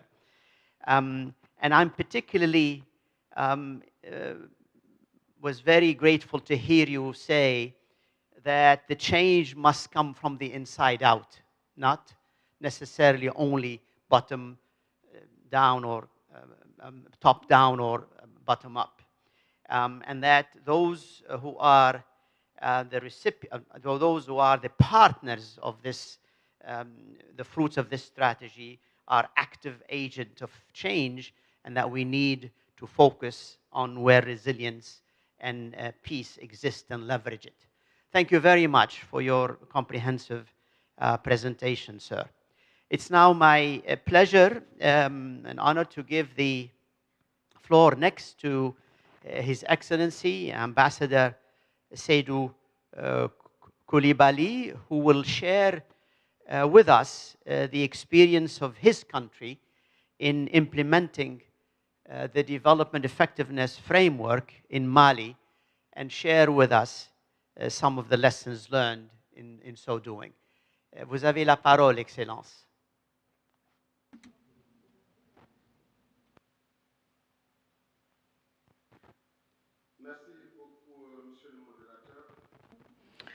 Thank you very much, Chair. Distinguished guests, above all, I would like to thank you for inviting me.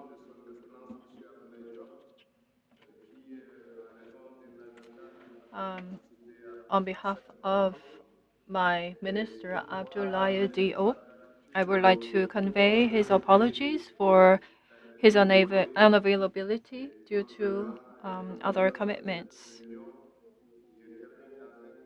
And I would also like to extend my gratitude to, in particular, to the government of the ROK for preparing this event.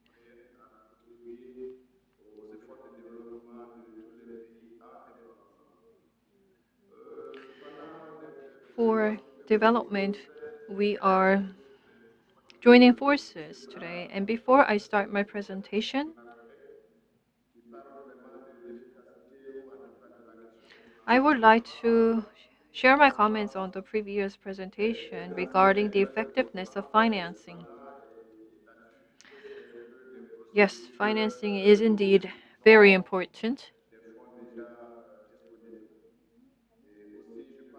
In particular, in distributing our available resources, we are already experiencing challenges, and therefore we must keep effectiveness in mind as we do so. And we are also reminded of the concept one UN. If you look at the backgrounds of Mali, you get a very complicated picture in terms of security, politics. We are at a crossroads and a turning point. And against this backdrop, we are also hit with the COVID-19 pandemic, which has brought us another crisis on top of the deteriorating climate change, which we can by no means disregard. Also, Mr. Faucher, thank you very much for your comments.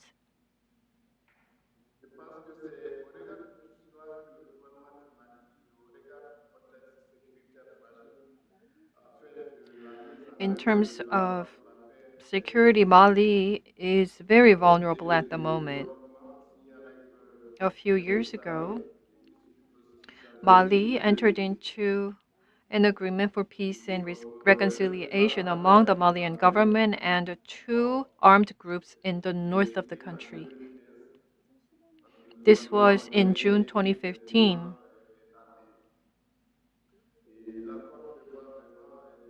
Along with the two armed groups in the north of the country, as I have mentioned before. And we in Mali have attempted to build peace and reconciliation by concluding this agreement. We agreed to strengthen security throughout the national territory, continue to decentralize power, and also to reconstitute an army integrating the former signatory armed groups, and also to engage in the specific economic development for balanced development.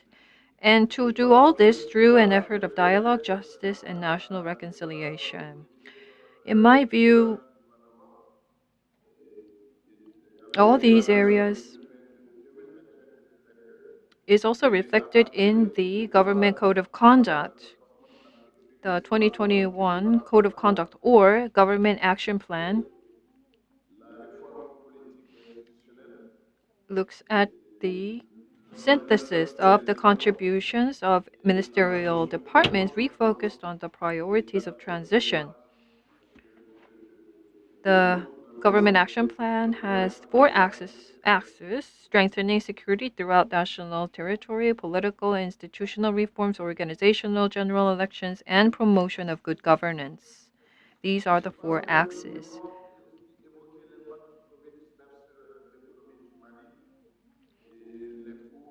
I must mention the impact of COVID-19.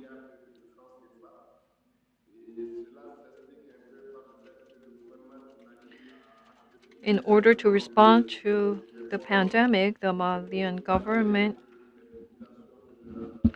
mobilized 500 billion francs CFAs worth of response plan and 100 billion special fund. And we also provided cereals or milks, free distribution, and we also reduced the taxes for rice and milk from April and May 2020 onwards. The connection is not very strong at the moment, the Zoom connection. And also from 2019 to 2023, we also have a strategic framework for economic recovery and sustainable development. This framework also has three axes. One, good governance.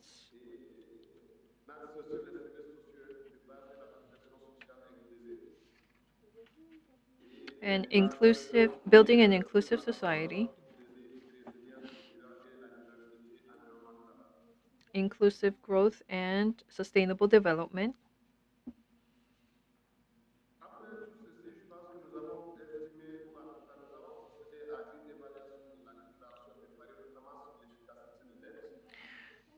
So those are the three pillars. And also to implement the Paris Agreement, we are at a stage where we are taking stock of the implementation progress so far. Through this intermediate evaluation process, the lessons we can learn are as follows. To start with, the positive learnings is that government and technical and financial partners, we have built stronger confidence. There is a permanent consultation framework in place, and in various aspects of managing aid, we now have a partnership framework in place, and the reforms initiated are considered positive, even if they may be slow. So these are the positive reflections. And also for the technical and financial partners, or TFPs, the timid start to use national systems and procedures are found. Of course, in the process, we also saw many weaknesses. For example, the aid coordination mechanism is weak, and the roles of structures responsible for managing aid is quite dispersed, and it is difficult to manage the accounting. And also in using ODA resources, it is quite difficult to report and account for the citizens and take responsibility to the citizens. These are areas of improvement. So in relation to this, I would like to present my recommendation to the Malian government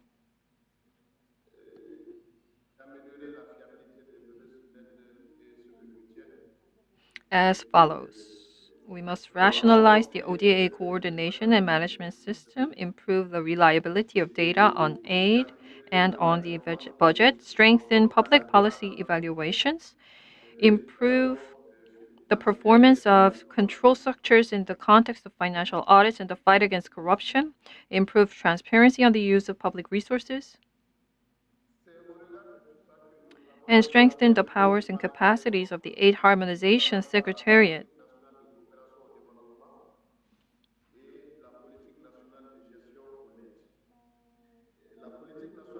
regarding the National Development Plan, the targets are as follows. Again, this is the interpreter speaking. Please kindly understand that the connection is quite bad. So we have adopted a document for government development. If you look at the overall objectives, strong economic growth. Pursuing strong economic growth is one of the pillars for the national development cooperation policy.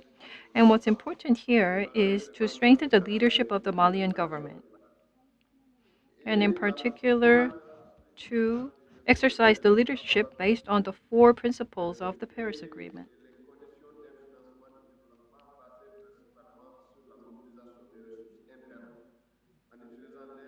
In addition, it is also important to set up the financing conditions to mobilize internal resources. All this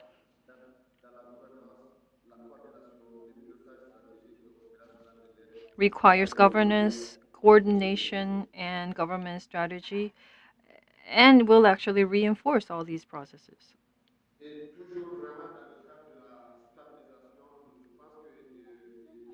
And also regarding stability efforts, I believe that what is important is that Burkina Faso, Mali, Niger, and Germany have worked together on a program for stabilization.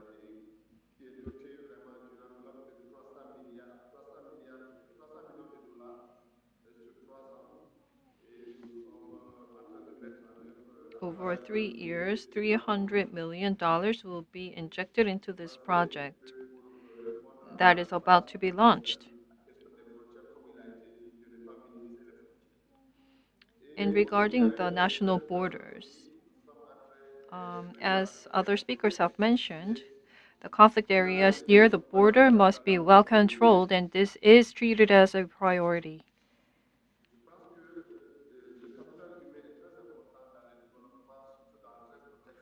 Human resources, in particular in fragile situations, I believe that in terms of development, this is very important.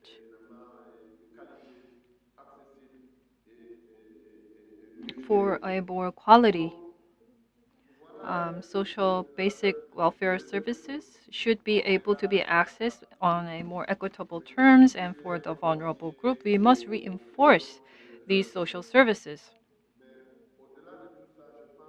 So after listening to all the presenters and as I thought of the questions to be raised, I gave you my very short presentation. I think that having a planned approach is very important. Rather than a program by program approach, I think we need to build a more systematic and programmatic Très approach. bien. Thank you very much. Je vous remercie, Thank you very Excellence. much for your presentation. Je peux vous assurer.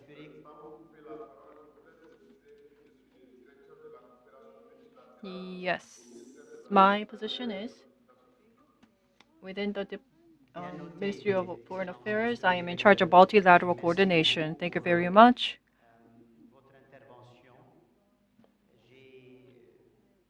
Thank you for the presentation. And there were some very interesting points that you've raised, just to remind all our participants.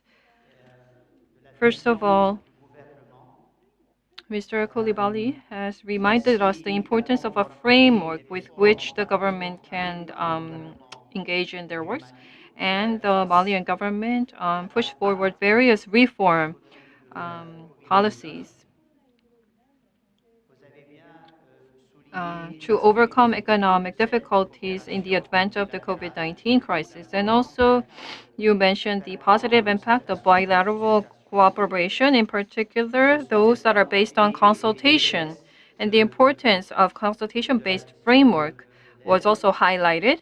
And go further, in terms of aid management, you also pinpointed to some of the weaknesses. And I think it was also important that From the governance perspective, you mentioned that government leadership is very important. For development cooperation, government leadership is absolutely important.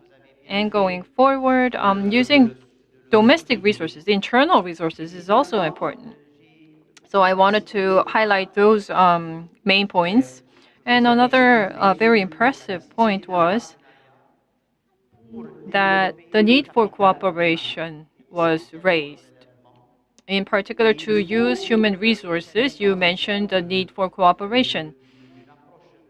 In relation to this, I think you raised the point that we need to take a more programmatic approach through a transition. Thank you very much for your interesting presentation. And give the floor to Mr. Tom Flahive or Flahive. He will correct me, and he will share with us how his perspective on how can investment for sustainable growth be promoted in fragile context. You have the floor, sir. Thanks very much, and you did the pronunciation very well. Hi, everyone. My name is Tom Flahive. I'm a managing partner at Cross Boundary. I'm calling from Washington, D.C. this evening.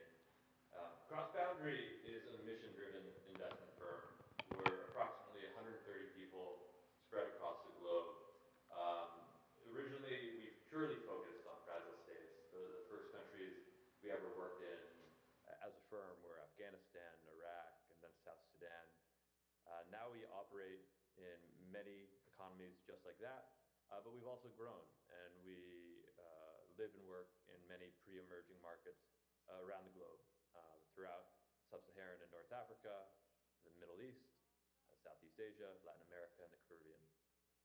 Today, I come here to speak from, I suppose, two frames. One as an investor into frontier and fragile states, and another as an investment advisor to companies, as well as the public sector, on how to unlock capital into fragile states. As investors, as a firm, we have three investment vehicles, all of which to date are focused on Sub-Saharan Africa. As advisors, we work with private firms to help them raise capital. We work with governments and development finance institutes, donors and foundations to help them enhance private capital, the markets they focus on. And finally, we work with investors privately to help them source and then deploy capital into companies and markets across the globe. So the question posed to me was, how can investment for sustainable growth be promoted in a fragile context? And to answer that, I think we have to recognize several things. The first is that sustainable growth can only truly be achieved by unlocking private capital. And there's a recognition there that investments can be made and are made in very fragile states all the time. And there's another recognition to say that even in the most challenging times, in the most fragile moments of states, the private sector is still working, maybe not always well, but more or less it's still there providing goods and services. And in certain locations at certain times, when the public sector is weak, it can be the only option for the provision of necessary goods and services. So on one side, there is a recognition that sustainable growth truly can only come from the private sector. However, to be paired with that is a recognition that in many fragile states across the world, that capital can only be unlocked with the significant support from the public sector, from both local and foreign governments and the donor community, notionally in the short term, but to create a virtuous cycle to allow the private sector to be the engine for that sustainable growth. So with those kind of key philosophies or principles recognized, when we think about how to promote private investment into fragile states, we have to look at the challenges that you need to deal with. We look at them from both a country level, national level, down to firm specific. The macro level, I think, is not lost on anyone in this audience. It's imperfect government policies. It could be weak investor protections. It could be challenges with currency. The next level is often either a lack of available capital, or even more often than a lack of capital, it's a weak risk return profile of investments. And that's to say, certain markets are just riskier than their returns can offer. We may be working with a company in West Africa that can offer an investor a fantastic rate of return, 20%, which in our line of business is great. But an investor we're pitching that to in New York also has that offer of that same return in a domestic market where they perceive it to be less risky. So we're often battling that challenge of balancing what is sometimes either perceived and sometimes true increased risk with sometimes not adequate return.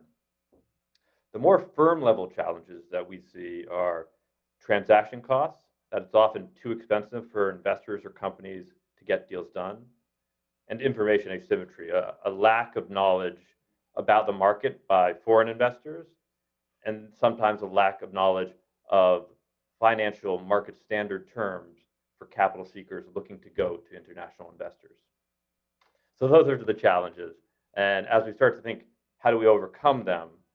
I think once again, I think many of us know in this audience that we know many of the ways not to do it. We know that there's not one silver bullet. There's not one quick fix.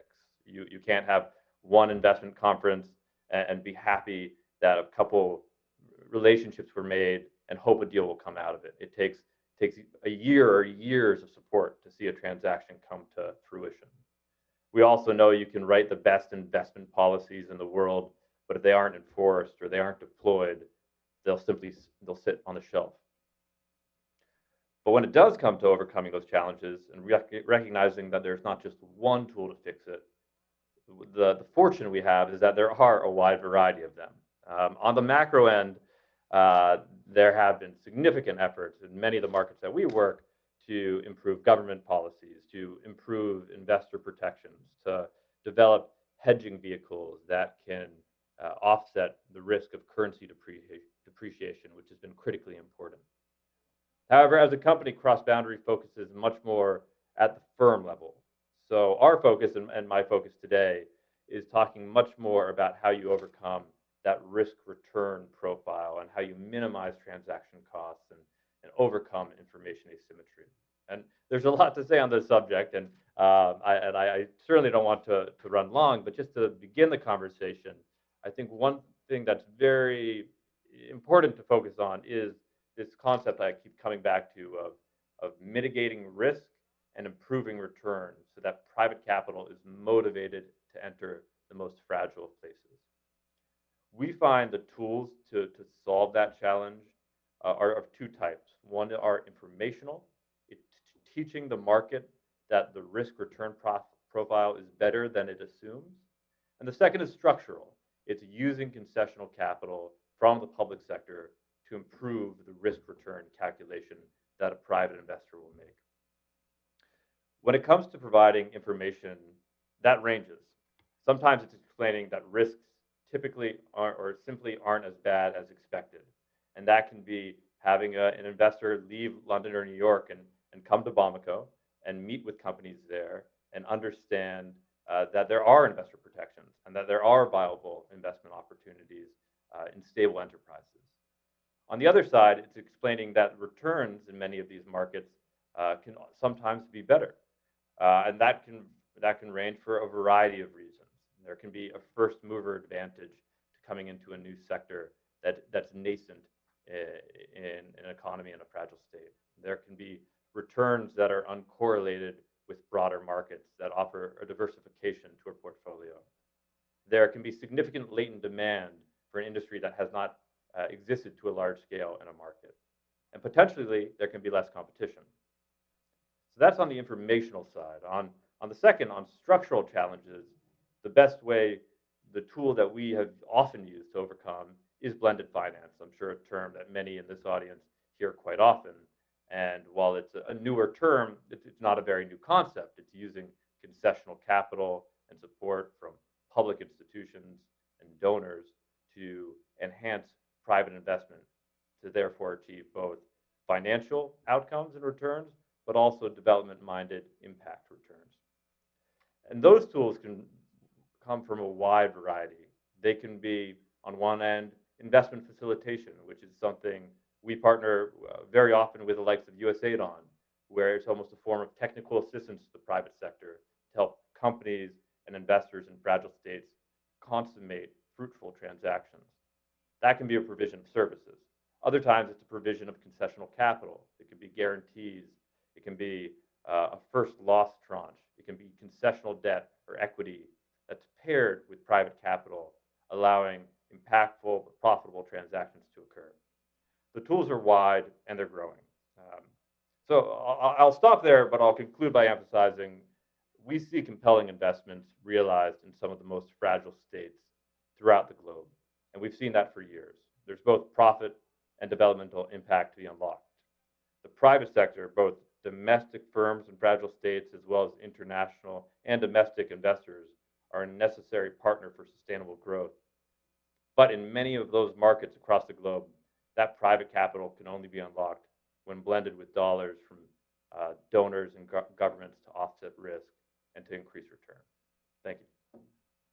Thank you. You facilitated my task. Your summary is so good that I'm not going to paraphrase it, except perhaps to say 2 points. One is that there is hope that investing in a fragile context is not an oxymoron. It's worth the risk. There are challenges, but there are ways of overcoming them. Thank you for sharing that interesting perspective with us. I now give the floor to Mr. Olivier Lavina, Program Manager, the World Bank. He and I had a good conversation late at night, early his time. Both of us, the jet lag was a good friend for a change. And the question that the organizers posed to Mr. Lavinal is, what are the main trade-offs faced by development actors working in fragile states, and how can disincentives be addressed to accommodate weak effectiveness criteria and drive shifts in forms of cooperation? That's quite a mouthful of a sentence. I hope you understand it better than I do, Mr. Lavinal. You have the floor, sir, and I would be grateful if you could, we put the onus always on the last speakers to be more concise, so I may count on you to do that. So you have the floor, Mr. Lavinal. Thank you very much, Dr. Mahmoud, and thank you all. I'm very happy to be here with you. Also happy to come after Tom and his message of hope that I very much agree with. And we've been working with Cross Boundary for some time now on concessional finance. Indeed, Dr. Mahmoud, it is quite a mouthful. So maybe let me take a step back and try to focus my short intervention on what seems extremely relevant for the bank right now and how it has seen over the last years its role in what we call FCV, fragility, conflict, and violence environments. And I believe that there's a lot to be said. So in a few minutes, it will be difficult, but maybe I should focus on the fact that, this year marks the 10th anniversary of the release of the World Development Report 2011 on conflict, security, and development. And much has been done since. Just to name a few, the IDA 18 replenishment that doubled the investment that the World Bank is putting in FCV settings from 7 billion to 14 billion. The general capital increase, where fragility in 2018, of the bank and of the IFC, where fragility in 2018 was really seen as one of the core challenges to address and to focus on. And more recently, Dr. Mahmoud, probably the reason why I'm here, the release last year of the World Bank Group strategy for fragility, conflict, and violence that I was the lead author for. And I'll just spend a few minutes on why we thought it was important to release a strategy on our role in FCV and how we feel we can change and should change the World Bank's role and action engagement in these settings. And the reason why we released this strategy is that we felt very much that we needed to change our approach, our engagement in FCV settings, because these settings were very different, very unique, and that it was a story of drivers of fragility, as you said, but it was also a story, and you insisted on that point, of sources of resilience. And we felt that it was important to have both accounts, both how to address the drivers of fragilities, the economic and social vulnerabilities, and how to tap into these resilience. And at the bank, it's clear that, and recognized now increasingly, our model needs to change in these settings. It also needs to change in these settings, Dr. Mahmoud and colleagues, because poverty is increasing in fragile settings. And our projections show that up to 66% of the global extreme poor will be living in these contexts by 2030. So for the World Bank, which obviously mandate and goal is to reduce extreme poverty, it seemed to make sense to invest in this. It made sense also because more violent conflicts at any time are seen now than in the past 30 years, because 80 million, which is the largest amount seen since World War II, people are forcibly displaced, so it's the largest crisis, and because, as you mentioned, of COVID-19. So as we released the strategy and entered the COVID-19 era, we see how important these global challenges are: food security, health and pandemics, climate change, gender.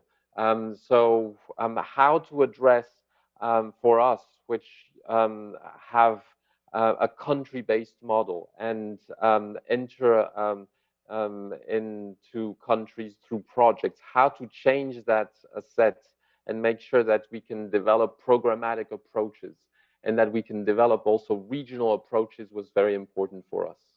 I'll also say that this engagement and what we've seen builds on key lessons that we've learned to enhance our effectiveness on the ground over the last 10 or 20 years. And the first message I want to convey here is that the game changer, I would say, of the strategy and of these last few years is that we realize that we need to focus on peace and stability to reduce poverty and increase growth. For many of you, this seems probably evident, but it's important to recognize that, as you said in the beginning, focusing on peace, stability, security are enablers of economic and social development. They're intertwined, and that should be taken into account. In this sense, it means that addressing the root causes of FCV is critical to preventing conflict and promoting peace. So what are the drivers of fragilities? What are the sources of resilience? How do we understand the specificities of each country and how we can best address them? And that goes through investing in the private sector, as Tom said, through a number of mechanisms, from concessional finance to or blended finance to more traditional finance, from trust funds to social or development impact bonds, what we call innovative financing, from guarantees to first loss pieces. At the end of the day, we are the World Bank. But it also means, beyond the private sector, investing in the people themselves and focusing, taking a people-centered approach.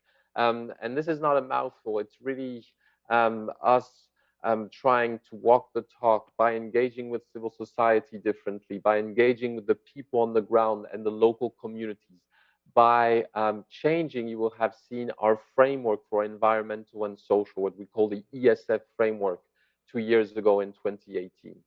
And in this sense, partnerships, since this is the subject of today's conference and of the future ahead, partnership across the humanitarian development and peace, this famous HDP nexus, is absolutely key. And for the World Bank, this means doing business differently. This means engaging in mission-driven partnerships.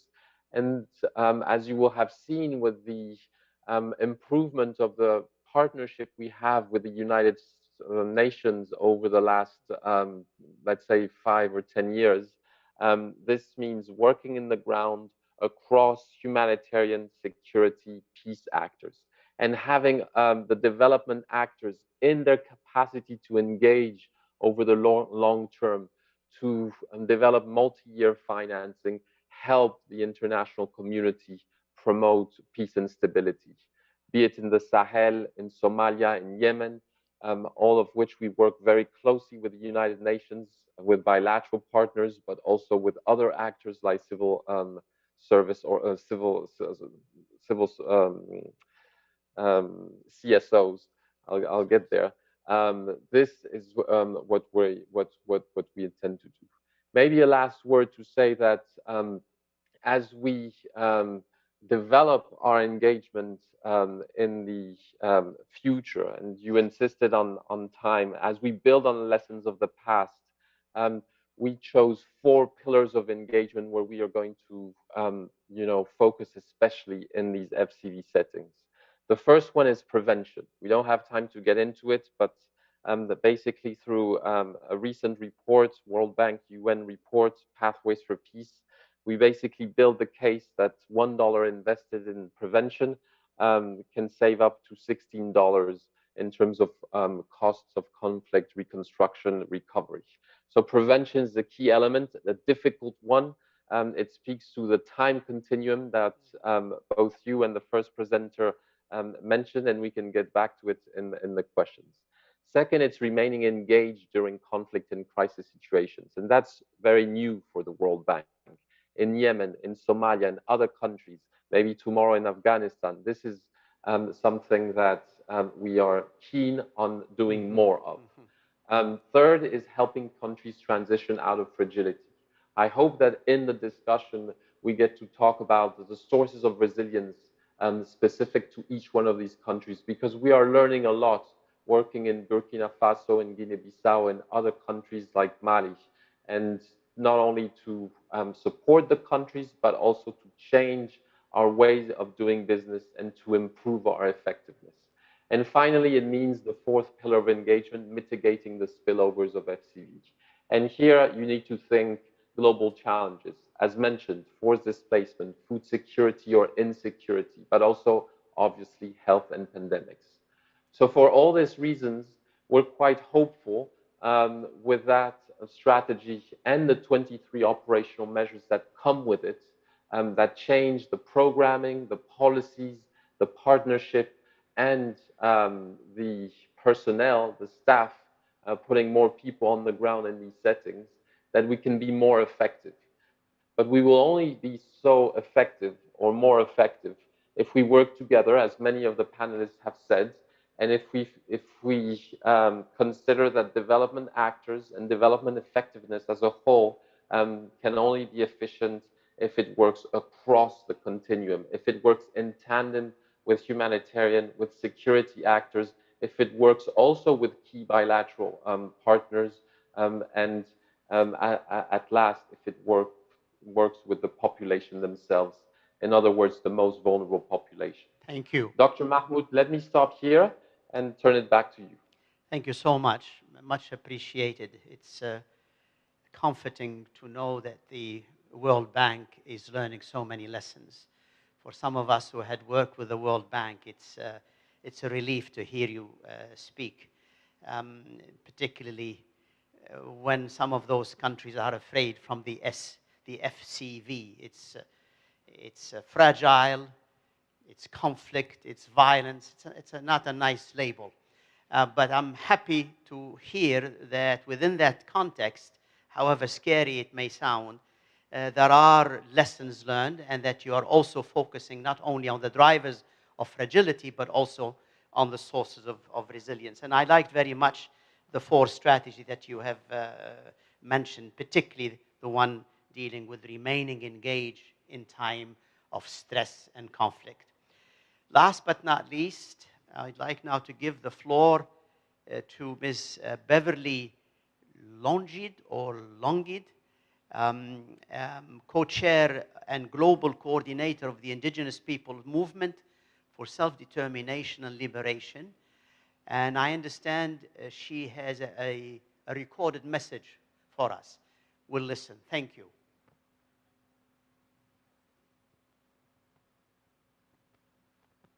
Good morning, good afternoon, and good evening to all our participants across the globe. My topic is on the triple nexus. Next slide, please. Mm, About 1.8 billion people live in situations of conflict and fragility. Fragile states produce the largest share of refugees and at the same time host the biggest number of refugee populations and internally displaced peoples. The world's poorest are also concentrated in this context.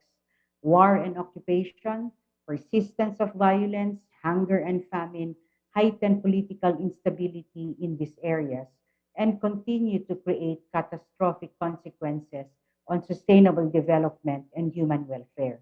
In this map, you will see that the concentration of conflict and fragile states are in developing states such as Africa, Latin America, and the Caribbean and Asia. And these are also where majority of the world's populations are located, where hunger and poverty are high and living conditions are below global standards. Next slide, please. Given such context, the CSO Partnership for Development Effectiveness, or CPDE, believes that development partnerships have the potential to address the interrelated issues of peace, development, and humanitarian crises. For CPDE, development partnerships should address issues of humanitarian, peace, and development in a nexus instead of providing quick fixes and stopgap measures. Partnerships for development, sustainable development, need to take into account the structural determinants of conflict and the unique challenges of development in fragile contexts. The CPDE, we identified in our 2020 to 2023 strategic plan nexus issues as a major policy objective that we will focus on. Next slide, please. The triple nexus, although not entirely new, is one of the innovative approaches we need at this time that we are facing multiple layers of crises from health, we have the pandemic, climate, we have the climate emergency, to politics with human rights defenders and civil society under attack. The components of the triple nexus were never separate to begin with. It is simply not possible to have a sustainable solution in one of the components without addressing the other two, and vice versa. In the same way, we cannot talk about climate justice without addressing the political persecution of environmental and land defenders and the occupation and plunder of resource-rich territories like Palestine and West Papua and the Amazon in Latin America. The innovative solutions that we are looking for are not undiscovered areas like they are made out to be. Although it is true that paving the path to sustainable development and just peace is easier said than done. The people on the ground have been generating solutions. They have been for the longest time articulating their needs and demands, and development partners need only to listen and act on their promises and commitments. Next slide, please. Based on this 2020 to 2023 strategic plan, the CPDE hopes to ensure that the nexus of humanitarian development and peace issues, or the triple nexus, advances the effective development cooperation and human rights agenda through various means. One, through researches and case studies to examine or study the effectiveness of humanitarian aid. Two, engagements at the national and global policy arenas. And this would include, no, but not limited to the New Deal and the international dialogue on state building and peace building, and tackling humanitarian development and peace issues. Three, we also hope to conduct dialogues, no, with states and public officials that will be able to ensure transparency and accountability in addressing urgent needs of people living in conflict and fragility amid, especially now, amid the COVID-19 crisis. And fourth, last but not the least, to hold study sessions and webinars for civil society organizations and other organizations, communities, to increase our understanding on pertinent concepts and international agreements that are fastly developing at this time. Next slide, please. This year, the CPDE, through its task force on Nexus issues and in partnership with the Reality of Aid Asia and Pacific, we published a research collection on the humanitarian development peace nexus, or the triple nexus, which assess development, humanitarian, and peace programs or policies in 9 contexts or 9 countries in terms of their ability, to respond to immediate and long-term needs of affected peoples. The studies focused in Syria, Bangladesh, Lake Chad, Cameroon, Mozambique, Afghanistan, Mali, Guatemala, and the Philippines. And we were also able to, through these researches, we were able to look into the ability of both states, and civil society to respond to both immediate and long-term needs of affected peoples in the countries and regions of this study. And the studies also presented recommendations, which we can sum up in 5 action points to be able to effectively contribute, in analyzing and carrying out efforts to address the root causes of conflicts and states of fragility. So let's take a look at them. Next slide, please. So the first one would be understanding the triple nexus. The first recommendation is on promoting a common understanding of the triple nexus, its origin, its principles, objectives, and proposed practices among actors in the 3 pillars, among multi-stakeholder platforms, including the global partnership, and across various countries and conflict situations. Our understanding and interpretation of the triple nexus, we believe, must be rooted in local context and concrete analysis of situations of conflict and fragility. The second would be defining these pillars. One would involve a common understanding of the nexus, would also mean a common understanding of humanitarian principles, of people-centered and sustainable development, and of a just and lasting peace. Peace actions, for instance, should not lessen and should not contribute towards militarism and repression, and should push for respect for human rights and international humanitarian law. Security actions, when necessary, should not be excessively financed. Even in confronting terrorist organizations or those that victimize civilians in pursuit of political objectives, the social, economic, and political root causes should be highlighted and addressed. Next slide. The third would be addressing concerns, no? Especially important in this pursuit of the correct understanding and application of the Nexus approach is the meaningful participation of civil society, especially in situations where governments are parties themselves to the conflict. One of the immediate areas of intervention is violence against women and children in situations of conflict and fragility. Special attention should also be given to empowering national minorities and indigenous peoples, the LGBTQI, the disabled and elderly, to be able to participate in the process of designing, implementing, and assessing the triple nexus. Next slide, please. Fourth would be, how does this relate to the bigger political context? The Nexus approach must be coupled with vibrant work of the partnerships among governments, private sectors, and civil society wherever possible, not to be able to push for recommendations to arrive at, no, to push for recommendations using the triple nexus as a frame of analysis and action.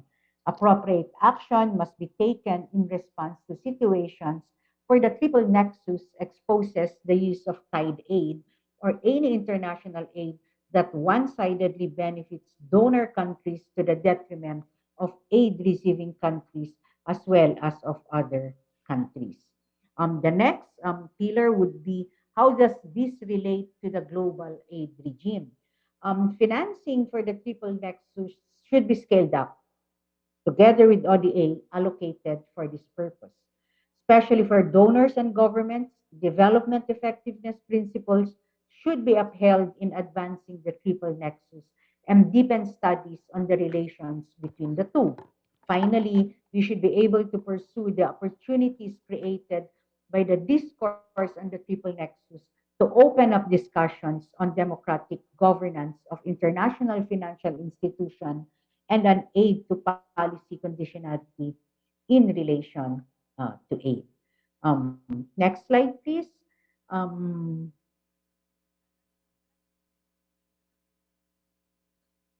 I think that's the last slide.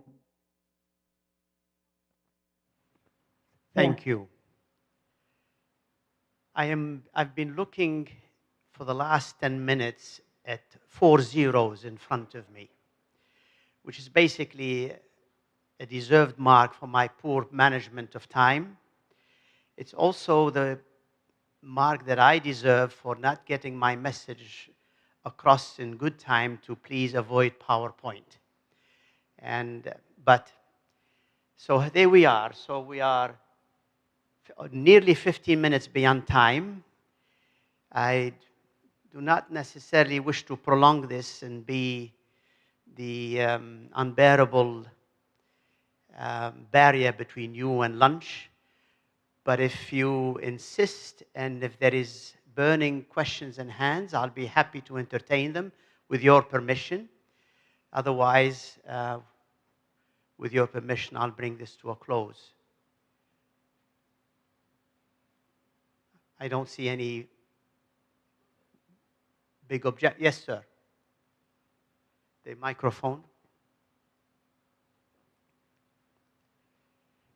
So I'll make it really quick, just to, and this is not a question, but really a comment. First of all, to Tom, I'm quite impressed with the risk appetite of cross-boundary. And as you were making the presentation, you do make reference to hedging vehicles. I'm not sure whether actually tax relief could be actually one of the hedging vehicles, in which case that really leaves then the national treasuries of these fragile states anemic. And then secondly, the continued hemorrhage of the financial flows that arise from the work of the kind of cross-boundary, as they do these very, multiple fishing expeditions, could also be an issue. But I would like to thank Abdurrahim Dieme. I think you really provoked us quite a lot. And my takeaway, that we shouldn't create dichotomy. Today is tomorrow. Perhaps we shouldn't also create dichotomy. One country is stable today, tomorrow it is fragile. And so, with that in mind, and also aware of what Dr. Mahamoud said, that in the fragile states, there is really agency, there is expertise, there is local knowledge. We need to apply the subsidiarity principle and all that.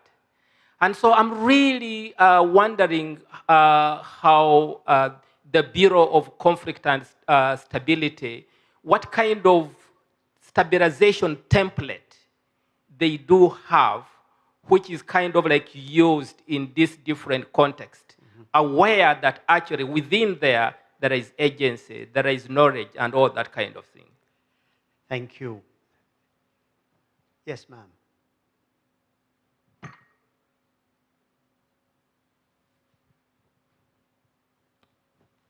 beg everyone's forgiveness, but I will ask a question.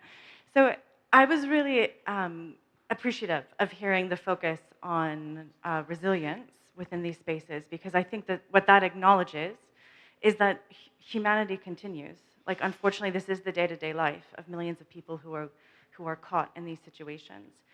But there was a certain part of that resilience, of that desire of a parent to continue to build their family and to have ambition and hope for the future, that I didn't hear anyone mention, which is what the role of education is in these spaces of fragility, the role of education in preventing conflict, and then how the importance of education and then transition out of that. And so that could go to any of you, but particularly the ambassador from Mali, Seydou Koulibaly. I'm sure you have thoughts there. I'm sure Assistant Acting Secretary Rob Fouché does as well. Thank you very much. Yes, sir.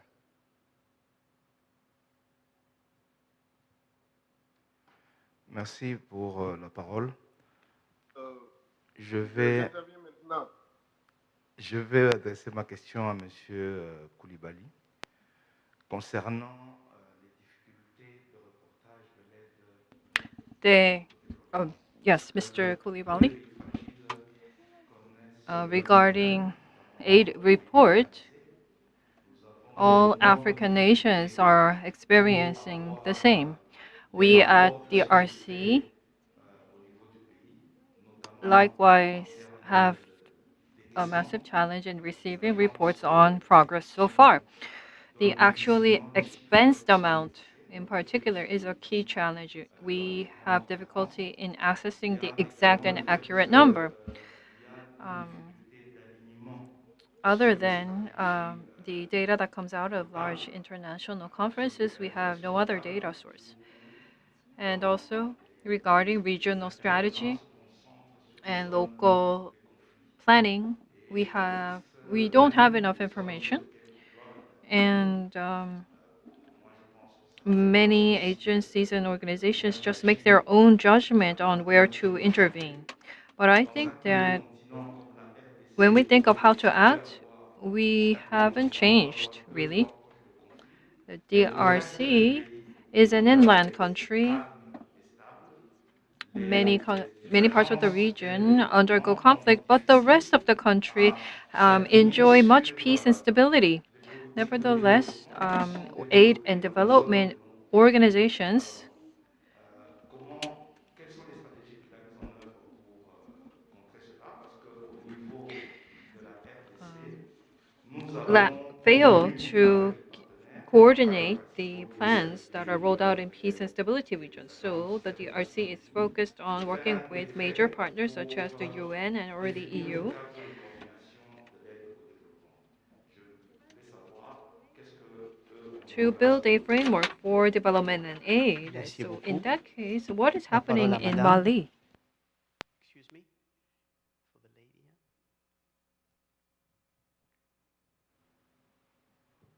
Okay, thank you, moderator. My question is maybe to Mr. Olivia, being that the World Bank does a lot of policy briefs. Most of the focus on fragility has really been on countries in conflict. But there's another angle of also fragility in countries which are, stable in terms of in terms of that they don't have conflict, but there's a lot of policy reversal. So policy reversal will not realize development effectiveness. So maybe what is your thought on that? Thank you. Thank you very much. Yes, please. Thank you also, and I thank the panelists for excellent presentation. Two things. Mr. Abdullahi, thank you for the provocative presentation. Two things. One is on this issue of Busan 2.0. I had you mention it. And certainly you are questioning the rationale of having those OECD versus the rest of the world. And I think that's a valid question. But the thing with Busan is it recognizes other stakeholders. And I think in the presentations you could see the issue of civil society, private sector, and other actors. in their own dynamics, bringing the change. So how do you envision that in that new dynamics where even in the leave no one behind context, we're trying to mobilize other stakeholders to play a crucial role? Should it be a major shift or incrementalist approach to do the changes? So that's just for us thinking. I think in the context of the World Bank, I'm interested in your own effectiveness, especially in the fragile context. And then I think for me, that's very crucial because aside from offering advice, you're also active implementers in the field. How do you see that playing out? And do you feel that the approach you've taken over the years has been helpful, or do you need to maybe look another direction? Thank you. Thank you very much. I don't see any other pressing question. With your permission, Madame MC, we may take 10 minutes or so to thank you for your indulgence. That's the privilege we have being the last session of the day. So I would like to go back to the panel. I would beg them to take 1 minute and maximum 2 so we can address these questions. I'll start with Mr. Fauché, your comments on the one of the questions addressed to you. If you have any comment, Mr. Fauché, the floor is yours.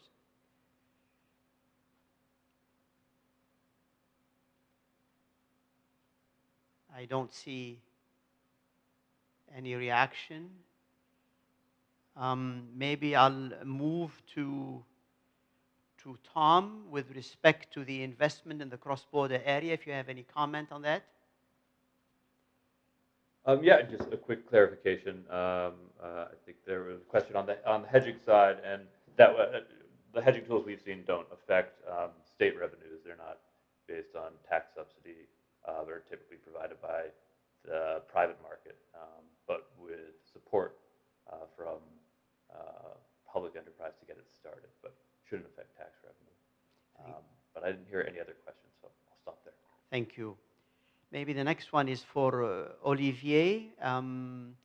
With respect to the question asked by the lady about how you define fragility, there may be countries that are not beset by conflict, but policy reversals could constitute fragility. How would you address that in the World Bank? Olivier? Thank you very much, Dr. Mahmoud. No, I absolutely agree with the lady. I may be focused on conflict because it's very much in the cards these days with what's going on in some of the countries that we're focusing on. But fragility for us is a much wider concept. It actually cuts across both low and middle income countries and even goes beyond. There are pockets of fragility even in stable middle income countries. Take Philippines for example. That's a telling example. So we want to apply the lens of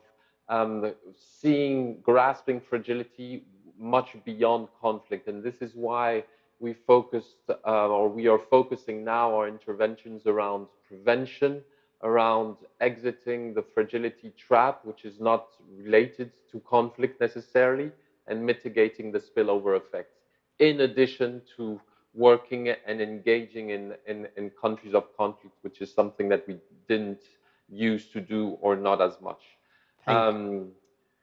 Thank you. Yeah.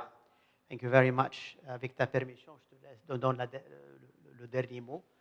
Pas maintenant, après M. Koulibaly. Je vais d'abord... Monsieur Koulibaly, j'imagine vous avez entendu les questions qui vous sont adressées. I'm sure you received the question regarding the DRC. There was a particular question directed to you, and also regarding education, there was another question raised about the role of education, which was rather neglected in the discussion. So in Mali, how is all this being reflected in your development plan? And also, the question raised from the DRC. was that the word fragility is used quite liberally. And do we need to, we generally limit the scope of fragility to conflict regions, but the areas that do not have conflicts are not receiving enough attention that they deserve. So, what lessons can we draw from this situation? And how is peace and stability being maintained in non-conflict afflicted areas? And what lessons can we learn that we can apply to aid situations? Yes, thank you, moderator. And I'd like to thank all participants for raising questions to my speech. As I mentioned during my presentation, we are making much investment in human capital, as well as in health and education. So in terms of aid and development plan of our nation, education takes an important place, which will only grow going forward.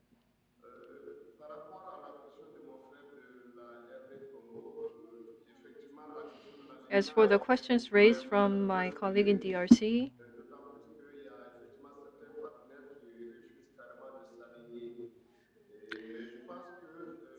and adding consistency to aid is very important, no matter what donor nation, because donor nations generally neglect this giving consistency to aid, but this is very important. So when providing aid, I think that they should be aligned with the national priorities for these development and cooperation projects to be in line with the national priorities. So this is where we are making much effort.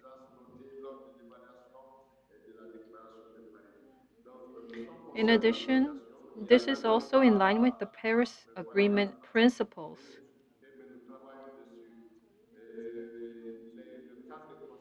And although this is not being done sufficiently, we are continuing to work on making improvements. And also here in Mali, OECD DAC joint support team are working with us continuously, and also we are working with the World Bank on cooperative projects, and that is all from me. Thank you very much. Thank you very much. And if you could, perhaps in your closing remarks, address this provocation about this Busan 2.0. You have the floor, Abdullah. It's a great provocation. I'll answer with the provocations. I think since this morning we have been discussing the issue of people's agency, but we haven't operationalized it. I think all these questions that we are posing here is how do we operationalize that very notion of people's agency? If Busan 2.0 is to make a dent, is to make a proposal on that. 3 avenues I see. Number one, I think Busan 2.0 should be helping us write the missing chapter of the Charter of the United Nations. You know that we have 19 chapters, and there is one missing. We start with we the people, and we end that with we the government. It's a long ending. So chapter 20 is missing. So Busan should be writing that chapter 20. It would have what? I see 2 content. Number one, people's agencies mean that people, citizens, by the way, there is no words, when you look at the 111 articles of the Charter, the word citizen is not there, which is paradoxical. So that has to be there. People's agency means citizens' agencies. So citizens have the right, a group of citizens to have the initiative de budget. Agree that they have it, because they cannot just delegate their authority to governments and parliamentarians, because they are there for 4 years before they come back. And people are here every day. They should have the right to initiate budget. They have to have the right to initiate law. They must have the right to vote budget, or even to initiate what we call popular budgeting. So that is what is missing, and that is what Busan 2.0 can bring on the equation. Over to you. Thank you very much. I think for a provocation, you've gotten a response. There is only so much I can add. Just look and see how you can make room for we the peoples and maybe empower them, not empower them, just acknowledge that they are empowered citizens. Ladies and gentlemen, without further ado, I must bring this to a close. I'm getting tired of these zeros looking at me, and I'm sure you're tired of this long session. So I thank you for your patience and for your participation. And I want to thank all our presenters and interveners for making the time to join us in different time zones. Thank you very much for your wonderful and stimulating contribution, and we'll bring this to an end. Thank you. Thank you, Dr. Mahmoud, speakers and panelists for the meaningful discussion. It is time to end day one with many thanks to all speakers, panelists, and participants. We still have a lot to discuss, hence looking forward to continuing this fruitful discussion tomorrow. Thank you very much.